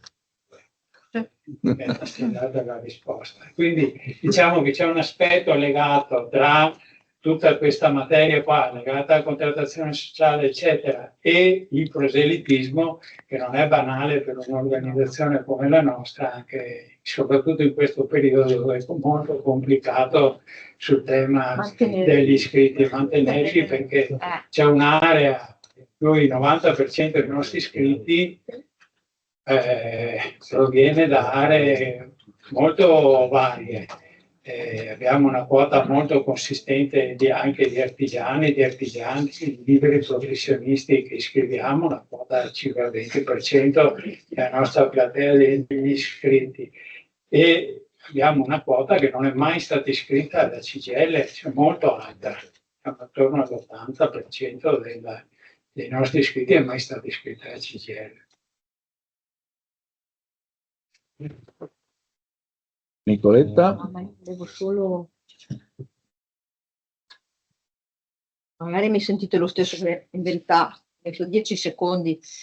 non voglio portare via tempo, ma soprattutto non voglio replicare cose che abbiamo detto e avete detto, però ecco, vi volevo ringraziare anche la segreteria, perché 2 giorni così sono anche impegnativi, sono impegnativi per i compagni del nazionale, sono impegnativi per voi, per il territorio, per tutto quello che state facendo, stiamo facendo, e appunto domani c'è anche la manifestazione, al di là dello sciopero della manifestazione. Credo che siano state però 2 giornate importanti, anche ricche, cioè, perlomeno per noi, la discussione che avete fatto, che abbiamo fatto, quindi ci porterà a fare delle riflessioni e magari vediamo se anche il percorso che avevamo pensato, per così dire, in parte è, non dico da cambiare, però può essere che dalle vostre sollecitazioni si possa anche cambiare un pezzo del percorso che così avevamo ipotizzato, quindi accogliendo quelle che sono le vostre richieste. Ecco, è venuto fuori anche, al di là di tutte le problematiche, il ruolo, lo ricordava adesso nell'intervento che ha fatto Floriano, il nostro ruolo sindacale che ha lo SPI, ma anche il ruolo sociale che abbiamo nei territori. Credo che questo sia importante, insomma, ha fatto bene a ricordarcelo, ecco.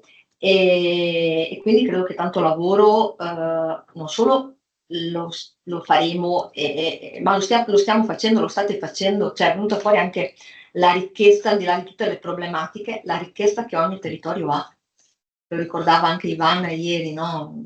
Dice leggendo i verbali si vede quanta attività si fa, ma anche la qualità e come andate in profondità. Quindi è vero che ci sono tanti problemi, ma è anche vero che la contrattazione sociale territoriale fatta, diciamo, da noi assieme alle confederazioni, dove possiamo, come possiamo e unitariamente, è tanta e anche di qualità. Quindi partiamo, diciamo, dal positivo di tutto quello che si sta facendo nelle difficoltà, però insomma, ho visto che tutti non solo le conoscete, le riconoscete bene, ma siamo tutti disposti e disponibili a trovare, diciamo, delle soluzioni anche fantasiose per provare, diciamo, a risolvere questo mi sentivo di dirvi, perché ecco, vi ringrazio perché questo ha arricchito anche noi, ha arricchito me, ha arricchito anche noi, perché era un po' che non ci cimentavamo su questi argomenti, e quindi forse l'abbiamo fatta anche troppo tardi, diciamo, non l'abbiamo fatto anche troppo tardi questo seminario. Penso ce ne fosse bisogno, ecco, spero che anche per voi sia stato così. E vi ringrazio ancora, direi che diamo la parola a Carla. Allora, anch'io vi ringrazio soprattutto Ugo e Nicoletta. Devo confermare che noi questo appuntamento l'avevamo pensato tanto tempo fa, insomma, però la nostra organizzazione è fatta così, anche nel senso che a volte non riusciamo a fare tutto nei tempi che ci siamo dati. E volevo ringraziare, diciamo, voi, insomma, la partecipazione e l'attenzione che avete messo in queste 2 giornate, perché per noi il lavoro che abbiamo sentito, abbiamo ascoltato, almeno per quanto mi riguarda, è stato molto, molto qualificato. E guardate che questa è una cosa molto importante, cioè noi che siamo in nazionale, non è che veniamo ai territori a raccontare come si fa, diciamo, il sindacato nazionale, ma il nostro lavoro è fatto del lavoro che si fa nei territori.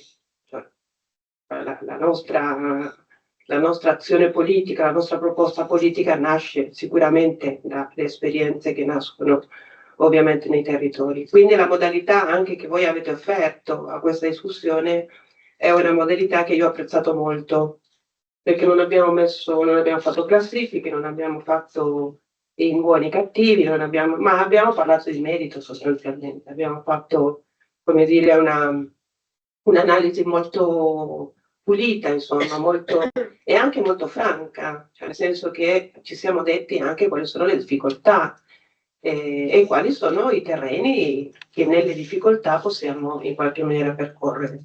E per me questa è una cosa molto importante. Io credo che noi abbiamo dimostrato che in questo territorio la contrattazione sociale territoriale è un'azione sindacale concreta. Questo. Ha bisogno sicuramente di una spinta, di un'organizzazione magari anche nuova, e poi vi dirò, abbiamo bisogno sempre di, come dire, di rigenerare, no? Quello che facciamo ogni giorno. E credo che nei numeri e nei temi, io credo che quello di cui avete discusso in questi 2 giorni sia un po' anche la cifra del lavoro di questo territorio, che è una cosa molto importante. Intanto, per rincuorarvi, ma l'aveva fatto già anche Giorgio stamattina, la situazione in Veneto è un po' la situazione nazionale. Insomma, ci sono delle luci e delle ombre, non si fa in maniera omogenea la contrattazione, non si fa nella stessa modalità in tutti i territori, non sempre di qualità, perché questo ce lo dobbiamo dire, e purtroppo non sempre è con la CGIL, perché questo è un dato che emerge anche a livello nazionale. Non è che non sempre, non tutti i territori, in tutti gli ambiti si fa con la CGIL. Ma la cosa che volevo dirvi è che difficilmente la contrattazione sociale territoriale si fa con le categorie, nonostante la scheda 11. E purtroppo, io dico purtroppo, perché noi abbiamo sicuramente tante volte bisogno delle categorie per, come dire, elaborare pensieri. Cioè, mi viene in mente il tema della mobilità. Cioè, come facciamo a parlare di mobilità se non ci spiegano i compagni della FILT come funziona il sistema di trasporto pubblico locale, no? Come facciamo a parlare di politiche abitative se con la Fillea non condividiamo un pensiero? Non parlo soltanto della funzione pubblica, parlo delle categorie che hanno a che fare con le questioni su cui noi dobbiamo e vogliamo ovviamente lavorare. E guardate che non mettere al centro la contrattazione sociale territoriale, parlando delle categorie, e non mettere al centro il valore più alto del nostro modello di sindacato, che come diceva Giorgio stamattina è unico al mondo, cioè il tema della confederalità. Noi siamo quello che siamo perché siamo un'organizzazione confederale. E quindi questo è il punto più delicato nel rapporto con le categorie. Cioè la consapevolezza che noi abitiamo in un'organizzazione confederale e che gli interessi di ognuno di noi a volte contrastano con quello dell'altro e gli interessi di ognuno di noi deve trovare una sintesi all'interno di una discussione che è quella confederale. E guardate che questo lo dico anche perché questa cosa qua si è molto, diciamo, accentuata in questi ultimi anni. Cioè, voi avete visto un po' i dati sulla contrattazione. Io me li ricordo dal 2008, perché io nel 2008 da segretaria confederale facevo contrattazione territoriale. Guardate che i numeri prima erano completamente diversi e anche, come dire, la disponibilità delle categorie, laddove, come dire, chiamate a svolgere il proprio ruolo all'interno di una discussione di questo tipo era diversa. Perché noi stiamo correndo in questo momento un altissimo rischio di corporativizzazione. Questo è un dato reale. Non è che non voglio dire una cosa provocatoria, è un dato reale. La corporativizzazione sta nascendo e secondo me si è anche un po' consolidata nella nostra organizzazione perché risponde comunque ai tempi, alla fase in cui noi stiamo vivendo. Ieri facevamo la discussione con Ugo diciamo all'ora di cena e parlavamo del rapporto tra lavoratori di Fincantieri e migranti di Fincantieri che lavorano in appalto. Ma non c'è più quella solidarietà lì all'interno dello stesso posto di lavoro. Non c'è la solidarietà che c'era ai tempi, almeno i miei compagni della FIOM mi raccontavano quando c'erano i lavoratori degli appalti e si facevano le mobilitazioni per i lavoratori degli appalti, almeno lo raccontavano i compagni della FIOM. E quindi il rischio è che ognuno si preoccupi della propria comfort personale, del proprio, diciamo, pezzo di come dire, di benessere, è un rischio che ormai si è accentuato nella società, non soltanto tra i lavoratori, ormai un po' dappertutto. E guardate che di questa cosa io non me la sento e non do colpa alle categorie, perché le categorie si muovono nel tempo in cui viviamo. Cioè, il tempo in cui viviamo è quella dove i lavoratori ti chiedono un certo tipo di, come dire, di approccio a livello sindacale, no? E quindi guardate che questa è una cosa, è pesante questa cosa da dire, però è profonda, ecco, è profonda. Perché io credo che la migliore condizione che possiamo offrire ai nostri interlocutori è proprio questa, cioè quella di essere verticali e corporativi. Guardate che questo è il terreno della destra. L'individualismo, la corporativizzazione, il verticalismo è, diciamo, la condizione migliore dove la destra si è inserito culturalmente e ha fatto anche un po' di egemonia culturale. E quindi io credo che in questo nostro contesto e in questa fase storica sia anche questo un tema sul quale noi dobbiamo riflettere, non soltanto ovviamente come SPI, però dobbiamo offrire anche questo tipo di riflessione all'organizzazione, perché è molto pericoloso.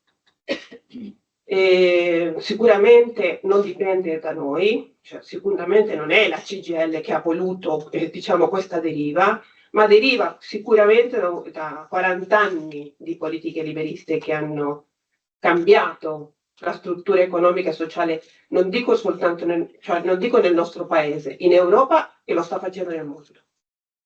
E la globalizzazione è quella lì che abbiamo vissuto, la globalizzazione brutale, ha agito per produrre individualismi e disuguaglianze, perché nell'individualismo e disuguaglianza che ha in qualche maniera radicato diciamo, la propria forza, e anche tra la competizione tra cittadini, anche questa competizione tra giovani e anziani, quella che ci hanno proposto qualche anno fa, tra autoctoni e migranti, tra donne e uomini, insomma, tutte queste cose qua hanno in qualche maniera segnato anche i tempi che noi stiamo vivendo. E io credo che questa cosa stia facendo male alla nostra democrazia. La metto proprio da quel punto di vista lì, cioè da questo punto di vista proprio profondo. Perché guardate che il dato che noi stiamo vivendo da qualche tempo a questa parte rispetto al voto, rispetto a qualsiasi tipo di voto, non soltanto le politiche, non soltanto le regionali, le comunali, il nostro referendum, è un dato che ha un blocco ormai come dire, strutturato di gente che non va a votare. Cioè c'è un 30-35% della popolazione che non va a votare. Alcuni per impedimenti, come abbiamo scoperto la settimana scorsa, alla bellissima iniziativa di Livia Turco. Cioè alcuni cittadini sono veramente impediti di andare a votare, soprattutto gli anziani. Altri per scelta. E questa è la cosa che non ci deve preoccupare. Perché noi dobbiamo, cioè io mi ricordo quando abbiamo fatto l'analisi del voto dopo il nostro referendum, no? Abbiamo visto che una parte non è andata a votare perché il governo aveva detto di non andare a votare. Il 30% sono venuti a votare, ma c'è stato comunque il 30% che non ne portava niente di quella cosa lì. E quindi anche quella è una cosa sulla quale noi dobbiamo in qualche maniera, come dire, porre la nostra attenzione. Quindi noi dobbiamo avere in mente che le divisioni, le frammentazioni, l'isolamento, la marginalità, guardate che non è una cosa che è nelle statistiche. Le divisioni, la frammentazione, la marginalità è nei quartieri, è nelle periferie, è nei borghi, è nelle aree interne. Cioè, davanti a noi c'è questa cosa qua. E questa cosa noi, come dire, la dobbiamo in qualche maniera vedere ed esserne consapevoli, perché quella cosa lì ovviamente genera sfiducia nella politica, nelle istituzioni, nello stesso sindacato, e io credo che noi abbiamo una parte di responsabilità in questa cosa. Io credo che noi non possiamo additare gli altri rispetto al fatto che i cittadini non si fidino più. Io credo che anche noi abbiamo una parte di responsabilità in questa riflessione e in questo scenario, che in qualche maniera ci dobbiamo assumere. Le stiamo già facendo in parte con le nostre mobilitazioni nazionali. Lo sciopero di domani mette al centro tante delle cose sui quali ovviamente vogliamo dare e cercare di dare risposte ai cittadini, ma io credo che lo dobbiamo assumere anche a livello territoriale questa nostra consapevolezza. E io credo, e vi ho fatto tutto questo pappardella di premessa, perché io credo fortemente che la contrattazione sociale territoriale sia un terreno dove noi proviamo a fare questa cosa. Cioè che noi ci possiamo approcciare alla contrattazione sociale territoriale cercando di essere un soggetto che in qualche maniera si fa carico anche di una parte della marginalità e della sfiducia che hanno i cittadini nei confronti di questo scenario, di questa fase. La contrattazione sociale territoriale perché? Perché il terreno di mobilitazione che abbiamo e agiamo nella prossimità, ad ogni livello, a livello regionale, a livello provinciale, a livello di leghe. Ma noi la contrattazione sociale la possiamo fare dappertutto, con le forme più varie. E dobbiamo farle appunto anche con questo nostro, con un obiettivo, che è quello di agire con la visione della ricucitura in qualche maniera delle frammentazioni tra le persone. E io credo che questo sia anche il motivo per il quale noi dobbiamo molto insistere. Cioè io vedo, io e Giorgio ormai siamo una coppia de facto. d'Italia. La cosa positiva è che tanti territori ci stanno chiamando per fare una riflessione sulla contrattazione sociale. Questo per noi è importantissimo, perché vuol dire che c'è un'aspettativa, c'è una voglia di riprendere, di promuovere, eccetera, eccetera. Però c'è anche, c'è una sorta di tenacia da parte dei compagni dello SPI a non mollare, a non lasciare che questo tema, che questa nostra azione, che poi io direi che è l'unica azione politica concreta che noi facciamo, in qualche maniera venga abbandonata, nonostante tutte le cose che avete detto. E io credo che renderla una pratica continuativa, come veniva detto stamattina, e che valorizza ogni azione che noi facciamo sul territorio, perché anche questo è vero.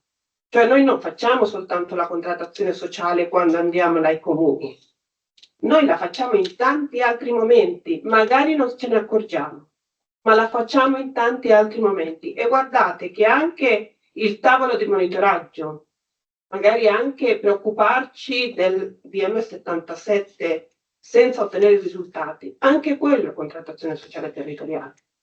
Ma è contrattazione sociale territoriale anche preoccuparci del marciapiede che è davanti alla sede, del fatto che qualche anziano è caduto lì e noi ci siamo fatti carico insieme ad altri di chiedere all'amministrazione di aggiustare quel marciapiede lì. Guardate, sembrano cose molto banali o magari che possono dare un senso minore a quello che noi stiamo facendo. Ma guardate che anche le cose, più piccole, purché si risponda a un bisogno reale delle persone, può essere anche quello, per noi, valorizzato come contrattazione sociale territoriale. Informale, la chiamava Nicoletta, e ci sta. Allora, noi siamo titolati perché siamo nella prossimità. E quindi siamo anche la cosa che noi abbiamo e che è la nostra forza, al di là del fatto che noi a volte ci sentiamo soli nella prossimità, perché le 40 sedi che noi abbiamo a Venezia sicuramente non potranno mai essere abitate dalle categorie, però noi siamo come dire, in quelle 40 sedi lì siamo il sindacato di frontiera, perché guardate, lo dicevano tanti compagni, da noi vengono a chiedere di tutto, dalla bolletta alla RSA, al conteggio per la pensione, a qualsiasi cosa. E guardate che questa cosa qua noi la dobbiamo leggere in questi termini. Da noi impattano le trasformazioni che ci sono nel mondo ogni giorno. Tutti i giorni noi intercettiamo bisogni, tutti i giorni noi intercettiamo nuovi bisogni. Guardate che la questione dell'energia, che fino a 3 anni fa non toccava nessuno, adesso è diventato un tema. La questione delle bollette, del caro gas, eccetera, eccetera, la luce, eccetera, eccetera, fino a qualche anno fa, come dire, prima della guerra sicuramente, non era un tema che interessasse o che preoccupasse i cittadini. Adesso il tema dell'energia è diventata politica di welfare, perché ormai esiste la povertà energetica. Le persone non si scaldano, gli anziani rinunciano in inverno a volte a scaldarsi per un motivo di povertà. Quindi ci sono i nuovi bisogni e ci sono anche tutti i temi che stanno toccando la nostra società, che guardate noi abbiamo visti per prima. Cioè noi abbiamo visti prima di tutti, adesso è un tema più, come dire, che viene nominato di più, ma il tema della longevità e della trasformazione demografica, guardate che siamo stati noi a tirarlo fuori per primi. Poi si è svegliato il Monsignore, quello lì, Paglia. Monsignor Paglia, e l'ha fatto diventare un libro sul quale ha girato l'Italia. Ma guardate che noi l'avevamo già vista questa onda demografica, che adesso è diventata di dominio pubblico, adesso ne stanno parlando tutti, ci mancherebbe altro, e noi siamo contenti perché finalmente qualcuno ci riflette sopra. Però guardate che il tema della longevità noi l'abbiamo vista 10 anni fa. Il tema della non autosufficienza, le ricadute che avrebbe avuto quel tema lì della non autosufficienza sulle politiche di welfare del nostro paese, ma dei nostri territori, dei nostri comuni. Il tema del digital divide. Cioè, ci siamo accorti che le persone anziane potevano avere difficoltà con i telefonini o con la possibilità, durante l'epoca del Covid, compagni. Cioè, dal Covid in poi c'è stata un'evoluzione, diciamo, delle politiche, diciamo, di inclusione digitale, perché di questo stiamo parlando, e contrattazione sociale anche questa roba qua. Cioè, io sono stata qualche settimana fa a Bologna, dove il comune di Bologna ha, come dire, un'esperienza di alfabetizzazione digitale, perché a Bologna la piattaforma sulla contrattazione sociale richiede proprio questo. Esigiamo che il comune metta a disposizione formatori, giovani, quello che è, perché i nostri anziani possano, come dire, essere vicini alla tecnologia. È un tema di inclusione sociale, è un tema di accessibilità ai servizi, è un tema di accessibilità alla pubblica amministrazione, eccetera, eccetera. Poi c'è il tema più caro, il tema più difficile, quello della solitudine. Guardate che noi credo che siamo, come dire, alcuni dei pochi soggetti di rappresentanza sul territorio che hanno scoperto che le persone sono sole e che le persone sono sole, soprattutto le anziane in particolare, e che questo tema non è soltanto un tema sociale, è un tema anche sanitario, perché la solitudine porta malattia, depressione, diciamo, fase acuta di malattie croniche, cioè determina tantissime cose, al di là del fatto di non voler vedere persone che per solitudine si marginalizzano ovviamente dalla società. E quindi a volte noi inconsapevolmente, ma di solito anche con molta lucidità, abbiamo, e questa è una cosa che ha lo SPI, che è una cosa che è straordinaria, abbiamo sempre avuto la capacità di interpretare i bisogni e i nuovi bisogni e trasformarli in proposta politica. Guardate che questa cosa qua ha fatto sì che noi come SPI siamo visti, ma guardate che siamo visti anche da tante categorie, come uno dei sindacati più innovativi della CGIL. Perché noi veramente abbiamo visto le cose magari prima di altri e ce ne siamo accorti prima. E guardate che questa è una cosa positiva, ma allo stesso tempo che a molte volte dà un po' fastidio.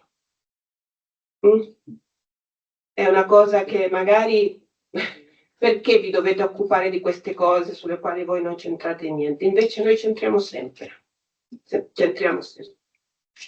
E quindi le cose che venivano citate da Ugo, da Ivana, insomma da Nicoletta, io credo che noi siamo veramente in una fase di grande sfida delle trasformazioni come quella demografica, che ha a che vedere ovviamente con le questioni legate al welfare, alla sanità, ma anche a che vedere anche con le politiche abitative, con la trasformazione urbana. Qualcuno lo diceva ieri, lo diceva Adriano, cioè come sono organizzate le nostre città, come un anziano può stare in una città e non sentirsi insicuro, ma non insicuro perché c'è la criminalità, insicuro perché ci sono gli attraversamenti, perché le macchine corrono, perché ci sono... A Roma è una strage quotidiana gli anziani, E guardate, questo è un tema nostro. Il tema della sicurezza urbana è un tema anche nostro. E ci sono tante, come dire, questa cosa della trasformazione demografica determinerà comunque per forza il fatto che noi dovremo, come dire, declinarla su tantissimi argomenti sui quali noi prima pensavamo di non declinare le nostre politiche. La questione del digitale, ve l'ho detto, c'è anche un altro tema, la trasformazione climatica e ambientale. Guardate che questo è un tema, che anche questo sembra un tema che non ci riguardi. Noi abbiamo fatto qualche tempo fa un'iniziativa sulle questioni di carattere ambientale e abbiamo scoperto che ogni anno, per via delle ondate di calore, muoiono tra le 600 e le 700 persone all'anno in Italia e di queste l'80% sono anziani. È un tema nostro questo? E abbiamo visto che nelle inondazioni, le alluvioni, gli anziani tendono a rimanere a casa e quindi sono le maggiori vittime. E quindi è un tema o non è un tema questo anche per noi? E quindi anche lì stiamo cercando di capire, come dire, in qualche maniera confrontarci. Ci sono tante esperienze in giro per l'Europa. Ieri ero a fare, l'altro ieri, ero a fare una bella discussione con un assessore del Comune di Roma, che il Comune di Roma, ad esempio, sta sperimentando un progetto che si chiama i rifugi climatici per l'ondata di calore. Ma le persone che non hanno l'aria condizionata, soprattutto le persone anziane che vengono, quando ci sono 40 gradi fuori e la casa diventa un posto, inabitabile, possono andare in un centro anziani, in una biblioteca, in un asilo magari chiuso, dove c'è refrigerio, c'è acqua, c'è socialità, ci sono tante cose. Cioè, sono anche questi i temi sui quali noi, ovviamente, che incontriamo anche lì tutti i giorni, ma magari non li diamo, ovviamente, tutte l'importanza che dovrebbero avere. E quindi io penso che si sono determinati in questi anni, anche rispetto a queste trasformazioni, dei nuovi bisogni. Ma guardate che di fronte ai nuovi bisogni noi dobbiamo pensare che ci devono essere anche nuovi diritti. Cioè, la contrattazione sociale serve anche a questo, a determinare nuovi diritti, a capire. A volte sono cose che non richiedono tanti investimenti pubblici, A volte sono cose che richiedono soltanto un po' di organizzazione, un po' di lungimiranza. Però credo che noi dobbiamo avere la consapevolezza che rispetto alle cose che noi incontriamo tutti i giorni, noi abbiamo questa capacità di leggerle. Possiamo farle in maniera qualificata e autorevole, sicuramente, perché noi stamattina, e quello che stiamo cercando di fare con ogni regione, è quella di offrirvi quello che avete capito, insomma, un metodo di lavoro. Perché la contrattazione sociale a volte è difficile da fare, perché non c'è, come dire, la possibilità di capire da dove iniziare, o magari si riprende quello che si era ripreso negli anni passati e si pensa che quello sia, diciamo, il centro, diciamo, della modalità con cui si fa contrattazione sociale. Invece magari attraverso la lettura del report, magari attraverso la lettura delle statistiche che ci sono nei nostri strumenti. Perché guardate che gli sportelli sociali e OBS non servono soltanto a avere più dati, cioè a noi interessa avere più dati. Tra l'altro vi volevo dare la notizia che noi abbiamo i dati di 7 milioni di italiani. Questa cosa qua sì che è una miniera d'oro a livello nazionale, ovviamente, ma serve anche per consultare quelle statistiche e capire chi è che è venuto da noi e cosa ha chiesto da noi. Allora, se noi sappiamo che nel comune di Soave, adesso sto facendo, c'è quella condizione demografica, reddituale, del bilancio del comune, di tutte le cose che vi ha spiegato Giorgio stamattina, ma allo stesso tempo noi sappiamo che nel comune di Soave sono venuti 100 cittadini, adesso dico dei numeri a caso, perché il problema fondamentale è il medico di medicina generale che non hanno, è un dato anche per quel sindaco. Anche per quel sindaco. E quindi noi stiamo cercando di offrirvi questo metodo di lavoro che è fatto di 4 strumenti per farlo in maniera qualificata e autorevole. Oltre agli strumenti voi avete fatto le ricerche. Io sono venuta qua 2 anni fa, mi sembra, a fare una bella iniziativa sulla rigenerazione urbana, anche lì ci sono un sacco di ricerche, ma possiamo anche inventarci altre cose. Le cose che venivano raccontate dalla compagna di Padova, il questionario da sottoporre ai lavoratori e magari anche ai cittadini, è un metodo di rilevazione dei bisogni. E se noi costruiamo una piattaforma con una rilevazione dei bisogni così accurata e così aderente alla realtà, guardate che è un altro tipo di contrattazione.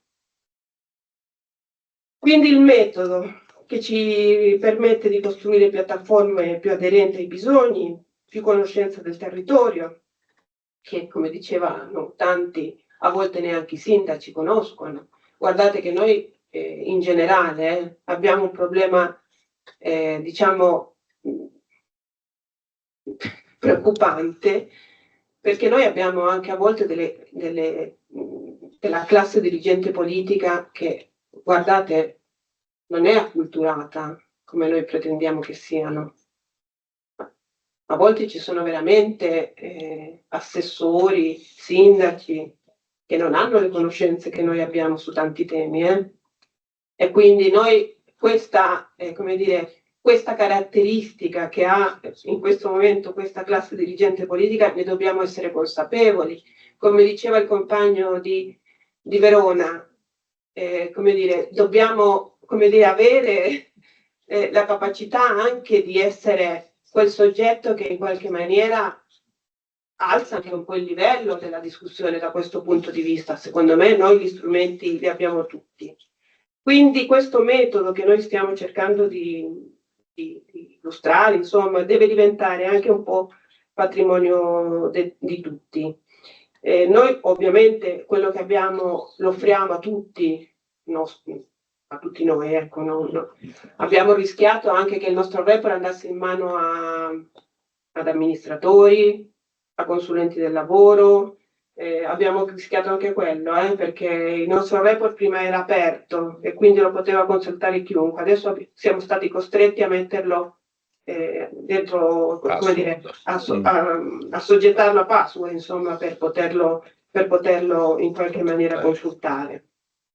E quindi io credo che tra il rilevamento dei bisogni di cui abbiamo parlato stamattina, la lettura dei nuovi bisogni, che sono quell'altra parte un po' più informale, diciamo, di quello che che vi dicevo, io credo che la nostra proposta politica sia in evoluzione. Io credo che segua un po' il cambiamento che sta toccando in qualche maniera i nostri tempi. Però allo stesso tempo credo che sia necessario, e questa è una riflessione che vi lascio, che ci sia anche una proposta organizzativa rispetto alla contrattazione sociale territoriale. Ci sia bisogno di questa cosa. Perché se noi vogliamo renderla, come diceva Ugo, continuativa, consolidata, che non dipenda ovviamente dalla volontà o meno di quel compagno o di quella compagna della segreteria o di chi per essa in segreteria, quindi che sia una cosa patrimonio, secondo me, dello SPI a livello territoriale. Io credo che noi dobbiamo anche farci delle domande dal punto di vista organizzativo, cioè chi utilizza i dati. Cioè, io credo che chi inserisce i dati non sia lo stesso che utilizza quei dati lì, ad esempio, deve essere una persona che li sappia leggere. Io credo che sarebbe, come dire, è interessante capire come si sono organizzati alcuni territori, ad esempio con i gruppi di lavoro sulla contrattazione sociale. Io credo che sia interessante a volte investire a una persona magari che non è della segreteria, per, come dire, che sia, come dire, la trade union, ma anche dare continuità a un lavoro che magari è molto in evoluzione e anche molto flessibile, perché anche noi siamo, come dire, soggetti ai mandati, alcuni vanno via, alcuni, come dire, e quindi per renderla strutturale, secondo me anche dal punto di vista organizzativo dobbiamo cercare in qualche maniera di, come dire, di farci una riflessione.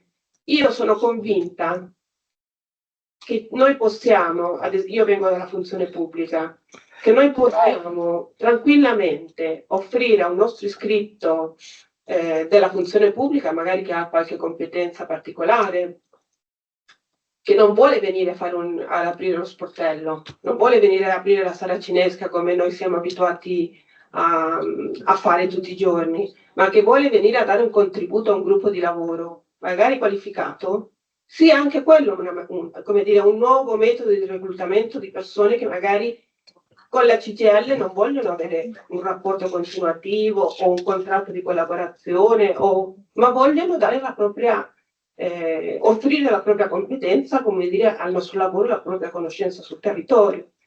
E quindi questo si lega anche al fatto che ogni livello ha anche il proprio compito.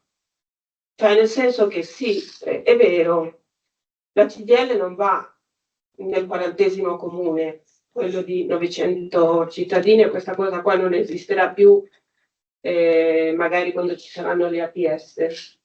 Però io credo che anche qui, dal punto di vista organizzativo, noi dobbiamo chiarirci le idee, per avere anche meno conflitti e meno difficoltà tra di noi. Cioè, è una cosa, come dire, io ve la butto lì, non è che poi ovviamente siete voi che dovete riflettere su questi miei pensieri. Però io penso che sia, come dire, ci si possa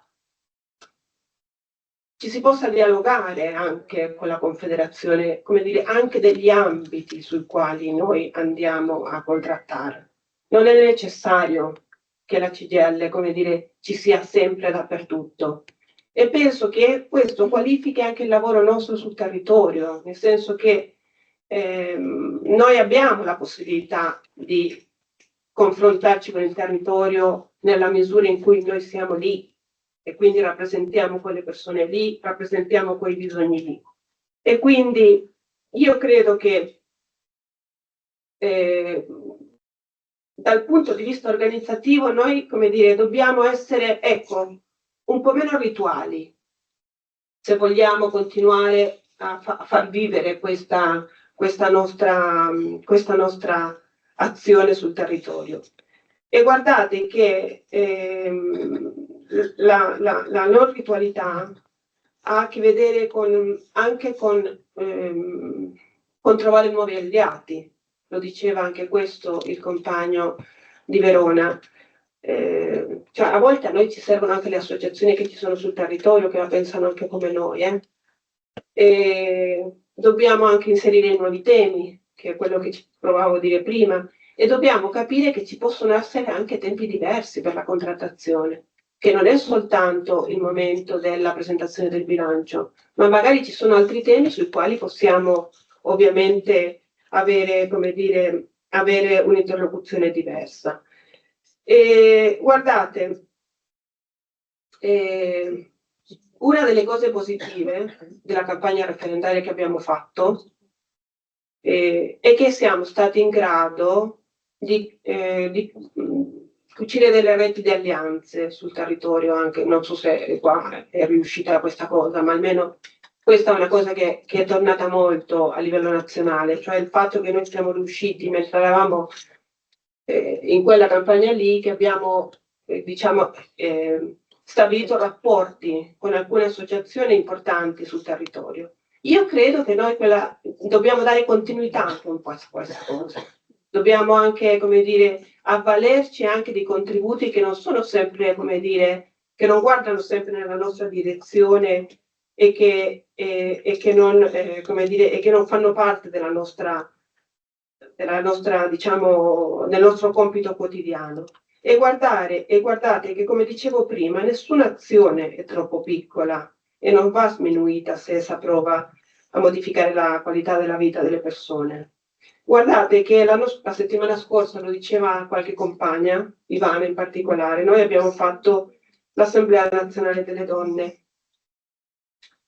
e tutte le compagne che sono intervenute hanno, come dire, raccontato le proprie esperienze come coordinamento donne sul territorio. Guardate, io penso una cosa e questa cosa la dico sempre. Io credo che i coordinamenti donna che ci sono sui territori facciano molto di questa cosa qua. Cioè, io credo che i coordinamenti donna abbiano anche questa capacità di tessere alleanze, di rapportarsi con alcune associazioni, di occuparci di alcuni temi che non sempre ci vogliamo occupare. Il tema del consultorio, che mi ha fatto piacere sentire questa cosa, o il tema della violenza sulle donne, che mi ha fatto piacere sentirla, è una forza dei nostri coordinamenti donna. E guardate che non è un tema da poco questa cosa qua, perché noi questa roba qua ce la dobbiamo in qualche maniera ascrivere come dire, di un risultato importante dei nostri coordinamenti donna. Ma non soltanto su quello. I coordinamenti donna si occupano di socializzazione, di centri anziani, di tante cose alle quali noi a volte non diamo importanza, ma magari per quei cittadini lì sono di importanza vitale.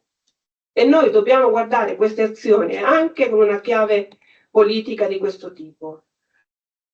Allora,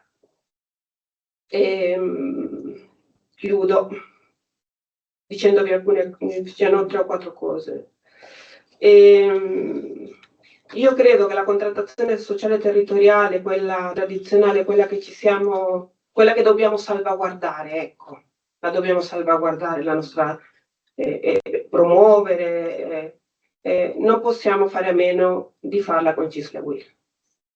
Io di questa cosa qua ne sono convinta, perché io veramente credo che sia difficilissimo che un sindaco ti convochi senza CISL e UIL.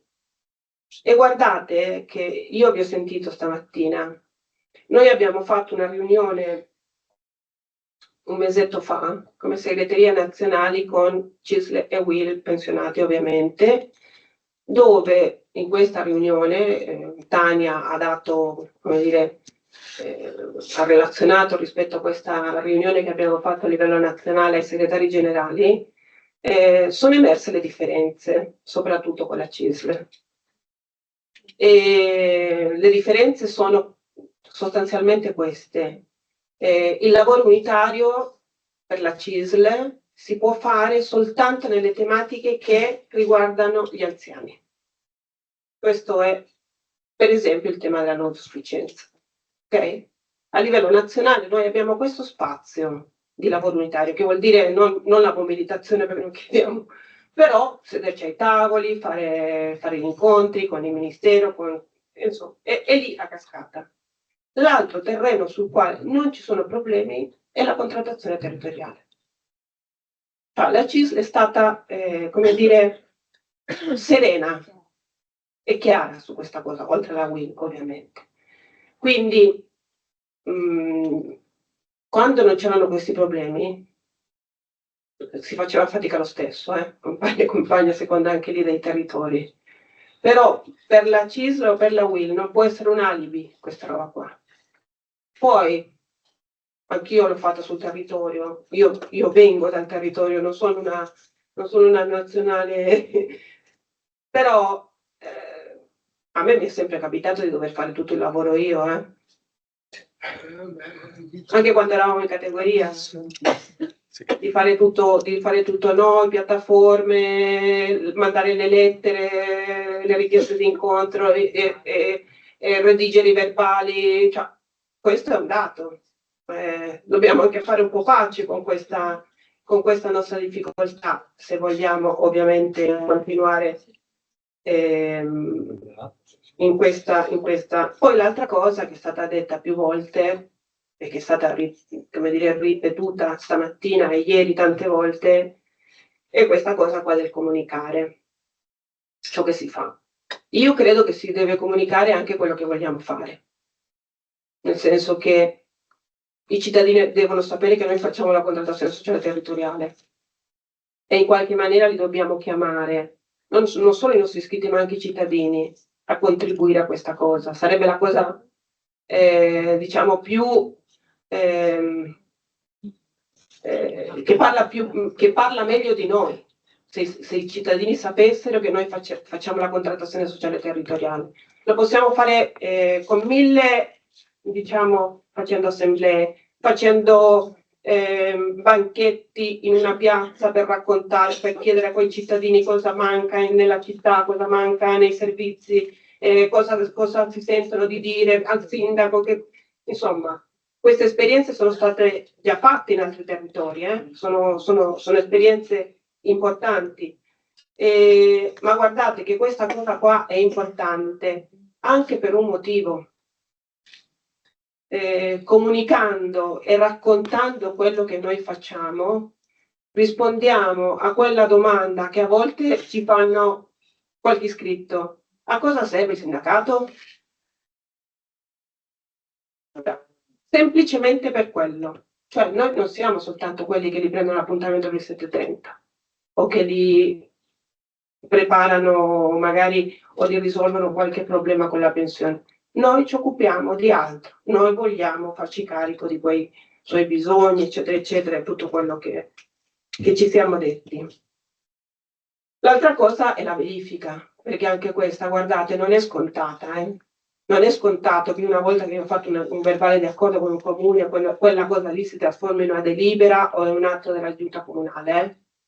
E quella cosa lì noi la dobbiamo fare, perché altrimenti veramente, cioè, a volte ci sentiamo presi in giro, quindi anche questo è un atto importante. L'altra cosa che vi volevo dire è che credo che la politica vada sfidata, se ci crediamo in questa cosa. Nel senso che io credo che debba emergere anche pubblicamente ciò che vogliamo e ciò che loro non ci vogliono dare, come diceva Nicoletta nel suo intervento rispetto al racconto di quel compagno lì. Io credo che loro, quando vengono toccati, diciamo, nella propria, diciamo, orgoglio politico di amministratori, io credo che la politica, capisco che sia difficile perché alcuni di noi hanno rapporti diretti magari con qualche sindaco, con qualche assessore, eccetera, eccetera, però noi dobbiamo essere anche consapevoli di qual è il nostro ruolo nel momento in cui noi vogliamo fare diciamo, un'azione di questo tipo. L'ultima cosa che vi volevo dire, che è emersa un po' così, è il rapporto con il terzo settore. Anche questo è un tema molto delicato e che, guardate, che c'entra molto con la contrattazione sociale, perché per il terzo settore a differenza nostra, che oltre all'articolo 3 della Costituzione non abbiamo altro, il terzo settore è regolamentato da una legge. Cioè, loro per legge possono fare coprogrammazione e coprogettazione con gli enti locali, con gli ATS, con tutto quello che, tutte le istituzioni. Guardate che questa cosa qua, come diceva Daniele, o lo facciamo trasformare in un problema o ci vediamo le opportunità. Ok? E questa cosa, guardate, io capisco che sia anche un tema molto delicato e molto difficile, perché il rapporto con Hauser non è un rapporto lineare in tutti i territori, ok? Però un qualche patto bisogna farlo, soprattutto con Hauser. Allora, noi ci siamo posti l'obiettivo con Hauser a livello nazionale di fare una cosa come inizio del recupero di un rapporto, per dare un segnale anche, di fare una sorta di seminario come quello che avete fatto oggi, dove ci raccontiamo quello che fa ognuno. Cioè cosa può fare Hauser o cosa fa Hauser in giro, perché la legge glielo permette, e quali sono gli spazi di contatto o di collaborazione che ci sono con il nostro, diciamo, con la nostra azione di contrattazione sociale. Guardate che questo è fondamentale, perché altrimenti l'Hauser va e prende tutto. E questo a volte ci mette in difficoltà. A volte ci mette in difficoltà, perché a volte noi vediamo che Hauser fa delle cose che magari sulle quali noi non siamo ovviamente molto d'accordo.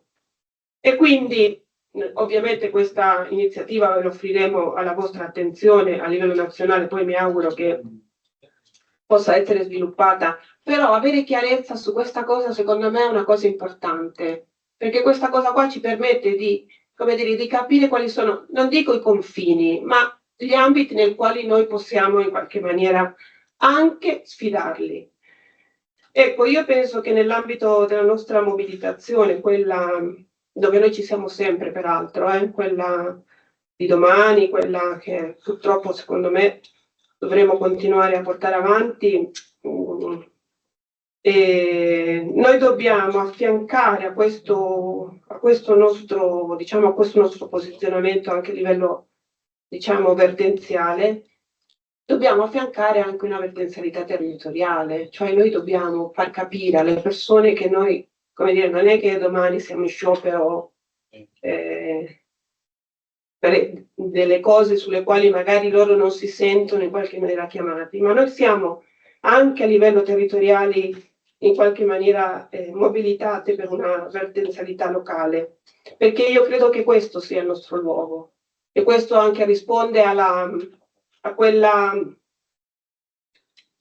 discussione che c'è anche in questo momento in CGIL rispetto al territorio, le risorse, tutto quello che la maggior parte di voi credo che conosca, insomma, su quello che, perché quella discussione ha anche molto a che vedere con il nostro ruolo, insomma, con la nostra presenza sul territorio, sullo spazio che noi occupiamo, su tante cose che sicuramente hanno aperto anche delle idee un po' confuse anche rispetto a come si deve muovere lo SPI nei territori. Noi dobbiamo farlo stando vicino ai cittadini, come stiamo facendo, costruendo connessioni tra le persone, recuperando relazione, facendo uscire di casa chi si è isolato, perché anche questo è il nostro ruolo, e noi lo dobbiamo fare perché lo SPI non si tira mai indietro.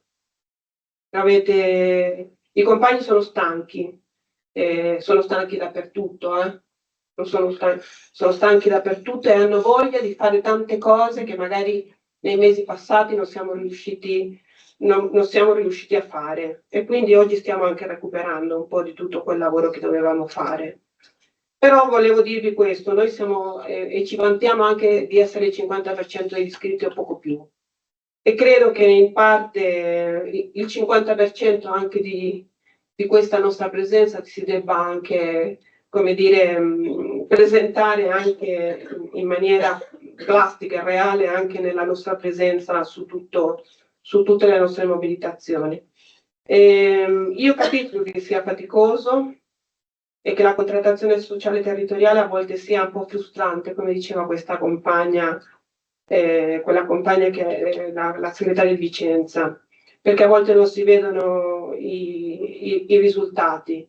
Però io vi vorrei dare una notizia, ecco, per me, almeno, io sono stata qua 2 giorni, io veramente ho visto tanti risultati, nel senso che vedo che c'è uno SPI come dire, attivo, uno SPI che riflette, uno SPI che cerca di raccontare anche quello che vuole fare e anche le fatiche che deve fare per fare questo lavoro. Io credo che noi ce la faremo, io credo che il programma di lavoro che hanno messo in piedi i compagni della segreteria regionale sia un ottimo piano di lavoro per poter continuare a approfondire, per poter continuare ad avere conoscenza di tanti temi che ovviamente sono stati citati, che io ho cercato in qualche maniera di riprendere. E io credo che noi dobbiamo andare avanti convintamente, sapendo che siamo a vostra disposizione, quando volete, in qualsiasi territorio, qualsiasi cosa vogliate fare, noi siamo a disposizione, siamo il motivo per il quale, come dire, c'è il nazionale per essere a disposizione dei nostri territori, e abbiamo anche la possibilità di farlo perché abbiamo l'orgoglio di essere un sindacato confederale, insomma, e di avere un grande cuore, la grande militanza che abbiamo per la nostra cara CGIL, e per questo noi lavoriamo tutti i giorni. Grazie.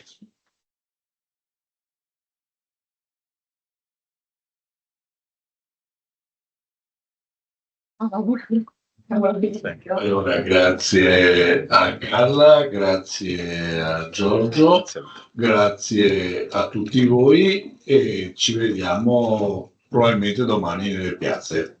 Va bene? Ok, ciao a tutti.